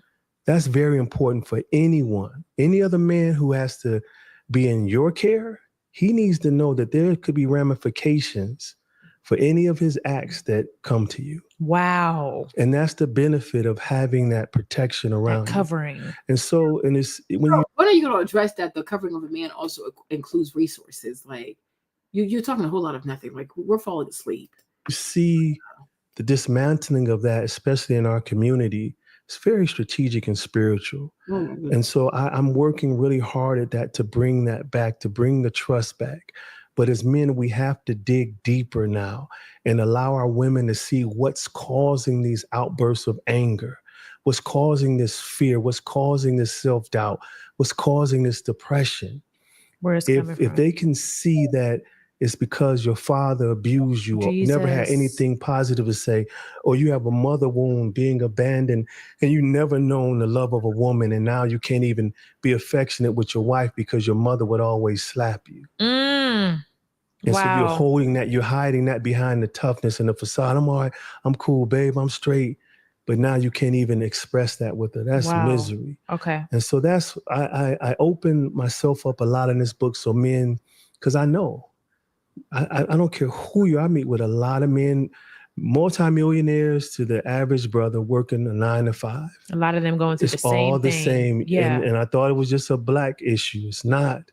Men across the all ethnicity are struggling. I had a gentleman, I'm in the gym, be working out, and this Romanian wrestler comes over to me. He had just saw the episode with me and Joe Rogan. And his eyes were bloodshot red. So I didn't know he had been crying. I thought he was angry, you know? So I'm kind of guarded. And he says, Mr. Wilson, I just want to tell you, I just heard the Joe Rogan interview. And he stopped speaking, dropped his chin, and put his arms around mine and looked back up, and his eyes was welling with tears. And he couldn't say another word. And he just walked away. My God. Because the image that we have to wear this mask of masculinity, that we're infallible, that we're can do no wrong. And then when we do wrong, we can't recover. Mm-hmm.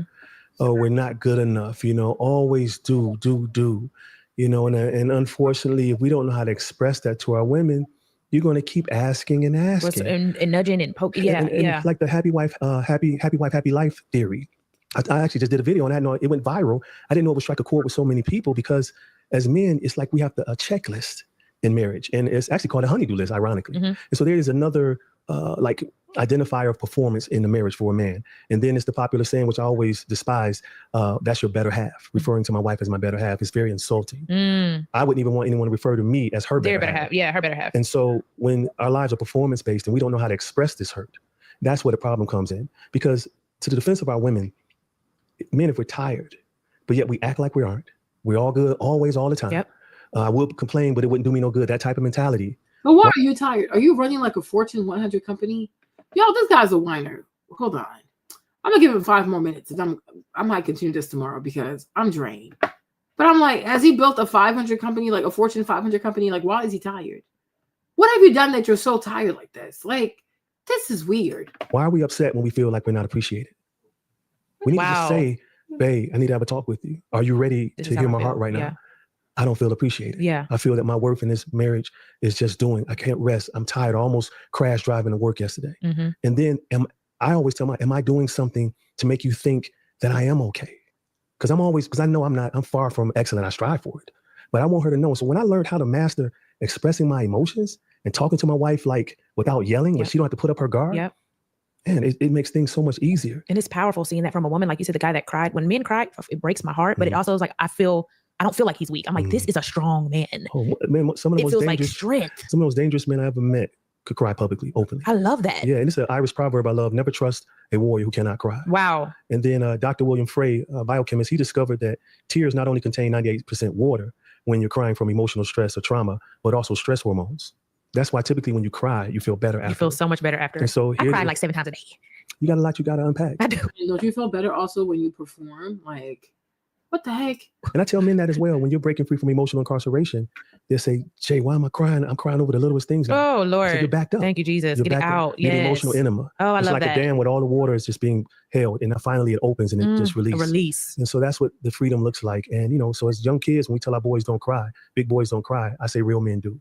So I stop all the lies now young. So do you feel like there is a balance? Do you feel like there's a time and a place? Obviously, you're not just crying at the workplace and crying in a business meeting, right? But there is a balance, a time and a place. When do you feel like a man should maybe be more reserved or maybe wait or what is the balance? I'm not saying be emotionally unstable. 100%. Yeah, 100%. 100%. I know that. Yeah, what I'm saying is have these healthy conversations. And don't be like, you don't want to share your heart with someone who's going to hurt it. Right. You know what I mean? I'm talking about men who are in mature relationships, healthy relationships, married, siblings, people etc. they can trust. Yeah, your best friend. Yes. Because see, to me, if I can't be open with you, you don't deserve my relationship. So I'm not going to be friends with you, in relationship with you, in business with you, if I can't be my authentic self. Man. Because now I'm compromising who I'm created to be and who I'm not going back to who I was just to keep this relationship That's going. it. And so that's the key thing. So yeah, you want to have emotional control.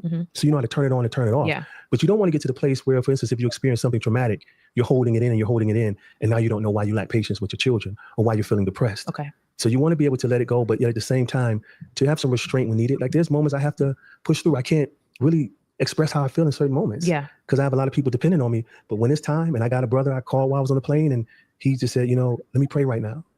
I needed to cry. I had no idea. My God. Because of my friend, his daughter died last week, 38 years old.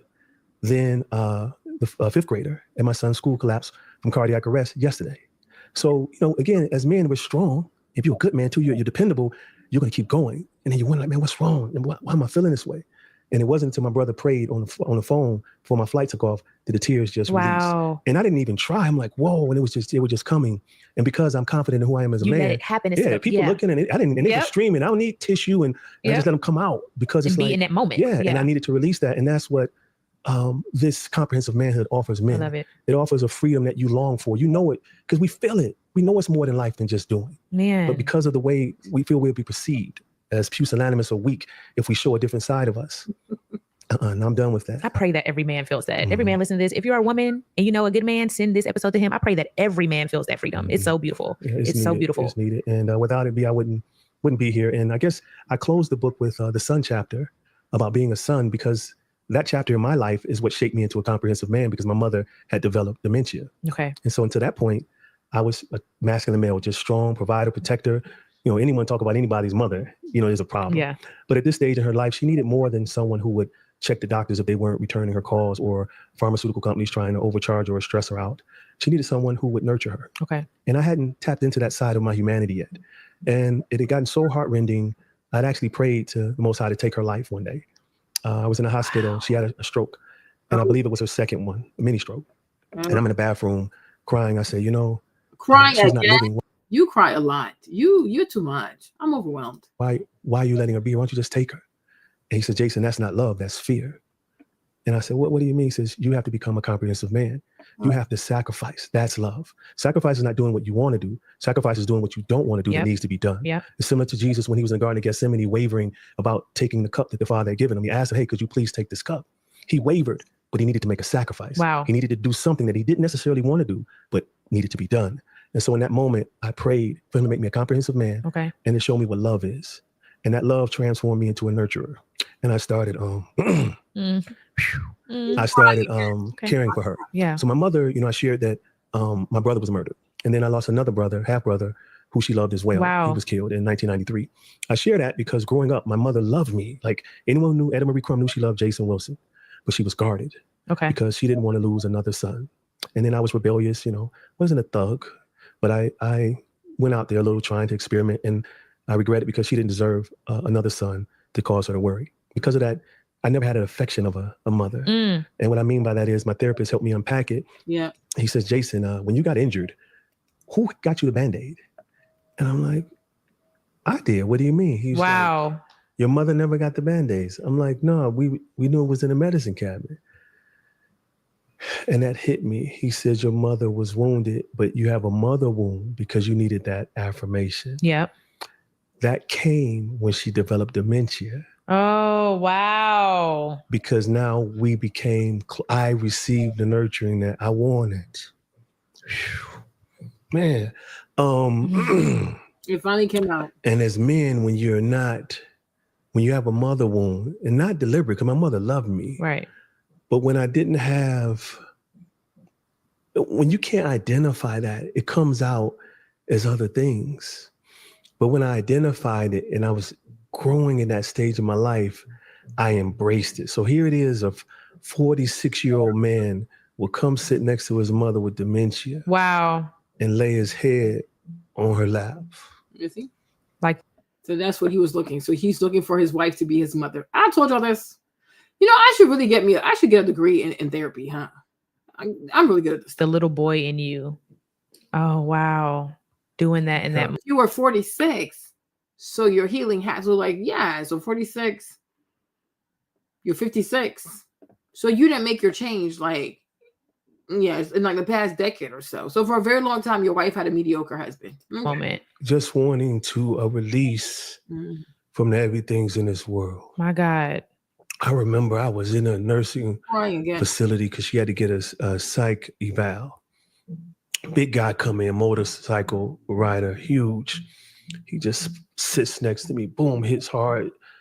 Sits real heavy in his chair. And I look at him, I say, "You okay?" He was like, "Man, I'd rather fight 20 guys than to be in here." His mother had dementia, and he didn't know how to express that. Wasn't used to crying. And so all of this weight was on him.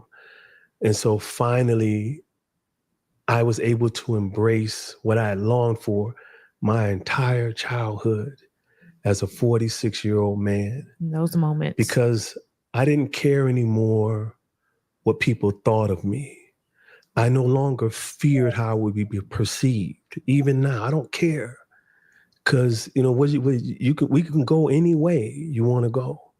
But I'm always be free now. Wow. You see what I'm saying? Mm-hmm. Because too many men are suffering right now,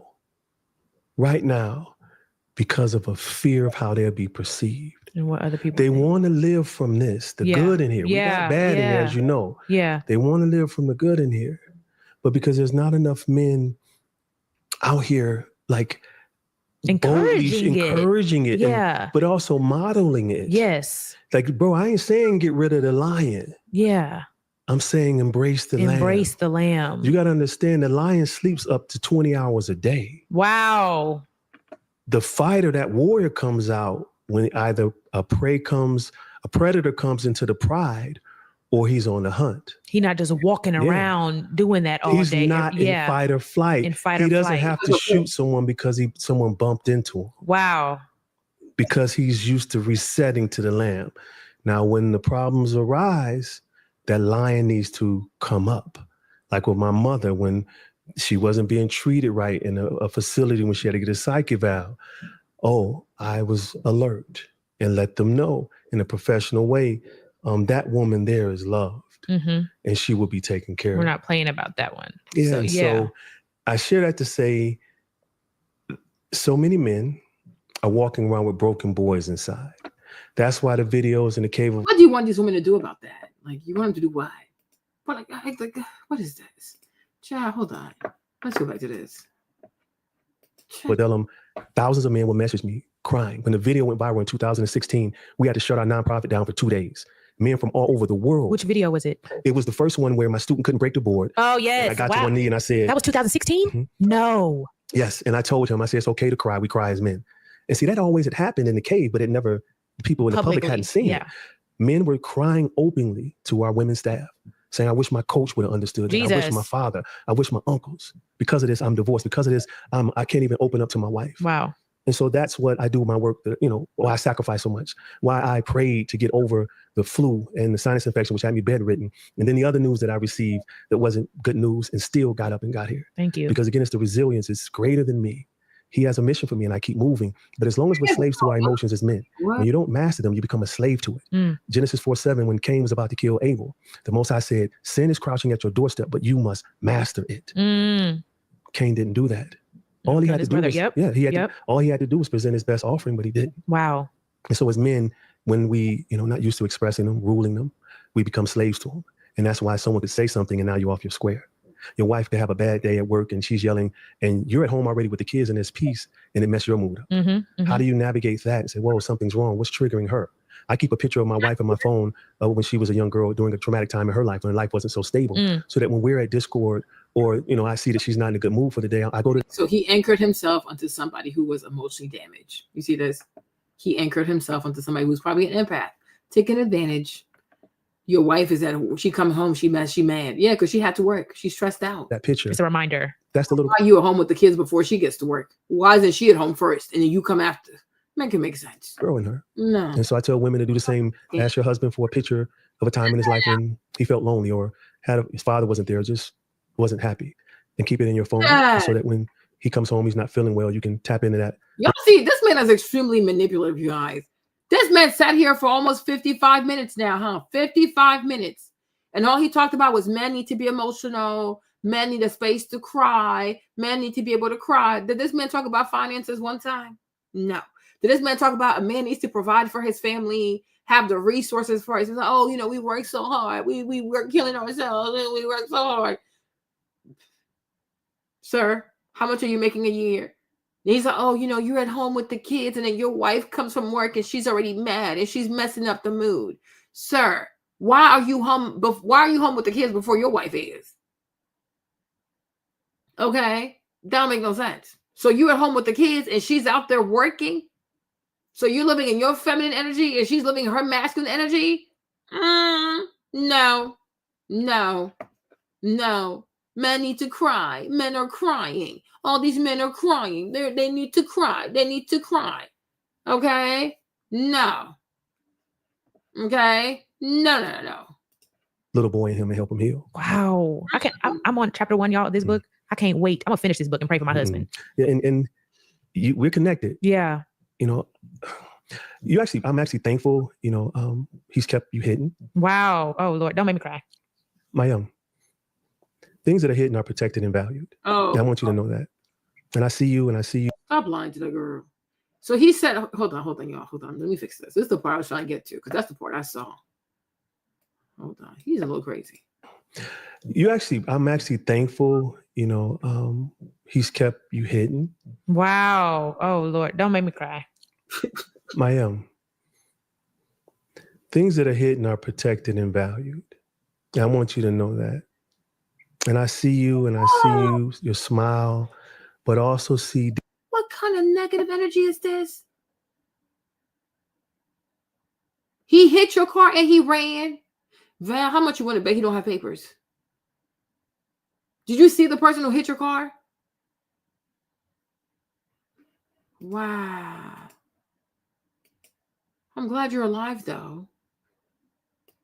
Jeez. It's a lot of selfish people out there. Like, it's insane. I'm sure it is. That's why he ran, because he doesn't have a driver's license. With no insurance. Deeper. I see the hurt. I see the loneliness. I see the uncertainty. That's why I came. Oh my God. To speak that to you. He's kept me hidden. Yeah, he's protecting you. I know. Yeah. And utilize men like you are such a predator. He's like, oh, God is hitting you. From what? I'm like, sir, you do realize like she has like 6 million followers, right? She's not hidden from anything. Okay. What she wants is not knocking at her door. Stop lying to this girl. And you, B. Simone, stop believing this foolishness. How can you be hidden when you are extremely popular? You're hidden from what exactly? He's like, God has kept you hidden. No, she's popular. She's not hidden. She just can't attract what she wants. That's the problem. Okay? Because it doesn't align. I'm like, what she thinks she wants and her lifestyle, it don't match. Okay? It doesn't. It does not. But she's not hidden. God has not hidden her. Stop lying to people. And then stop lying to her. No. Dose.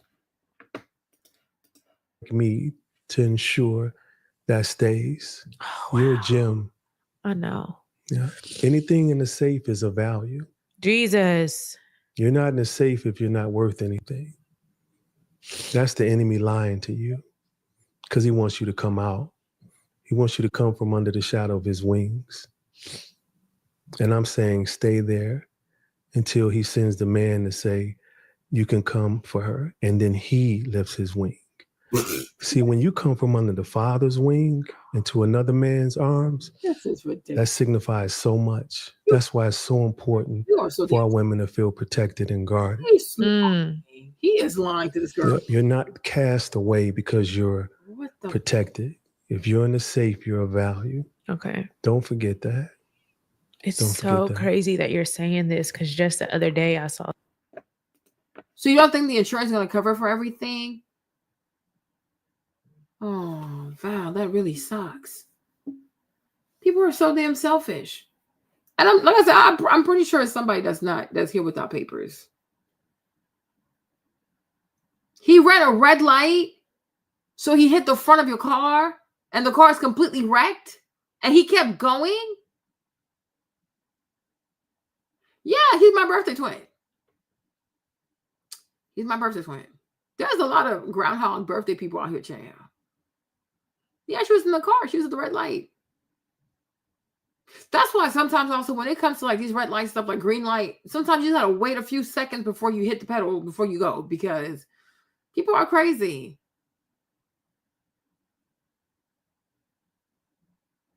Wow. Val, are you okay though? Did you go to the hospital or no? Are you okay?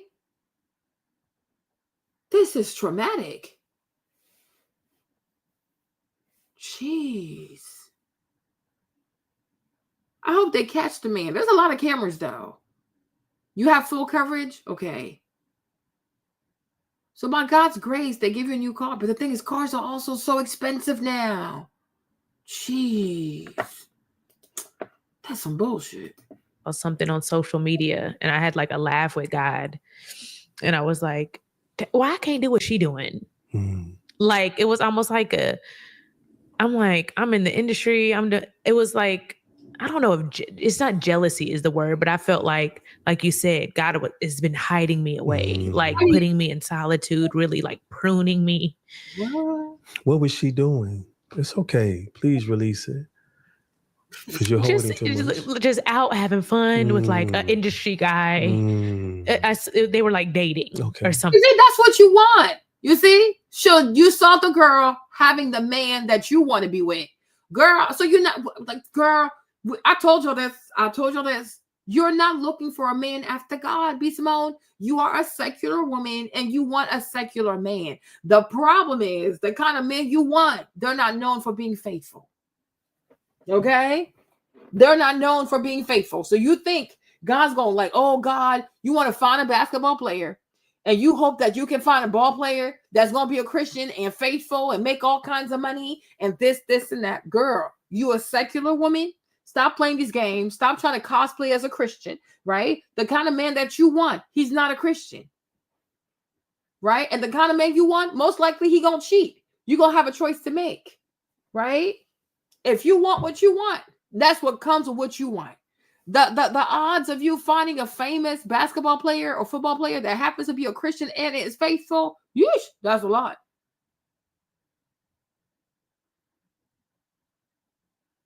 Wow. Is she okay? Lord. Because I'm like, if you really want, my thing is, if you want a spiritual man, like y'all understand where I'm coming from, right? If you really want a spiritual man, why are you you're recounting the story to the point of like you're actually in tears, right? Because you saw another lady go on a date with an industry man. Is that the kind of man that's according to God's will, that's walking like Jesus, living like Jesus, talking like Jesus? No. So this is not what from what you told us, this don't sound like the man you want. So why are you crying about this? Why are you jealous about it? Because that's really what you want. So you saw her having something that you want. And that's why now you're sitting here and you're crying about it. Otherwise, if you were serious about a Christian man, a spiritual man, a man who prays for you before you walk out the house, a man who does that, you'd be looking for somebody who has a non-for-profit. You'll be looking for a man who's out here donating, helping children, coaching children. You wouldn't even care about what industry people do, because industry people are not godly people. They're secular people. So why are you still keeping up with secular people, and who's going on a date with who, and who's dating this person, and who's going here with that person? Because that's what you really want. So all this Christian stuff, it's fugazi, like it's a bunch of BS. It's fake. That's why when it comes to all this like Christian stuff, people are more likely to believe Morgan or Megan, whatever, Megan, right? People are more likely to believe Megan is a Christian and she's really serious about doing a Christian podcast than you. Because if I go on Megan's channel, she's not going to cry because she's seeing some industry girl go on a date with an industry guy. She ain't got time for that. Exactly. Right? But where I'm standing is that it's okay. I know what I want. I'm going to become a Christian so that what I want, who is a secular man, will somehow turn into this godly Christian person. And I'm like, that's sick as hell. Right? We don't pray to God for our own needs. Like, I'm not going to say, oh God, change this man because this is what I want to marry. That's incredibly selfish. If you pray for a man, it's because you want him to have salvation, because you believe that's what he needs for his own soul. Like, I want you to be saved, not so you can be my husband. Your mind is warped. Like, it's just bizarre. Okay. You can't think like that. But if you're crying that hard because that girl on that date, she went out with the kind of man, or maybe the man that you actually want, but he's not checking for you. So, yeah, I think it's fake, because it's like, why are you crying? I'm so confused, right? Based on what she said she wanted, it's giving like non-for-profit. It's giving, he donates his time. He helps the poor. He feeds the poor. He's not an industry person. Or am I crazy, you guys? Y'all tell me, right? Because we've been here for like almost like 5 hours, right? But from what we've heard out of her mouth, does it give industry man, or does it give a man who's like into charity, charitable work, non-for-profit? You know, he helps the most vulnerable. He helps people that don't have no money, right? It really gives a man that's out here helping the community. But then you're talking about you're crying because you saw this girl go on a date with an industry person. It doesn't make a lot of sense. That's exactly what she wants. She has a type, but her type is not known for being faithful. Her type is also not known for being Christian when they are at the prime of their game. So like maybe when he retires, he'll be a Christian, but right now he's not going to be a Christian. So, hey. But just look like just having fun, being out and just like with a guy, though. She was with a guy, and they were in the tabloids. And the fact that you're saying this is just, it's so crazy how God works. Because I literally thought that. I was like, he's just protecting me. That's it. Oh, go do it. He loves you. You're so valuable. He loves you so. Me, Marlene, I'm going to tell y'all this, right? If walking with God is causing y'all to start crying, missing your old life, you're having withdrawal symptoms, like, you know, you feel like you're missing out, then you are obviously a secular person. Why are you pretending to be a Christian? Right? Like, people who are really called by God, they will never look at a secular person like, oh my gosh, they're having so much fun. Oh my gosh, I wish I was there. Oh my gosh, I wish I was me. Why? Because they are truly called by God. Like, B. Simone, you were not called to do this. It's some crazy ass, goofy ass rebrand because God knows what you're dealing with internally, but you're not a real Christian. You're cosplaying as one, right? So be who you really want to be and go after the guys that you really want and be okay with what they do. But if you want to be with these baller people, most of these guys are unfaithful. But hey, guess what? At least you can cry on a Rolls Royce though. Okay, but you have a choice to make because you can't have it all. Because the odds of you finding a Stephon Curry like that, like, so these kinds of boys, they get married in college. Like, they're Christians at a very young age. They get engaged early. Like, you know what I'm saying? So you're gonna find one of those boys. But what are the odds of finding a Christian basketball player, a Christian football player, a Christian baseball player? The girl, what? No. So if you're crying, if this is causing you like so much, like, you know, so much sadness like this, like if walking with God is making you so sad and so miserable, you don't have to do it. Be like, live your best secular life. You don't like, I mean, it's like, because I'm like, to us, to me as a Christian, right? I don't really like this because it makes it seem as though when you walk with God, you're missing out on something, and you're really not.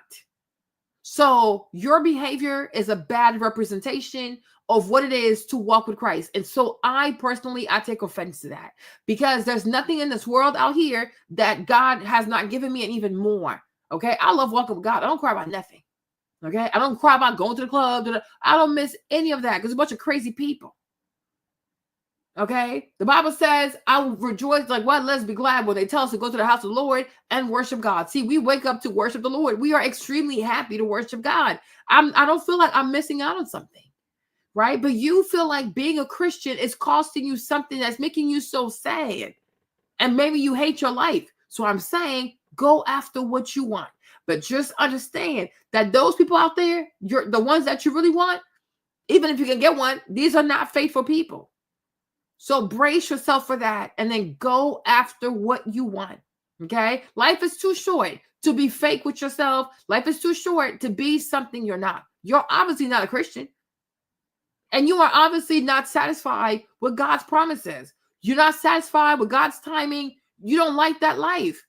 And maybe the only reason why you kind of became a Christian because you were best friends with Megan at that time. And because Megan was big into the word of God, you felt like you also had to be big into that, because it's like the new wave now. Like, oh, everybody wants to be a Christian influencer, right? It's a trend for y'all. It's not really a lifestyle, right? But there's no way that you can be a Christian, walk with God, and cry about your old life. That is extremely bizarre.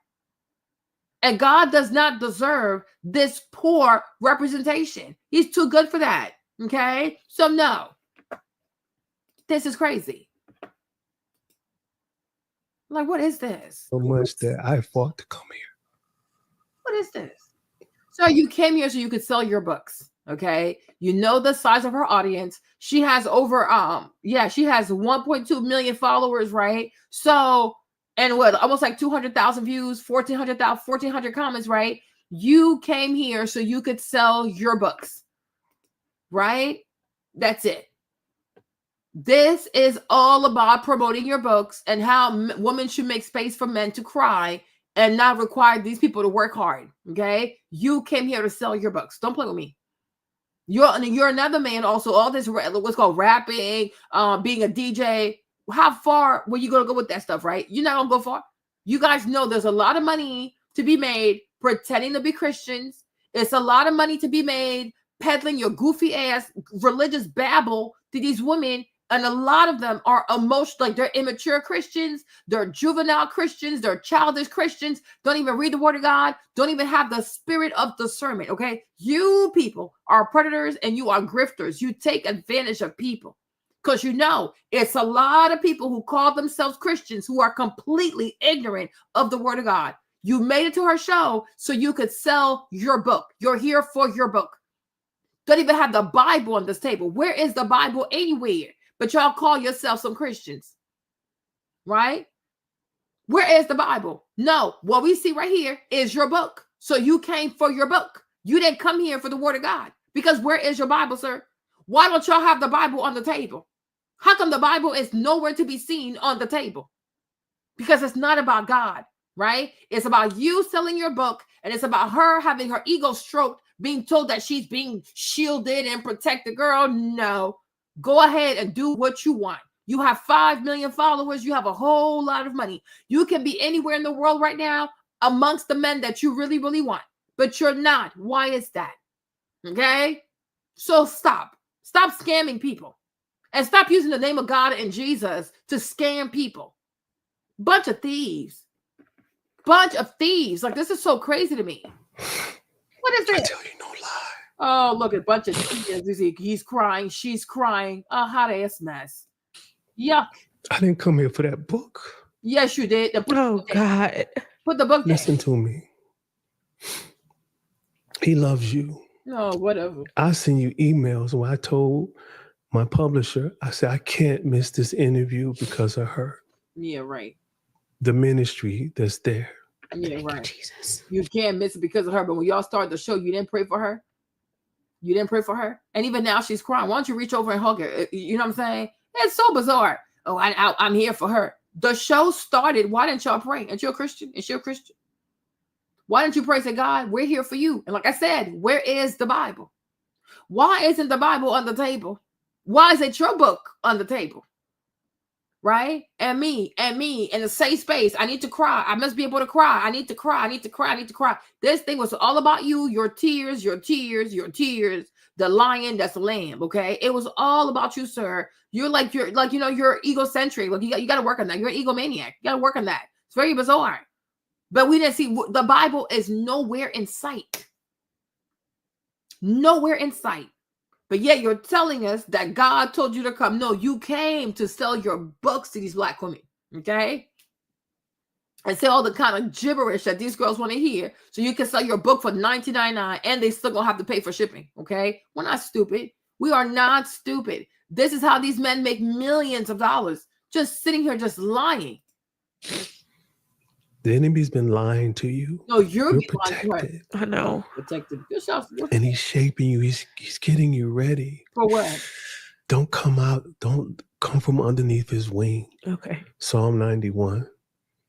Stay up under his shadow. What the heck? He's protecting you. Good. And allow the men he sent to guard you. And when that man is worthy to come up, he got to show and prove. Mm-hmm. And don't rush it. Let him go through each man and prove himself worthy to hold your hand. And I want you to receive that. I do. I'm listening. Stay protected. God is speaking through you. Jason, this is so crazy. I literally had this moment with him just a few days ago about him protecting me. You're so dumb. B. Simone, you're such a fucking idiot. Like, I'm not even trying to be funny, right? Do you know how many women he talks to? You think you're so fucking unique. That's the problem with you goofy ass narcissists, right? He talks to a lot of ladies. Y'all say the same shit. This man has mastered his grift. Y'all so damn stupid. You don't think he knows that this is what you want to hear? Oh, I said the same thing. So did 500 other women. So did 1,000 other women, right? It's so easy to scam you people.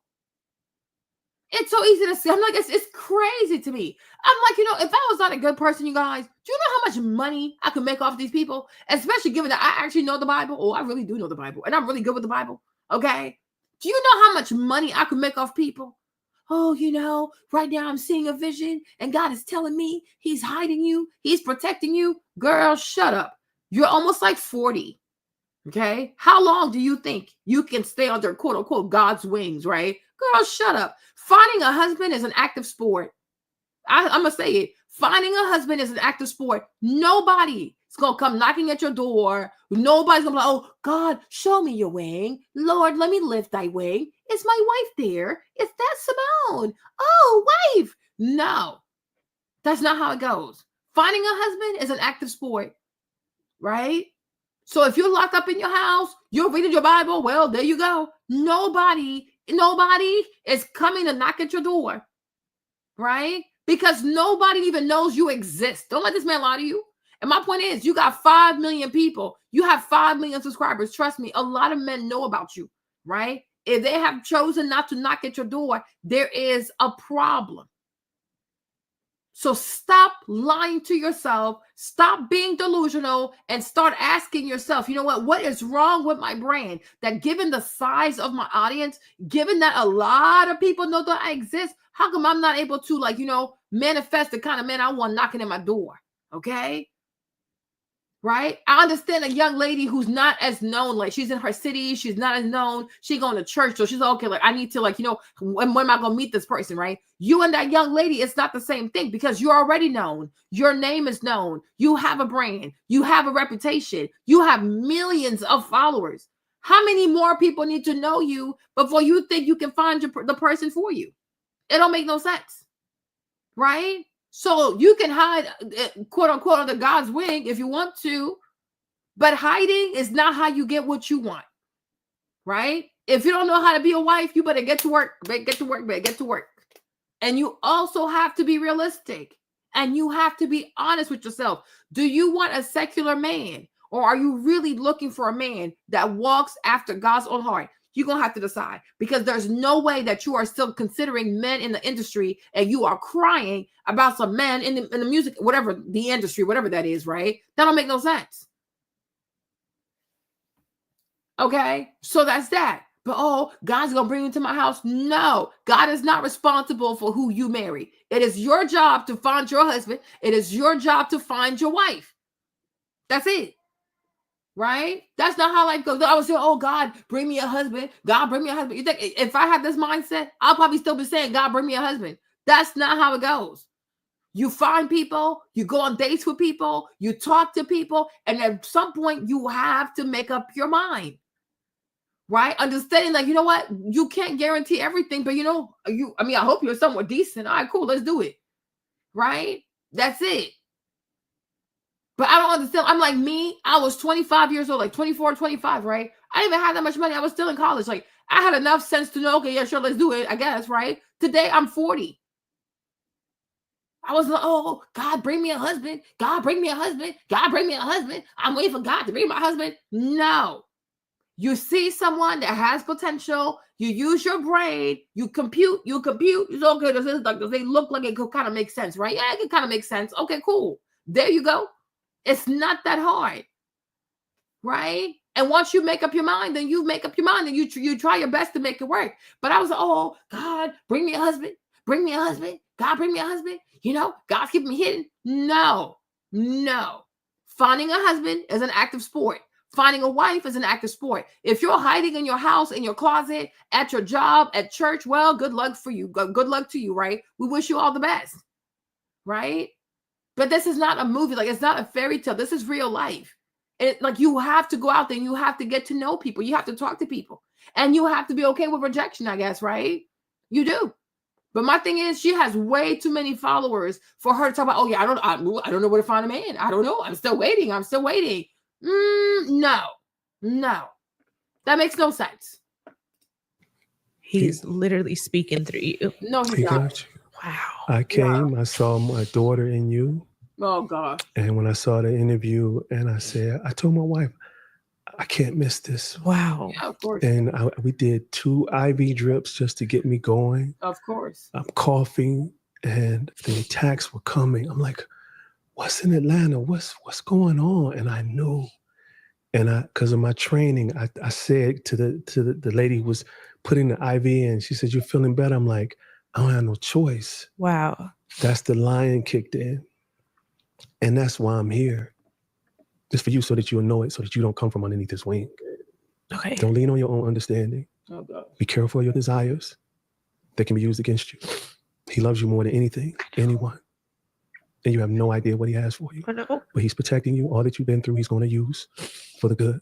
It's so clear. I know. And this is what they do at church. They'll be like, oh, God is telling me there's a woman right now with $200. God is telling me, and they're like, oh, there are 2 people here. God has put it on my heart that you got to bring $500 right now. Then the 2 people come with the 500. Like, you know what? God is telling me there are 3 more people with $500 right now, right? This is what they do. They use God to manipulate you, right? Oh, they're like, oh, you know what? But if you have $100, right? God is telling me there is still enough out here for people that have $100. Oh, you know what? But God's saying he has another blessing for people who have $50. Like, what the heck? Right? Because the whole time they had a goal, they had a financial goal they had to meet. So they told themselves, we need these type of people to give this much, that many people to give this much, that many people to give that much, right? They have all this figured out. They prey on you emotionally and they prey on you psychologically because they know what you want to hear, because they know as a woman, you're tired of waiting.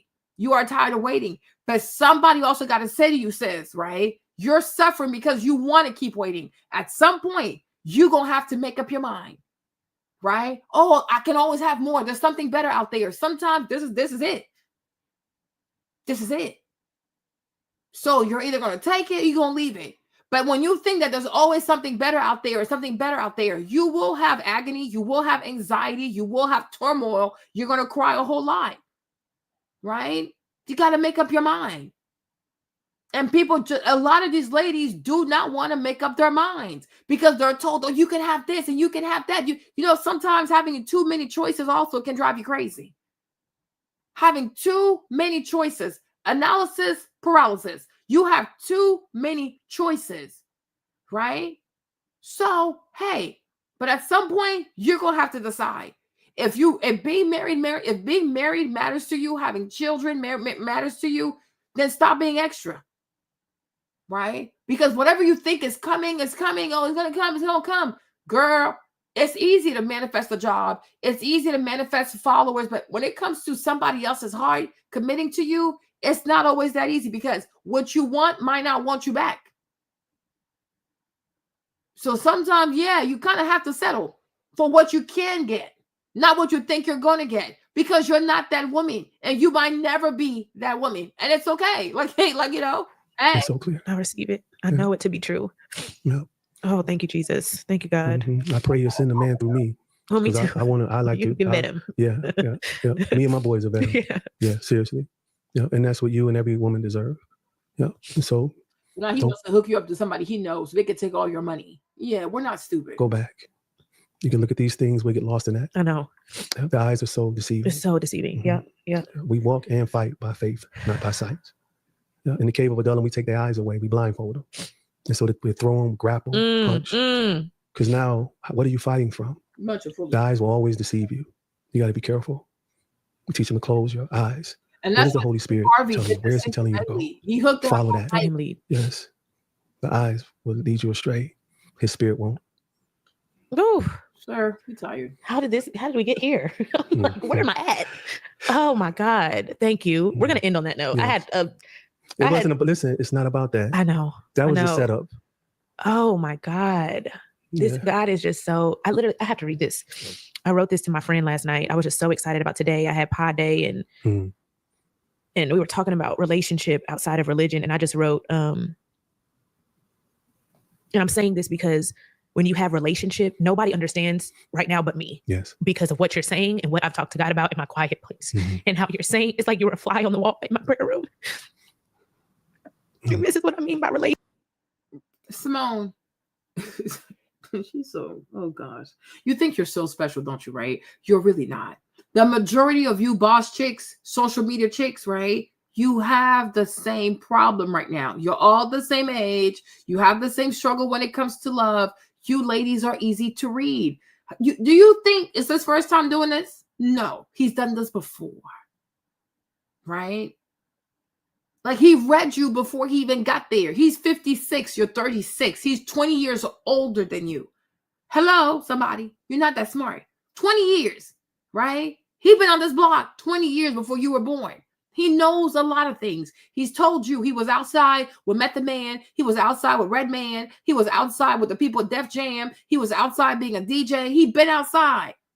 He's lived all kinds of lives. He told you he was outside and he didn't make his mama proud, okay? Most likely he probably went to jail. So even there too, he learned how to scam people, how to do all kinds of stuff. Girl, he's been outside.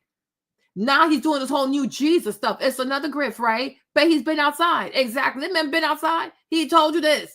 When a man says to you, oh, my brother got killed and this brother got killed, what'd I tell you? Okay. What kind of activities you think his brothers were doing that they're getting killed left and right? Then he told you he was outside. Then he told you I was a DJ. I work with Method Man. I work with Red Man. Wumpty wump wump. So he was working with Def Jam, them kind of degenerate people, them deplorable people, these reprobate minds people. Girl. Right? He told you the kind of husband he was. Right? And now he's doing this whole Jesus grift. Right? So girl, there's nothing unique about you. He's heard this story before. Do you know how many girls that look like you, act like you, make as much money as you, that reach out to this man on a daily? He told you remind me of my daughter. He told you that. He has seen your avatar before. He knows you. He knows you better than you know yourself. He just told you, oh, when you find a man, let me vet him, or I'm going to give you one of my dudes, right? Oh, they running a play. Okay? These people are true to this. You're new to this, right? Y'all not as smart. That's why we say women are the weaker vessel. Mind your business. Men are dangerous. Men are extremely dangerous. there's nothing special. Oh, it's like you were flying on the wall. Girl, do you know how many women right now in this modern society have been deceived by feminism, thinking that they could do it all, have it all, and now they're realizing, oh shit, I'm old. Oh damn, I'm about to hit the wall. Oh freak, I haven't had a date in 6 months. Oh, but damn, nobody's asking me to marry. Eddie, you not that special, boo. I think sometimes money and follower count got y'all thinking that y'all living different lives. No, at the root of it all, we're all human beings. And for the most part, we want the same things. For the most part, we have the same fears. There's nothing unique about people. I keep saying that to people. Stop thinking you're so special and you're so unique. You're really not. And when you start thinking like that, you're going to be less likely to get scammed. Because you're going to stop chasing compliments. You're going to stop chasing fairy tales. You're going to stop chasing these goofy ass pastors, these goofy ass simps who just say things that you want to hear because you refuse to accept the fact that you are just not that special. We're not that special, myself included. Right? So you see, for me, when the opportunity came along, you know what? There you go. I guess I'm going to get married. Right? I'm like, oh, I think I can do this. I can have that. I can have this. No, I thought Jimmy was pretty good. Okay, sure, whatever. And here we are now. But I could have been like, oh, you know, I think I could have this. I think I could have that. I could have this. I could have that. And a bit more of this. Oh, yes, I want it. I want it all. Lord, no. This is not some Disney movie. It's not some Broadway musical shit. Like, it's real life. And sometimes a lot of women got to stop being so damn greedy all the time. Find the basic that truly matter. Like, what makes a good man? If you find the basic, like I said, 75 to 85%, you find the basic. Like what are basic things? 5 basic things that a man needs to have. And if you meet somebody that has those 5 things, like, okay, let's do it. Stop over romanticizing simple shit, right? Stop doing it because you'll be miserable. You cannot have it all. You cannot. Because I'm like, the odds of finding a baller that's a Christian, that walks like God, that's fearful God. Y'all think Russell will, child, please, no, stop. Okay? It doesn't work like that. Usually, men who make a lot of money are usually not godly men. Like, they don't do all that until they get to a certain age. Then because they're old, they're tired, they're more laid back. So, like, now they want God. But most young men who are at the prime of their game, like, make a lot of money, they're not worried about God. They want all kinds of hoes. So you have to decide. But if you keep wanting something that you cannot have, you will keep suffering. You are going to suffer. You will suffer because what you want, it don't want you back. Or what you want is not healthy for you. And you know this. But you're thinking like, oh, if I keep praying, maybe I can finesse God to kind of, no. Relationship, because when you have relationship like this, like the stuff you are saying is nuts. It's so crazy. It's like you were literally in my prayer room with me 3 days ago. Yeah. It's so crazy how God is speaking through you right now. And I wrote this to my friend last night, and I was just like, I'm gonna help. We're gonna show so many girls how to worship and pray. We're gonna show girls and women what is. And my thing is, when you are in your prayer room, whatever you think you are in your house, you don't think the devil's there too? Like, it's so crazy. I don't know how sometimes, like, people only think that God is the only spirit out here. There are demons out here too, sis. The devil's here too. How you know the devil not in your house? How do you know you don't have demons in your house? Like, when you're talking out loud, you're praying out loud, you're writing stuff in your journal, so the devil, he can't hear you? The devil can't read what's in your journal? Girl, you sound crazy. And I wish a lot of people would understand the devil probably knows you better than you know yourself. You lie to yourself. The devil knows exactly who you are, right? But I'm like, you swear as if when you pray out loud or you write stuff, you act as if the devil himself can't hear it. You send a text message to your friend about relationships, okay? So you typed it, right? So the devil probably read that too. Then you send it to your friend. How you know she don't have devils in her house? And they're also reading her message. But they swear as if like the only spirit out here is just God. Where'd you read that? Right? Apostle Paul even lets you know you have principalities, you have demons, you have devils, you have all kinds of foolishness. You even have wicked human spirits. There's everything out here. God is not the only entity out here. God is not the only spirit out here. There's all kinds of spirit. God is one of them, right? But the devil's also here. The demons are also here, just like angels are here too. So this man right here could have been sent by the devil. But because a lot of y'all think that, oh, when something is of the devil, it's ugly. It's like, it's it's easily recognizable, like the witch in Snow White, or Maleficent in Sleeping Beauty, or Ursula in Little Mermaid, right? Stop thinking that the devil is ugly. Like, stop thinking that it is not real, right? Because the vast majority of women, if they saw the devil, they would fall in love with that dude. For real, right? Tall, dark, and handsome. Yeah, probably him, right? The Bible even calls him the prince of this world. So he has it all, right? He has it all. Cars, money. Even when the devil came and he picked up Jesus, he's like, yo, I can give you everything. I can give you fame. I can give you money. These are the kinds of things that the vast majority of women are attracted to. Money, fame, diamonds, wump. So when you think about who the devil is and what he has to offer, the vast majority of women would fall in love with the devil. And that's why, for the most part, a lot of women they choose the wrong kind of men, right? But the Bible says they call him the prince of this world. The Bible even says that he was an angel of light, like he was an archangel, like Michael and Gabriel and those people. So he had to be extremely beautiful. The Bible even says that when God gives you gifts, he doesn't take them back. So most likely he kept his beauty, just that his mind is evil, right? But he used to be an angel of light. He used to be very beautiful, probably still is very beautiful. The Bible refers to him as the prince of this world. On top of that, he has a lot of stuff. And the majority of the stuff he has is the kind of stuff that girls are crazy about. Money, cars, fame, success, glory. He has it. He even told Jesus, if you bow down to me, I can give you all of that.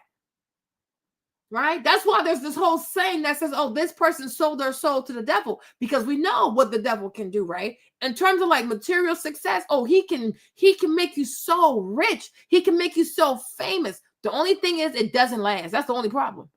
But he can do those things. The devil can take you from being completely unknown, and tomorrow you are an international superstar. Everybody cries, screams your name. They want to buy your products. They want to buy your concert tickets, right? The devil can completely pick you out of obscurity and make you so famous, right? Whereas God will be like, you know what? I don't want fame for you. I want you to go somewhere and serve the poor, right? Because the vast majority, of what God wants for us, it's not really glamorous. You know, how many people can say, oh, yeah, God has made me glamorous? That's why all these mega pastors, super pastors, right? They overdo it because they don't really have the Holy Spirit, right? But what God gives, what the devil gives, how God goes about it, how the devil goes about it, it's not the same. And the vast majority of people are attracted to the ways of the devil because it's flashy, it looks good, it's secular, it's about your flesh, about your ego. You're never wrong, you're always right. Make more money, be a boss, crush people, have your way. God doesn't work like that. God might even say to you, you know what, your whole closet, sell everything. Right? And we saw that with Jesus. He told him, he's like, oh, sell everything and follow me. God could even tell you, sell your house and give it to the poor. Right? God could tell you everything that you take pride in, I want you to pack it up and just give it away. Because now you're only going to take pride in the fact that I am your source. Most people can't do that. Right? So my thing is, how do you know that this man right here was not sent of the devil? How do you know that the devil, like, he can't operate in a way that seems like serendipity? He can. The devil also knows what you want, right? So he can send you people who at first come like sheep's and like wolves in sheep's clothing and say exactly what you want to hear, reaffirm your fears, reaffirm like what you want to hear. Like, yes. They quote the scriptures. We have seen Jamal Bryant. We have seen a lot of people quote scriptures just to be utter demons, right? Gotta be very careful. But when you talk, when you pray, when you cry, when you write, the devil can read whatever you're doing. He can hear whatever you're praying. And he too can kind of create how can I say, like a false answer to your prayer. And you got to be very careful because it can seem like it's of God, but is it really of God? Right? Form versus substance, right? You gotta be very patient. But just because somebody said something that sounds good to you, that sounds familiar, does not mean that it's of God. It could just be a coincidence. Or it could also be that the person has studied you. And they're here to prey on you. And that's why you got to make sure to check yourself, to not have ego, and to not put yourself on this pedestal. Oh, look, I'm so special. Like, oh, God loves me so much. Shut up. God don't love you more than the next person. Okay? Once again, if you want to have a husband, it's not a sport where you hide. It's a sport where you have to be active in it so you can find what you want. Okay? That's how it goes. Oh my God, what time is it? Oh my God, it's 2 o'clock in the morning. That's crazy. It's like to have a true relationship with Jesus. That's all I want for people. I want them to experience what I experience with God. And that's my why. And this moment is like literally that. Like what I just typed this to her yesterday. I just texted this to her yesterday. And this is, to me, the definition of relationship, because you don't know why you fought this hard to get here. But what you're saying to me, I just had this conversation with God 3 days ago about him protecting me and hiding me and preparing me. And I just want you to know that this moment just means more than you know. It's really impacted me, your words, and God is using you as a vessel to speak through me. So thank you. You said something about girls. Yes. And helping them. Yes. That's one of my deepest desires. That's why I know I'm here. He's placed it on my heart, but it's not for me to do. I'm like, but who is the woman? You see? His deepest desire is to help girls. Yeah, right. Another one. And he knows that you're goofy enough that you're not going to protect your audience. You're not going to protect all these Black girls who are listening to you, right? You're going to deliver these girls right into his hands. And he's about to rob these girls blind. This is crazy. Who can help these young girls? Jesus. Crazy. Ask my wife, ask Alexis if you call her. You see this? I prayed. I said, these girls, I got the boys. There's tons. I got other brothers who got the boys. Who can these little girls look to? Someone who's been through some pain, but now is finding healing. More importantly, finding healing in him. And that's you. And he's hiding you. He's protecting you for that reason. I know. And I thank you for sharing, because that blesses me, because that's one of my heart's desires is for that. And that's why I came. The book, he has to do that. He brings the increase. Mm-hmm. I came because I saw you. And I only saw a clip. I didn't need to watch anything else. And you got it. You could have watched the clip, but you definitely saw her. You saw her follower account. Don't play with me. Right? Because I'm sure there's a lot of people in your inbox right now who DM you or message you, didn't get a call back. You didn't email them back because they don't have the size of her audience. Right? But you didn't just, I just came here for you. Whatever you're saying to her, you could have said that ish over the phone. Exactly. We are not stupid. Whatever you said to her, you could have said that over the phone, but you made sure to come. You made sure to put that book on the table. The Bible is nowhere in sight because it's about Sonless book. And it's about her giving you access to her audience. So as long as she's buying your BS and she endorses you, you are going to just run amok through her audience and take advantage of these girls to build your audience. This is why you don't go on these manly podcasts. You need to go on Hardly Initiated. You need to go sit down with Tony Gaskins, right? About, these men should be vetting. Okay, then why don't you go through these men's to build your name on YouTube, right? Why are you going through these women that have lots of trauma? Foolishness.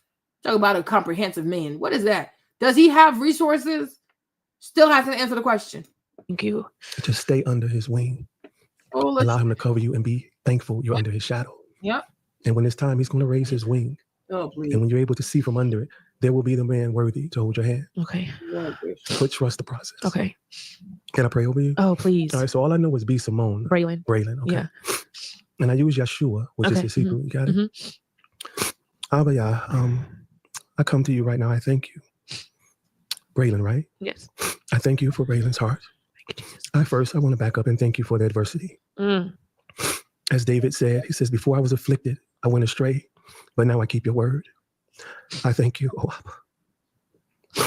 The pain that you brought me this week, I praise you for it. Thank you, Jesus. Thank you for making me stronger. Thank you, Jesus. Thank you for breaking my flesh. Thank you for making me yes, into who you need me to be and not who I ever will want to be. Thank you, Jesus. I never asked for this, but Yeshua, you're so worthy. Thank you, Jesus.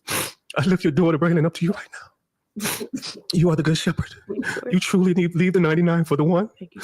And I ask that you would always pursue Braylon's heart. Please. Abba Yah, Adonai, the Lord, I thank you for protecting her. Thank you for drawing her out of darkness. Thank you for drawing us both out of darkness. Because we were so lost. Thank you. Miserable, lacking purpose. Thank you. But now we found identity in you. I ask that you will continue to protect your daughter. Jesus. Guard her not only from the wolves who pursue in the natural, but guard her from our enemy Lucifer in the spirit, the demons that he deploy and the angels that you cast down with him. Yes, Lord. Please, Abba, give her the confidence that's rooted in your son, Yeshua. Pray, Abba, that no condemnation would ever be in her heart and her mind. Yes, please, Abba, when she sees things that she desires that she hasn't attained yet, let her never get weary in being patient and waiting on you.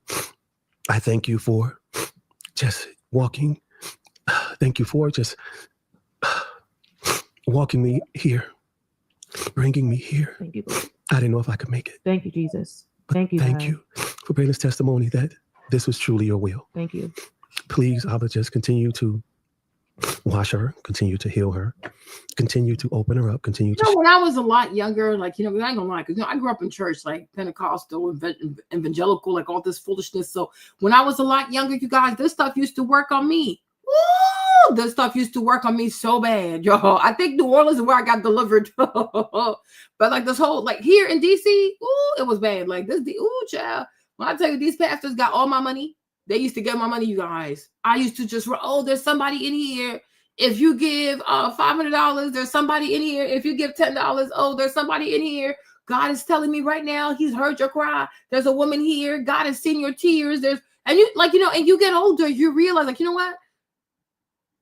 A lot of women in here are crying for that. Like, what the heck? You know what I'm saying? It could have been anybody because it's, this is what most women want of a certain age. But when you're young and you're spiritually immature, you're a really immature Christian, right? You never think that people could be so perverse and so insidious like that they would misuse the Bible to prey on people emotionally. You know what I'm saying? But then you get older and you realize it was all a damn scam to get your money. You can pray for yourself. You can pray for your healing. You can pray for your own marriage. You can pray for your own family. You don't need anybody. You don't need anybody's goofy ass confirmation. Okay? Because if you are intelligent enough, if you think properly and thoroughly through the problem, you can solve it yourself. Right? You don't need all these goofy ass prayers to, is this my husband? Is not my husband, right? You should be able to say, okay, what do I require in a man?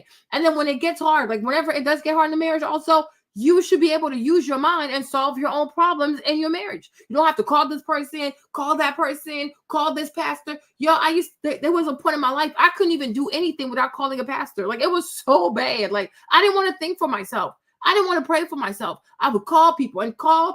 And then they would just take advantage. Oh, Marlene, can you send me this kind of money? Or you felt like you had to give them money for them to pray for you. I was like, hold on. Wait a minute. This is ridiculous. Like, this is slavery. Right? Like, Jesus did not die for me so I could just wait on people to pray for me, wait on somebody to prophesy over my life, wait for somebody to give me confirmation, wait for somebody. Like, no, you are a prophet over your own life, right? You have to believe in yourself and you have to believe in your ability to assess a person. Okay, is he good enough to be a husband or is he not? You got to be able to trust yourself, right? But if you start saying, I got to pray, I got to wait for confirmation, the devil can also go through that and bring confusion, right? But you can, but when you can think your way rationally through a problem, you're less likely to get scammed, okay? Like, when you can think your way rationally through a problem, through a difficulty, like, you know what I'm saying? You are less likely to get scammed. Because you have to force yourself to use your mind. You have to force yourself to use your own reasoning skills, right? That's the only way you're going to get better. And then you realize, like, if you really believe that you are meant to be somebody's wife, then you have what it takes to find that husband. Like, you have what it takes to find that man. You have what it takes to ask the right questions. You have what it takes to be successful. If you believe that you were meant for that, then you have to trust yourself. You gotta trust yourself. Like, you have to trust yourself, right? I'm not against praying for stuff, but I'm like, there's a place where it becomes a little mystical-ish. I don't like that part, right? But no matter what, you have to trust yourself.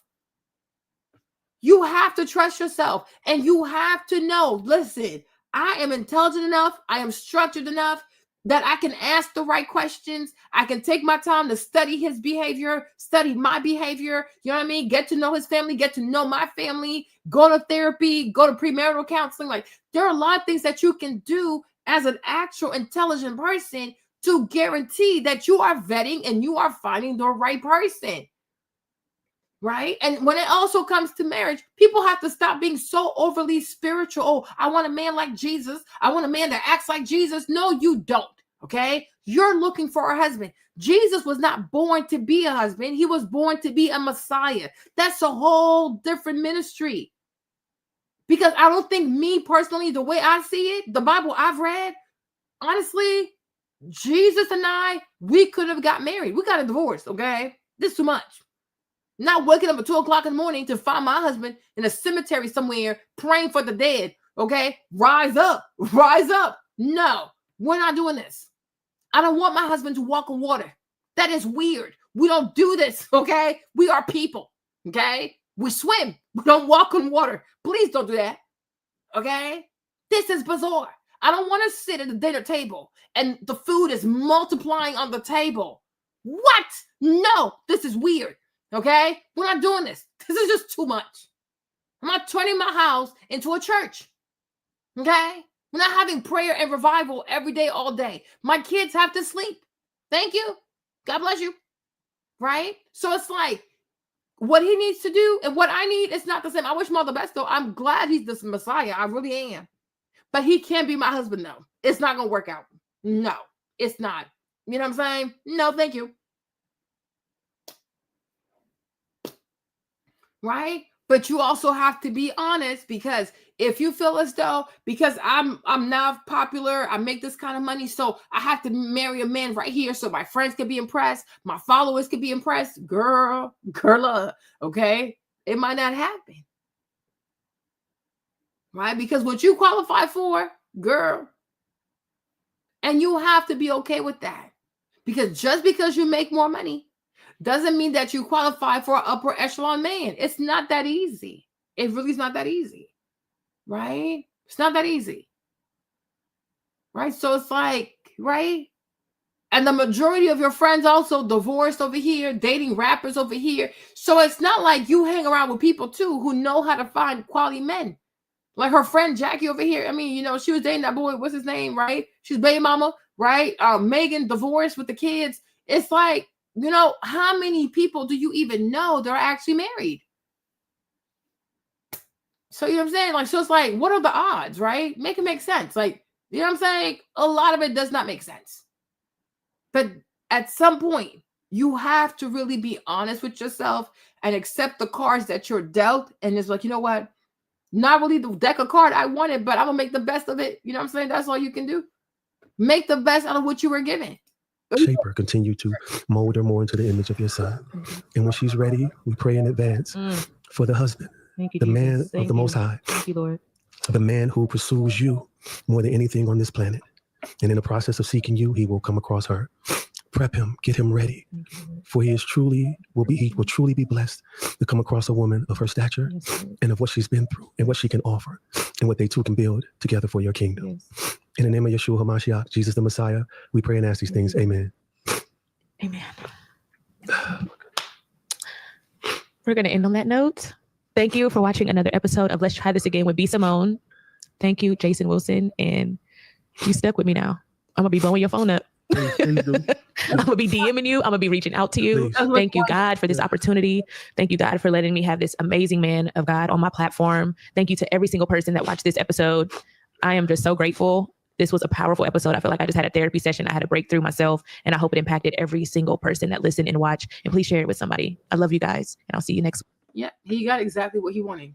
So now you're gonna be emotionally dependent on him. You're gonna tell him all your business. Right? And now he's going to influence your choices. Then he's going to try to put you one of his boys. And they're going to take your money. That's exactly what Steve Harvey did to Cynthia Bailey when he hooked her up with, what's his name? Mike? What's that man's name? What's Cynthia's husband's name? Right? Because just like Steve Harvey, he was trying to make money off of a book. He also had a book, right? Right? Mike Hill. There you go. Mike Hill, right? And so as soon as Cynthia got fired from the show and he could no longer use her to promote his book, what happened? They got a divorce. Because it was never about love. And when he came on there, he tried to be so perfect. He tried to be so different than Peter. He was just doing a little too much. I'm like, sir, you're 50-some years old. You've never been engaged. You've never been married. But somehow now you want to be married to a woman that happens to be a Real Housewife of Atlanta. We are not stupid. We are really, really not stupid. Right? So as soon as she lost her show, like she lost her slot on the show and she was no longer on the show. Remember, he also wanted their wedding to be on the show. So because Cynthia was trying to move the date because of quarantine, most likely they couldn't film the wedding and things like that. And he was putting a lot of pressure because he wanted the wedding to also be on TV. Because Mike Hill was working on a book telling Black women, again, how to find love. Because if you know, Steve Harvey, the bulk of Steve Harvey's money comes from How to Think Like a Man, his publishings. And also when he sold the movie rights or something like that, that's where the vast majority of his money comes from, is like having a book, telling Black women how to find a man, how to think like a man, right? So Mike Hill got connected to Cynthia Bailey through Steve Harvey. And then he was also working on a book telling Black women how to find love. And yet, he has 2 baby mamas. He never proposed to any of them. He never got married ever, but he knows so much about love and he knows so much about what a Black woman should do to find a husband. Shut up, okay? Cynthia was his way for him to have access to a huge demographic of Black women, and then he was going to try to sell his book so he could become a millionaire. Once he realized that she was no longer going to be on the show, there was nothing to gain from her, he just filed for divorce because this man was never, ever, ever about marriage. Never. How can you live 50 years and you never met one woman that you felt like was the one? You never met a single woman, but you got 2 people pregnant? But now that you know Cynthia Bailey, who happens to be a celebrity, oh, now you're in love. Oh, now you want to be a writer. Oh, now you have books to sell. Man, please. Whatever. But the ladies also have to stop. The ladies really have to stop being so desperate and so gullible and so naive like that. Y'all also got to stop because y'all making these people so freaking rich. And the sad part is, like, you're not even making each other as Black women this kind of money. But they're making so many of these goofy ass Black men so rich. Tyler Perry being another one. Tyler Perry, Steve Harvey. So many of these guys are making millions of dollars, right? Peddling their goofy ass love and dating advice to these Black women. This is crazy to me. It is crazy to me. That's just utter madness. The other guy, Ace Metaphor, I'm like, he makes like $300,000 a month just selling dating cards. Like it's a game. I'm like, $300,000 a month? That is insane. That is crazy. Derek Jackson. It's a lot of these guys making so much money from these girls. And I'm like, it has to stop. But the ladies also responsible for that. Because if there's a market for like delusional, goofy ass, desperate ass ladies, right? You will keep seeing these crazy men. And they're all going to come differently with the Bible, with their tears, a sob story. Oh, I want to be an emotional man, a comprehensive man, or whatever type of man, right? This is crazy. But for a man to say he needs a woman to create a safe space for him to cry, that's insane to me. That is insane. But you guys, I hope you enjoyed the live. It's kind of late now. Okay, 2:00. Oh, look at that. In like about 2 minutes, it's going to be February 2nd. It's going to be 2/2/22. Well, that's a lot of 2s. Maybe I should make I should make a special wish. Okay. All right. But love y'all. Thank you so much for the birthday wishes. Okay. Hopefully I'll be outside tomorrow. God is good, man. God is good. I'm glad to be alive. 40 years. That's crazy. I can't believe I'm 40 though. I don't feel 40. Isn't that crazy? I don't feel like I'm 40. That's crazy. Oh, look, there's this one girl on my page, right? When we were a lot younger, she thought she's going to marry a CEO. And think it was me. She's going to marry a CEO and she's going to marry this type of man and she's going to marry this type of man. Look, she ended up marrying a regular person. Okay? She ended up marrying a regular man. Oh, she swore up and down. This girl right here, she used to swear up and down she was gonna marry a vice president, a CEO, a wumpty wump wump child. She married a regular little Asian man. Okay, that's it. That's what you think you want, and that's what you're gonna get. All right. Life is a real thing. All right. Love you guys. See you tomorrow. See you in a few hours. Love you. Don't miss me too much. Okay. Peace out. She gotta go.